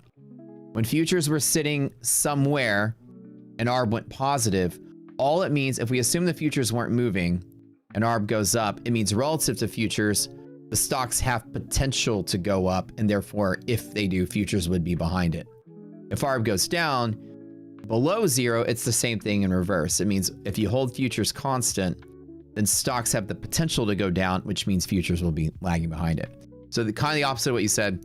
So at the moment around DD, but other indicators are negative. So let's talk about the other indicators. Good question. Resilience. All three of these resilience indicators are designed to be tiebreakers at a location only, not everywhere. So here and here is when the white resilience line is applied. Here right now, if resilience is negative, it's likely to be resistance when it taps it in a second. See how here it's trying to support when it says resistance? That's how this indicator works. It means it could just plow right through it and keep going. I wouldn't be buying this line right now. Monthly hedge pressure resilience, the same thing. With this orange indicator less than zero, it means that this is also resistance, right? Resistance, resistance. And so they apply just there. So when we're right here, all these indicators are negative, but they don't apply right here because they only apply where they are. The color coding. So the orange only applies at the orange, the white applies at the white. So if we're here, I can say I'm more likely to take a short from there than there. So if they're all negative here, it just tells me not really too much. The orange one, we're far from it. The white one, okay, we are in the middle. What I can say is if we fall to here, it's probably going to keep going from these indicators together. That's how you would use that information. So these are designed as tiebreakers just at those spaces. An example here, I wouldn't be longing this dip with negative res from here. As a matter of fact, this very well could be a short setup to continue the further trade lower. With R being negative and this bouncing higher, just for shits and giggles with the negative res, watch. Just for fun, why don't I do a short to fill the gap lower? 2 contracts, S&P, maybe 4. Negative ARB, negative resilience. We are bouncing higher with the negative ARB. This is likely to test, if not try to fall lower. Let's just play it for fun. Just to see. You know what I'm saying? Like, half gap bounce is not the bounce. That makes sense? A question about the trailing drawdown and take profit. Once you pass your buffer, it locks in at that moment, or does it take another day to apply the buffer? Or is it automatic? I'm sure it's automatic. Like the minute you pass your buffer, it's automatic, right? Does the trailing drawdown immediately stop once you have your buffer, or does it stop the next day? Is it at the moment? Okay. Cool. Very good. Very good to know that.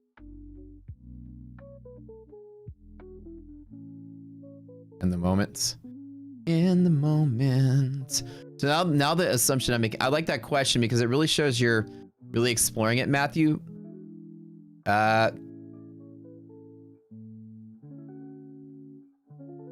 What'd you walk into? You thought this was a trading show? The Nutty Professor show? So the idea is right now, Matthew, we're trying to figure out what's the best approach to using it. An example is right now it's going negative and the futures are going up. That discrepancy is to be noted. Right. So with a negative resilience, the tendency to fill the gap is really high. And with the negative arb, it supports the fact that in the moment, this also wants to go lower to catch up. Like, even if it flip-flops and goes bullish, it's very likely we get a second bounce there and attempt to go lower. Like, I feel like that's the next step with this. This guy tells me this is more comfortable down in here somewhere. So the two together now are very powerful for me to say, okay, maybe I can, and like I said, I'm just playing with it with some S&P, right? Normally you would bounce on half cap, but we'll see. We broke the yellow line. It's kind of clobbering through the market. This can cause some pretty strong selling pressure, but we'll see. Arbitrage indicator is only down by 1 point. It's not really big. Even though it's negative, it's not a lot. That's another thing to notice, that the magnitude is important. It's not like it's down 40 points. It's just barely below 0. So it's not really that negative. But the idea is the fact that it's not positive supports the idea that we might actually could fill the gap. Do I think we're going to fill the gap today? I don't think so. But it's possible, right?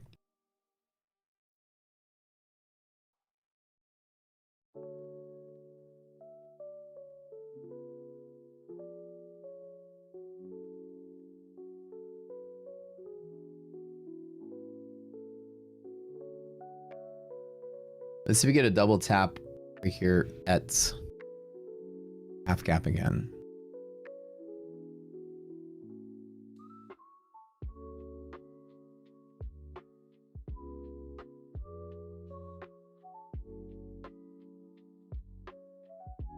Like here. Like, that's very possible to finish out the day.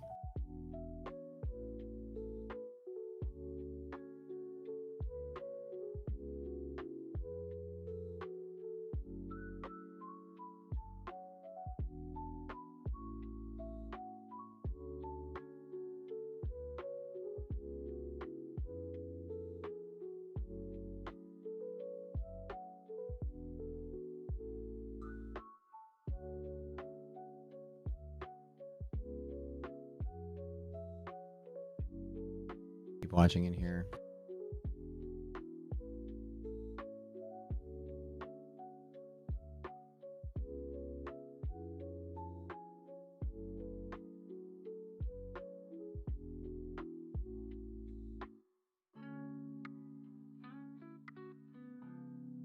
Nose dove again, following the stocks, and let's see if there is a second test at the middle there. Like, the idea is that this is a tool for scalping, which should be really good, hopefully, for that purpose. But like I said, when do we use it? When do we not use it? I'm still trying to figure out best applications for it.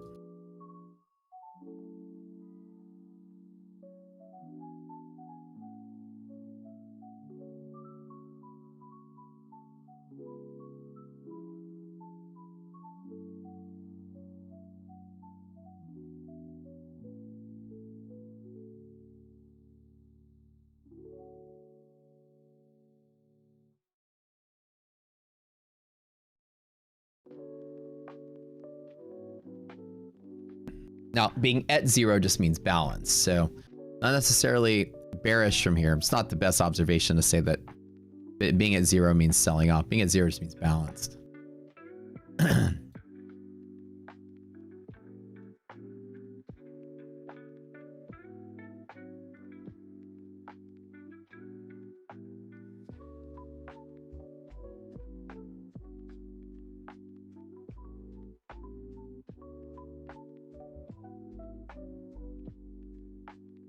Could we get a second attempt here? Test.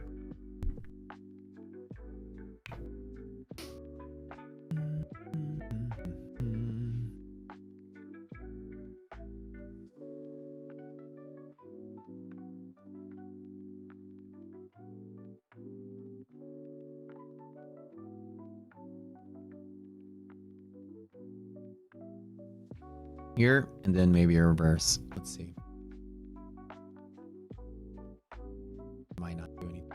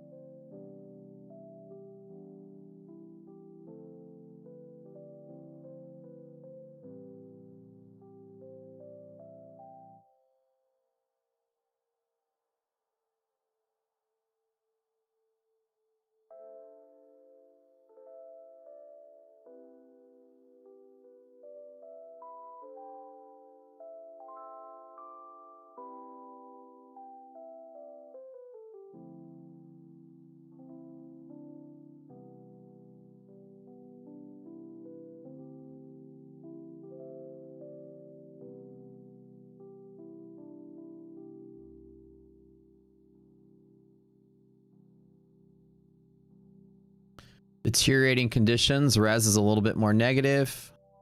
We hit the orange and pull back. Maybe. Hit the yellow and pull back. I gotta go to a meeting in 15 minutes though, so I can't stay the whole time.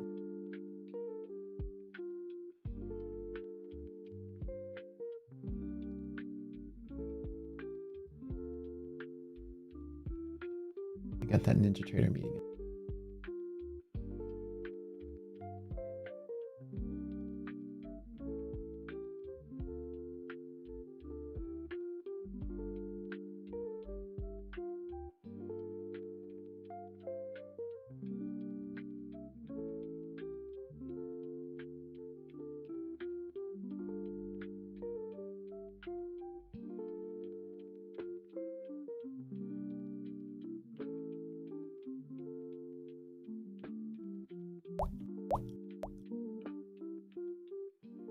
Resilience just got much worse. Minus 51 on NASDAQ, minus 9.1 on S&P. This is the lowest resilience has been all day, maybe. It's about as low as it's been all day. Well, with the exception of early in the morning. So it's very possible we sell off to finish the day. Like lower lows, like very possible it gets even worse. Okay. Okay.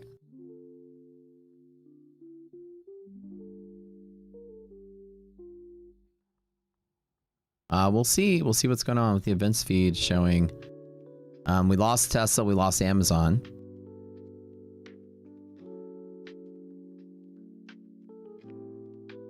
I was looking for these shorts all day. Yep. I know.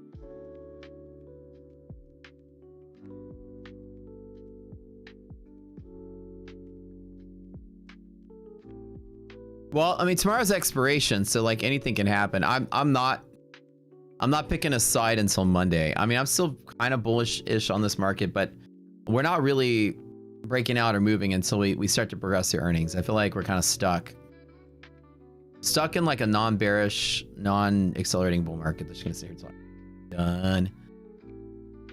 Excuse me. All right. Okay. Conditions are worsening. Does this mean lower lows from here? VIX hasn't started to pick up yet. That's the interesting part. There's been no move in VIX. VIX is still stuck at the bottom.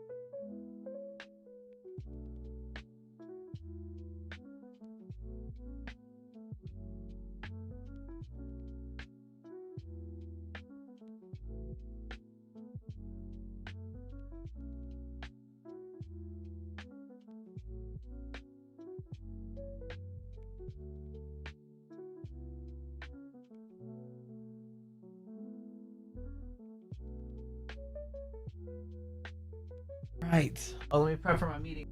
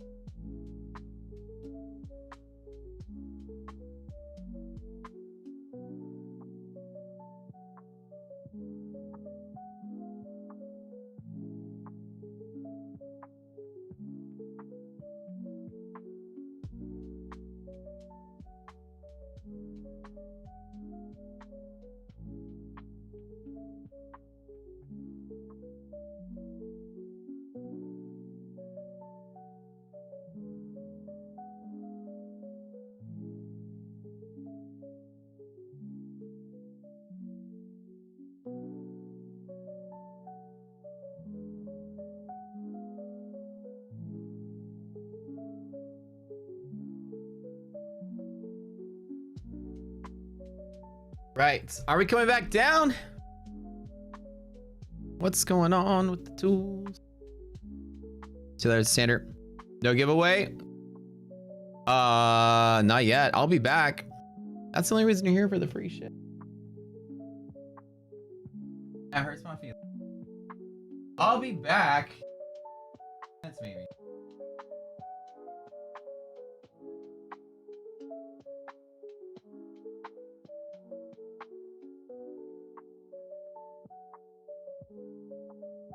Y'all don't love me. To love me, I'm buying my friends. Dang.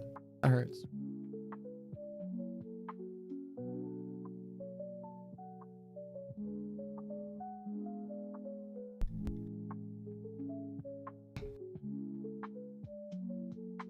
What's my target? Gap fill, right?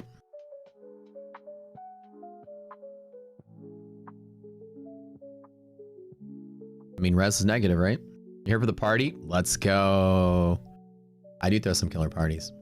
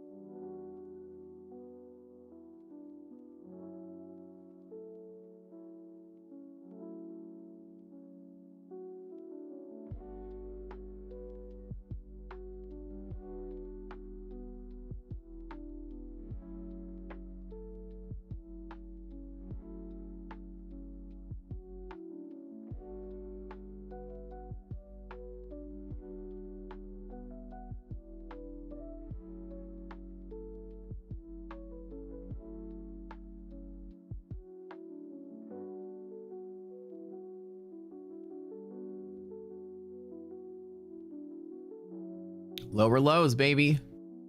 I'm just goofing around with the 4 S&P contracts, but hey.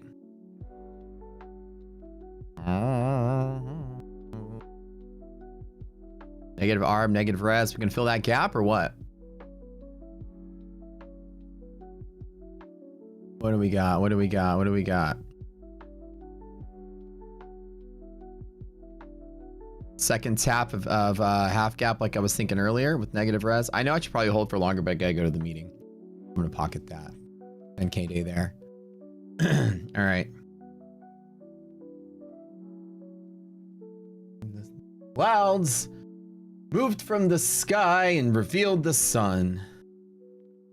Gap fill is 69.68 S&P, 636 NASDAQ. Really bad for the rest of the day. I don't know. I mean, I'm not trying to call it, but I'm kind of calling it. You know what I mean?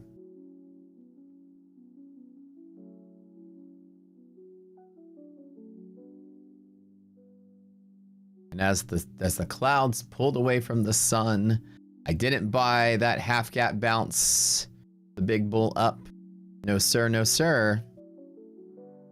I shorted on that pop at that yellow for the bigger, greater-ish pullback. Trim everything out. Call it quits for a minute. I'm flattening everything out, flat, flat, flat. I also added the TBT on that same trade, just the one account. Same old, same old. Let me update the screeny for y'all. And we are done. I gotta run to the meeting. I'll be back after the meeting, so don't miss me too much. 2 of my accounts popped 10K. That's good. 8, 7, 5, and then got the buffer on my first day trading TPT Pro account. I'll be right back, you guys. I love y'all. Don't miss me too much when I'm gone. We'll probably do a giveaway when I get back, so don't worry. My Fun Futures giveaway coming up. I got 2 minutes. Important before I go. I gotta put up a...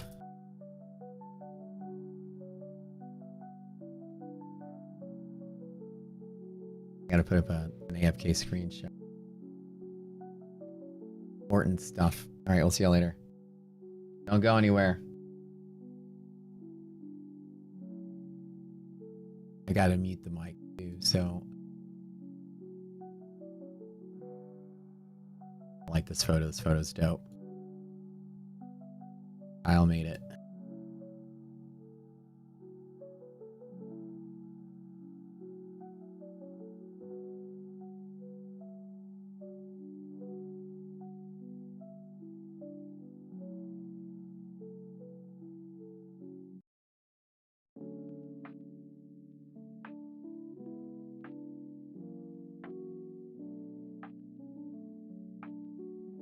I'll leave the indicators on so y'all can see everything.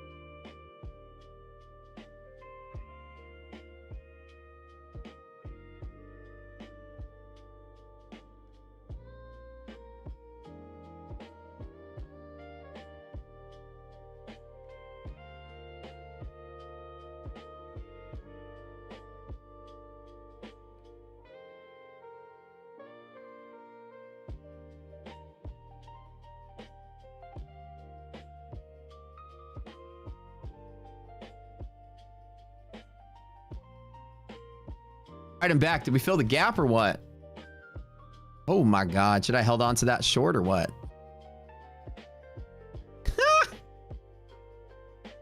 Yep. Yep. Yep. Right.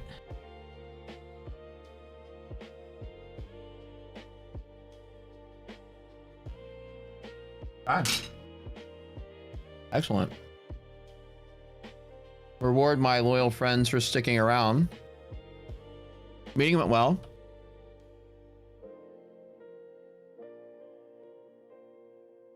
It's looking like NinjaTrader Desktop is going to be the first one we'll be able to integrate with. The web version has some challenges that are going to take a lot of time if we do go through with the web version. So right now we're talking about the desktop version right now. Okay. My Fun and Futures, MFF, type it in, baby. Type it in. Shoulda, woulda, coulda. Did I add up what I made today already? Oh, I have a new amount. All right. Add this up, please. So I've had 3 back-to-back 50K days. Fantastic. No blow-ups, no losses, nothing crazy. Okay, that ChatGPT, come on now.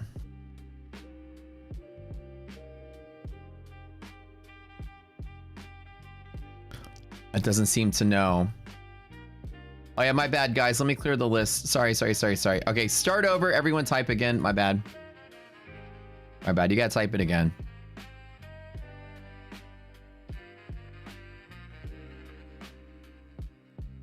$45. All right. 32. That's about 45. 45 today.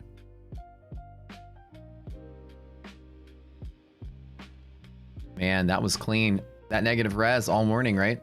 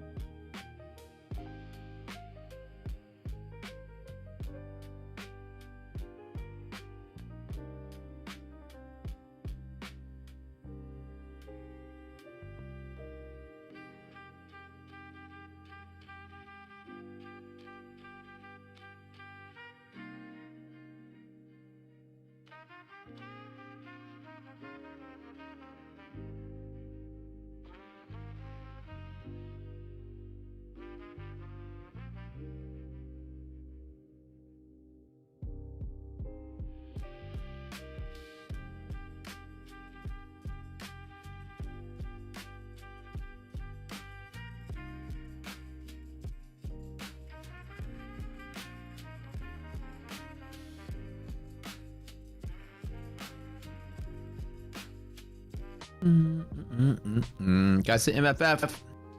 MFF.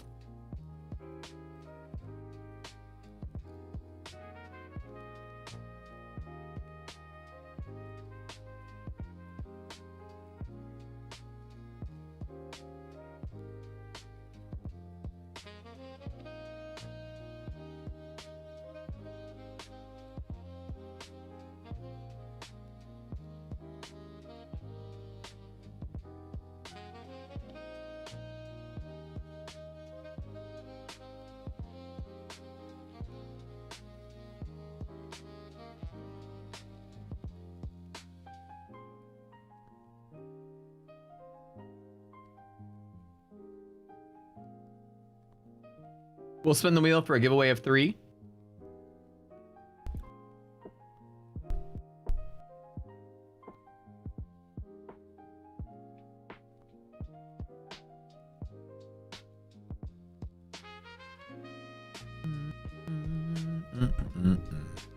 this chill afternoon. Appreciate you guys chilling here with us every day as always.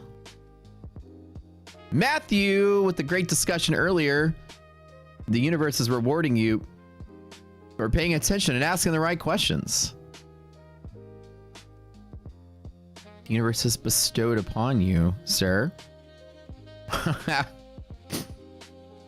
See, that's what it is. You get rewarded for asking questions. Having the right name helps too. It is very partial towards people named Matt. Congrats. 50K rapid for you guys going over there into the My Funded Futures world.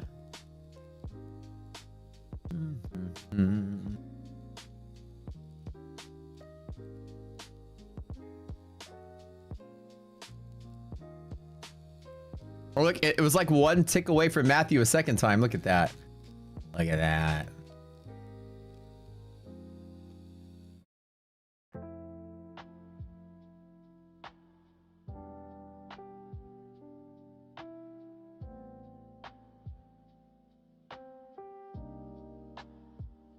Libya. All right.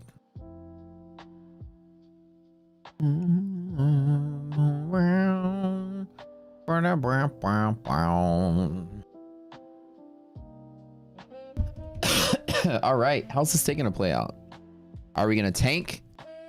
Are we back to being like December vibes?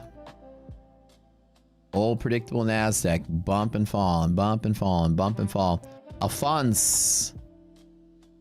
Hallam? I'm saying that right? Alphonse. Thank you, Farina, for your help there.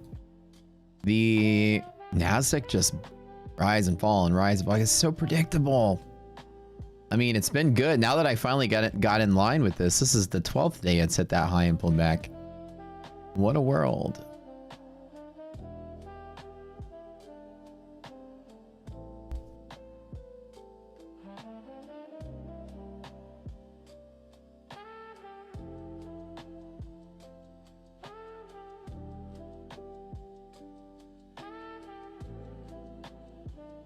All right, that's it.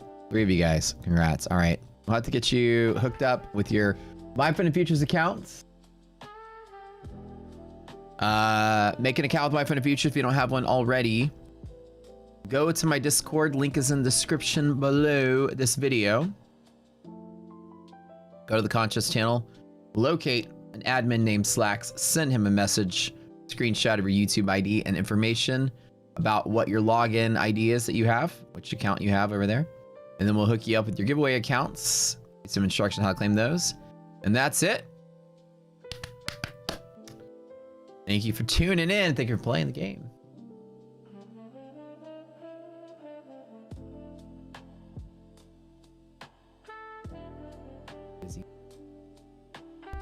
Every day something different. Today, the Ninja Trader meeting went very well. Tomorrow I have a meeting with legal to review these franchise docs. I got 2 FDDs I'm going through. We're talking like 300-page documentation. Crazy.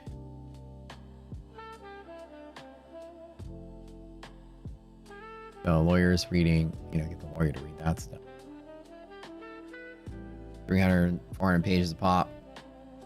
And the lawyer's going through that, highlighting red flags, giving us information about it. What got done today?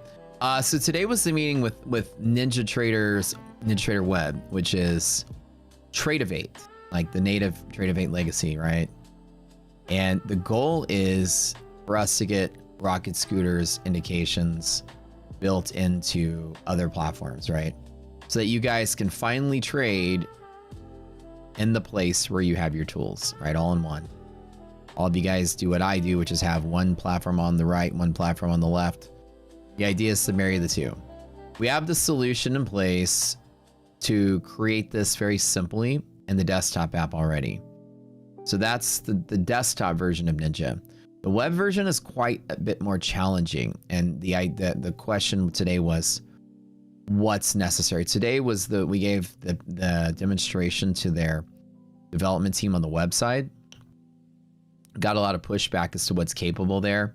And now the question is, they're going to have an internal team meeting to decide, you know, is it worth, you know, building for this and what they can get out of it, as far as like long-term, you know, implementation, and the usability of it. Like they have to build, basically the web version is not designed to accept data from an external server, which is basically what we're asking them to do. They're like, we don't do that. And they're like, yeah, well, we're trying to see if we can build that for us to do that. And so their dev team was just talking about what they already do and can't do and the challenges that would face, create something like that. So now it's in their hands to go to the management team to discuss, you know, the entirety of what's possible on the website. We already have the solution for the desktop, so at least that's a go.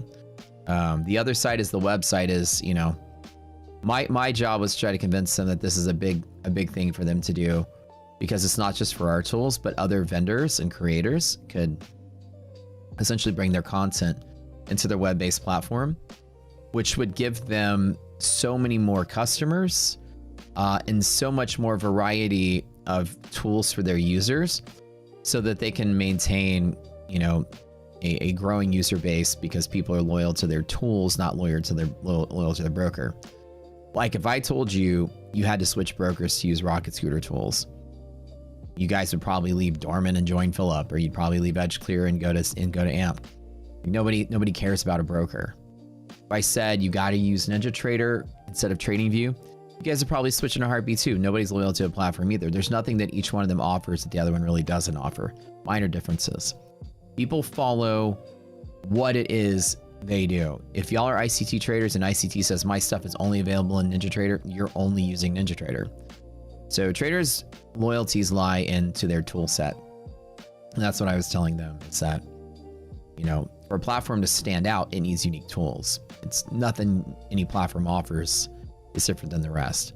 Nobody uses Ninja or uses Phillip or uses Edge Clear because it stands out from the rest. It's mostly convenience and personal taste. But the idea is what makes Tradovate different from NinjaTrader. I'm sorry, Tradovate different from Thinkorswim, different from TradingView. It's the tools inside the ecosystem that people use, the ecosystem tools, and that is their loyalty. So therefore they use the service. So I was like, if you guys build something to accept data from external sources, you expand your ecosystem to make your platform better than Thinkorswim and others out there. So, you know what I mean? So the idea is it's not just me. It's like, hey, you guys got to change this infrastructure. And, you know, their thing is like, it's a security thing. You know, we don't, you know, we have this web app that's designed not to let external data come through. And I was like, yeah, for very good reason. It doesn't make sense. So if you build like this sort of environment to where different people can talk to, and you talk to it, which is a layer of security, and you talk to it and bring data forward, right? That other people can bring in hundreds of thousands of customers in big chunks one at a time. And then your platform starts to have better tool sets, and therefore, you know, more loyalty from customers and things like that. So just to kind of sweeten the deal, I was telling them, like, you know, we can help you build it and you can use our resources and we'll pay for it, yada, yada. But that's kind of the challenge. APIs are a beautiful thing. Yeah, the question just becomes, you know, how difficult is it, and is management okay with it? Do they see the business side of this? Like, we're really big. Like, us alone is enough of a business justification.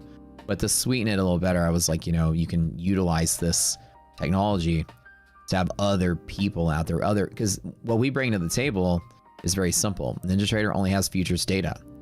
In this platform, you only have connection to futures information. I'm like, with the simple API connection, we're bringing options and stock information to your platform, and you don't need all the entitlement infrastructure to monitor user you know, calls of data. We have everything. We authenticate and we track the user. So they authenticate through us. We do all the heavy work. You don't got to go buy those data feeds. You know, you get it from us, and you know, we can basically, in a single flip of a switch, expose NinjaTrader to the options world. And they were very excited about that. It's originally my original pitch. was that how, you know, you have options data and stock data overlaid on the chart. And you guys don't have to go out there and build all this infrastructure for people to buy options data feed and stock data feed. And they were very excited about that potential. Like, yeah, that's really cool. Yeah, that's right. It's like, it's more of a benefit than just us. Yeah. Once you get through the first month, the cost is $200 a month, Scott, but it's reduced to $159. So there's a permanent coupon that makes it $159 every month. It'll be $159 every month on the second month.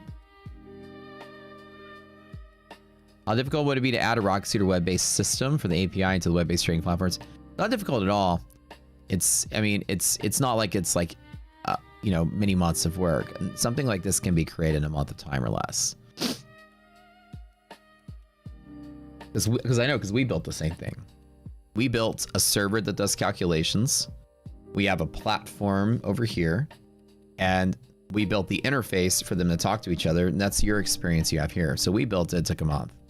The UI needs to be able to receive the information and then know what to do with it. The UI has to say, here's this information. Okay, draw a box here, draw a line here.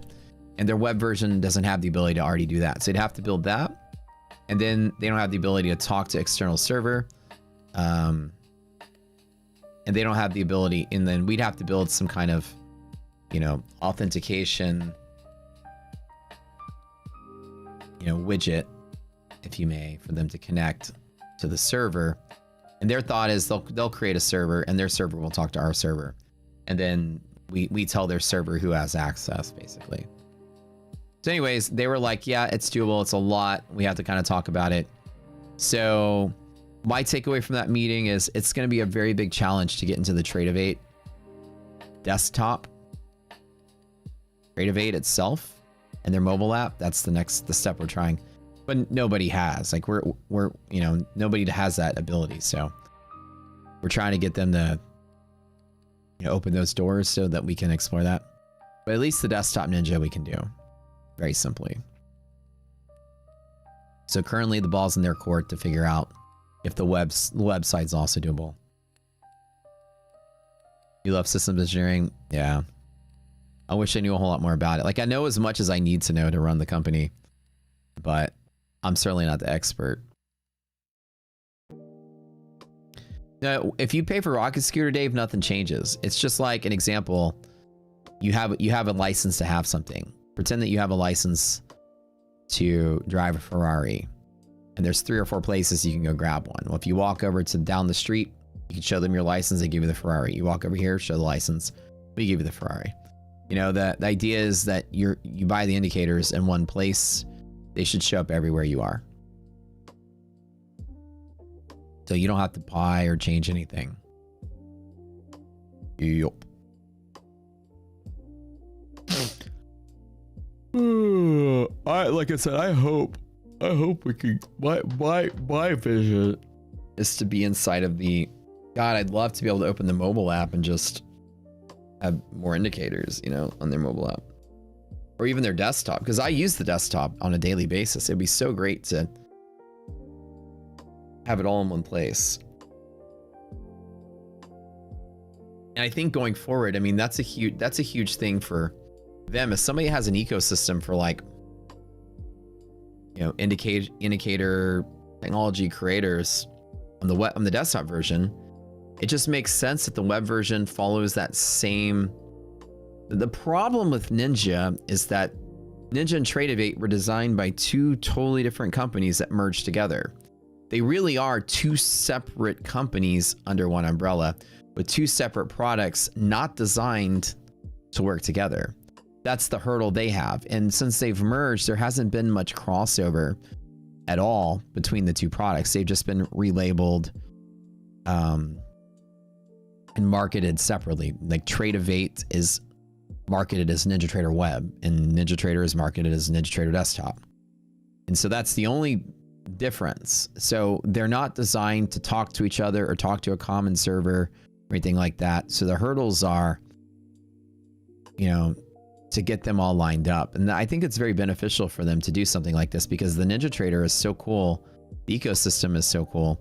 It's limited, but it's cool. And this Tradeovate environment doesn't tap into this wealth of their ecosystem. So, you know, that should be a step that they should take in general for Tradeovate to be able to have creators build inside of it also, even if it's not external like us, even internal. You should run your Ninja scripts on a Tradeovate, you know what I mean? It's not designed to do that. Tradeovate was not designed to have any of that in it. It's a huge, huge change, which they're not really, you know, it's not in their project scope to do that as far as I know. Will that work with insurers or brokerage? Like let them use your CQG feed as well? It's possible the other way around. Like we bring the brokerage services into our platform. That's easily doable on our end. We would just do the work. Those doors are open again, as far as I've kind of gathered, is that we can add their brokerage services in our platform as a connector to trade their stuff through Rocket Scooter. So if that's the case, then we can just connect to them, and then we build out a reporting and multi-DOM sort of thing on our end, and just continue to develop our platform to connect to other brokerages. That's the other step. That's it.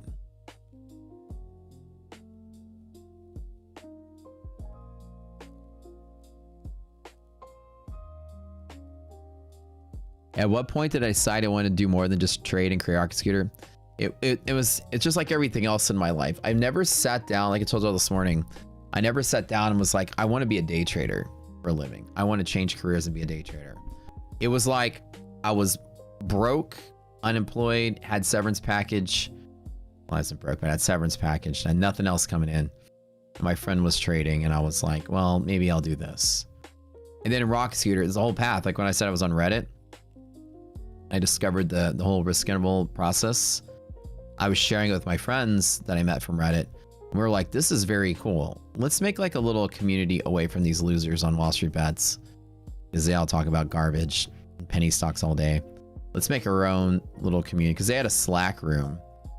The Wall Street Bets original owners ran a pump and dump penny stocks. The original owners are complete pieces of shit. They ran a pump and dump penny stock Slack room, all with different names, but they were the owners of the companies, the owners of the Wall Street Bets, the original mods.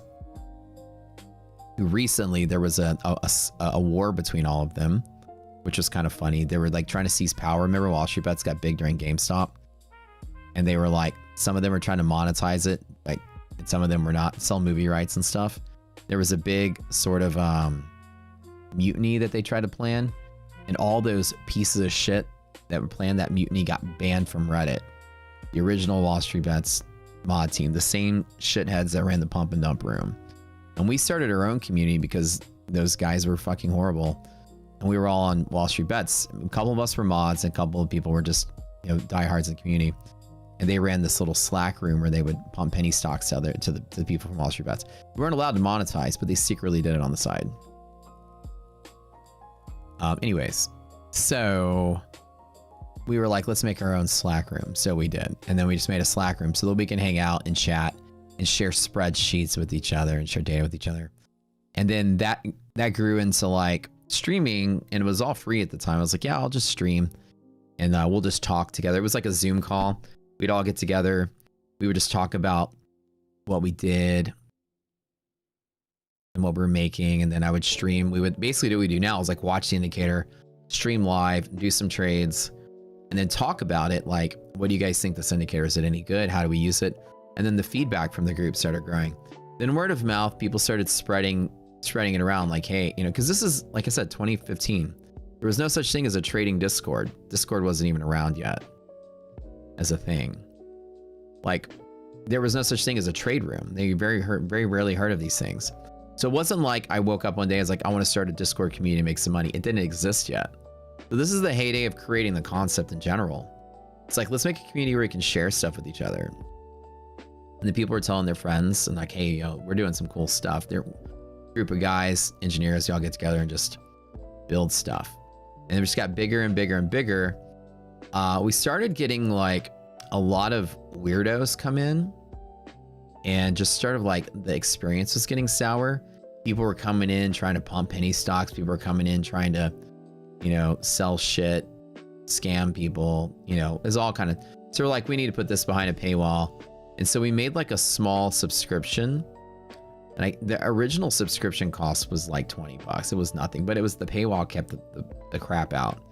And then it just evolved from there. Then it was like, okay, we have all this information. Matt's streaming on Zoom. He's showing spreadsheets with all his calculations in it.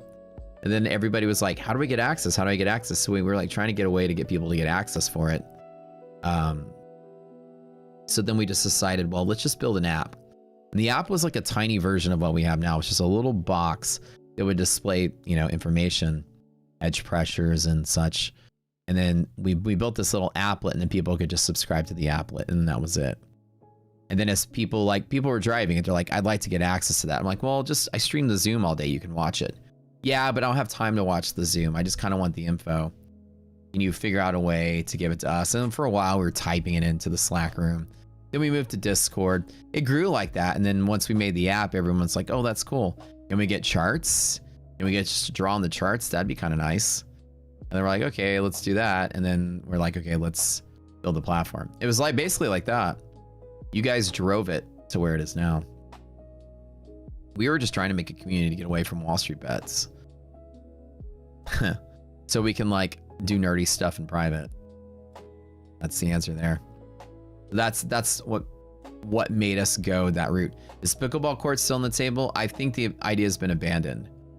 It was Idoc's brother was the one that was leading the effort. The family was all, we're like me, her mom, her brother, everybody's like, yeah, we'll just split it between like the, you know, the family, and we'll all equal share.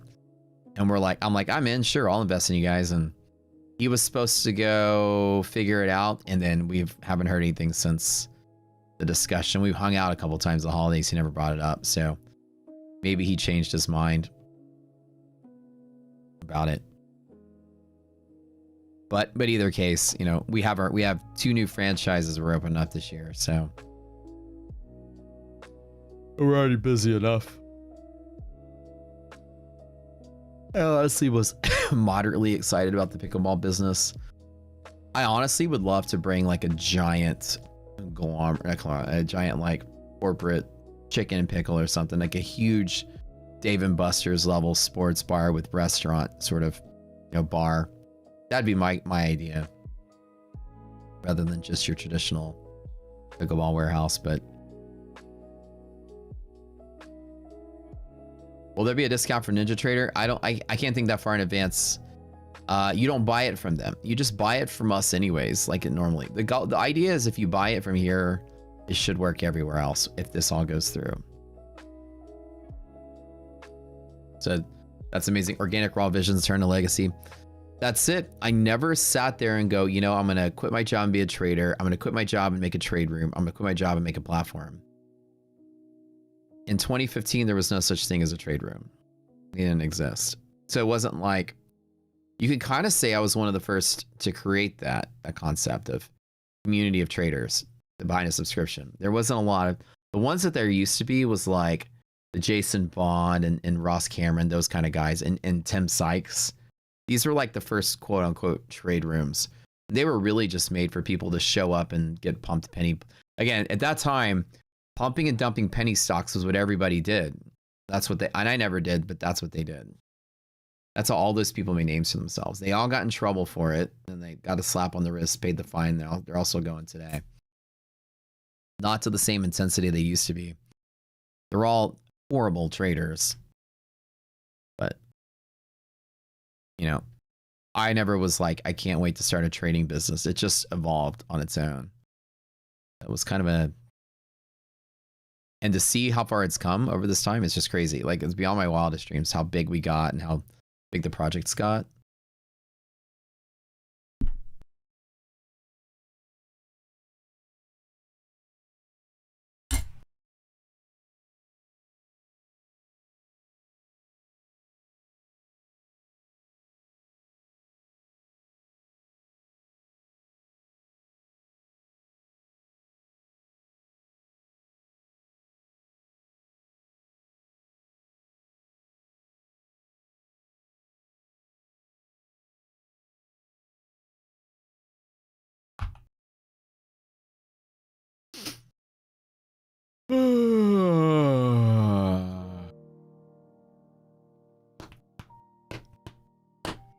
Do I think a balance at MHP? Nah, dude. At this stage of the game, I wouldn't even at all. 2 minutes left. Market's closed. I wouldn't at all even try. Ugh. Market closes in 2 minutes. Let's let it close. I'll take a nap. We have boot camp today, don't we? The last class of the trader funding program, masterclass. GG's today, boys. I had 40, 50K back to back to back, 3 days in a row. 150K, 140, 150K in 3 days. Across the board. My first Take Profit Pro account built a buffer. That 2100, 2110 was that buffer is achieved. 50K account. It's 2K buffer. So now I guess it's end of the day drawdown from here. Or static. Is it static, right? Not end of the day. TBT becomes static once you get your buffer.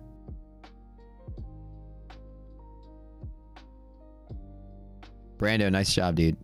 Static. Very cool. Thank you, Brad. Where's the best place to get Bookmap from for order flow? I don't know. Does Bookmap have their own website?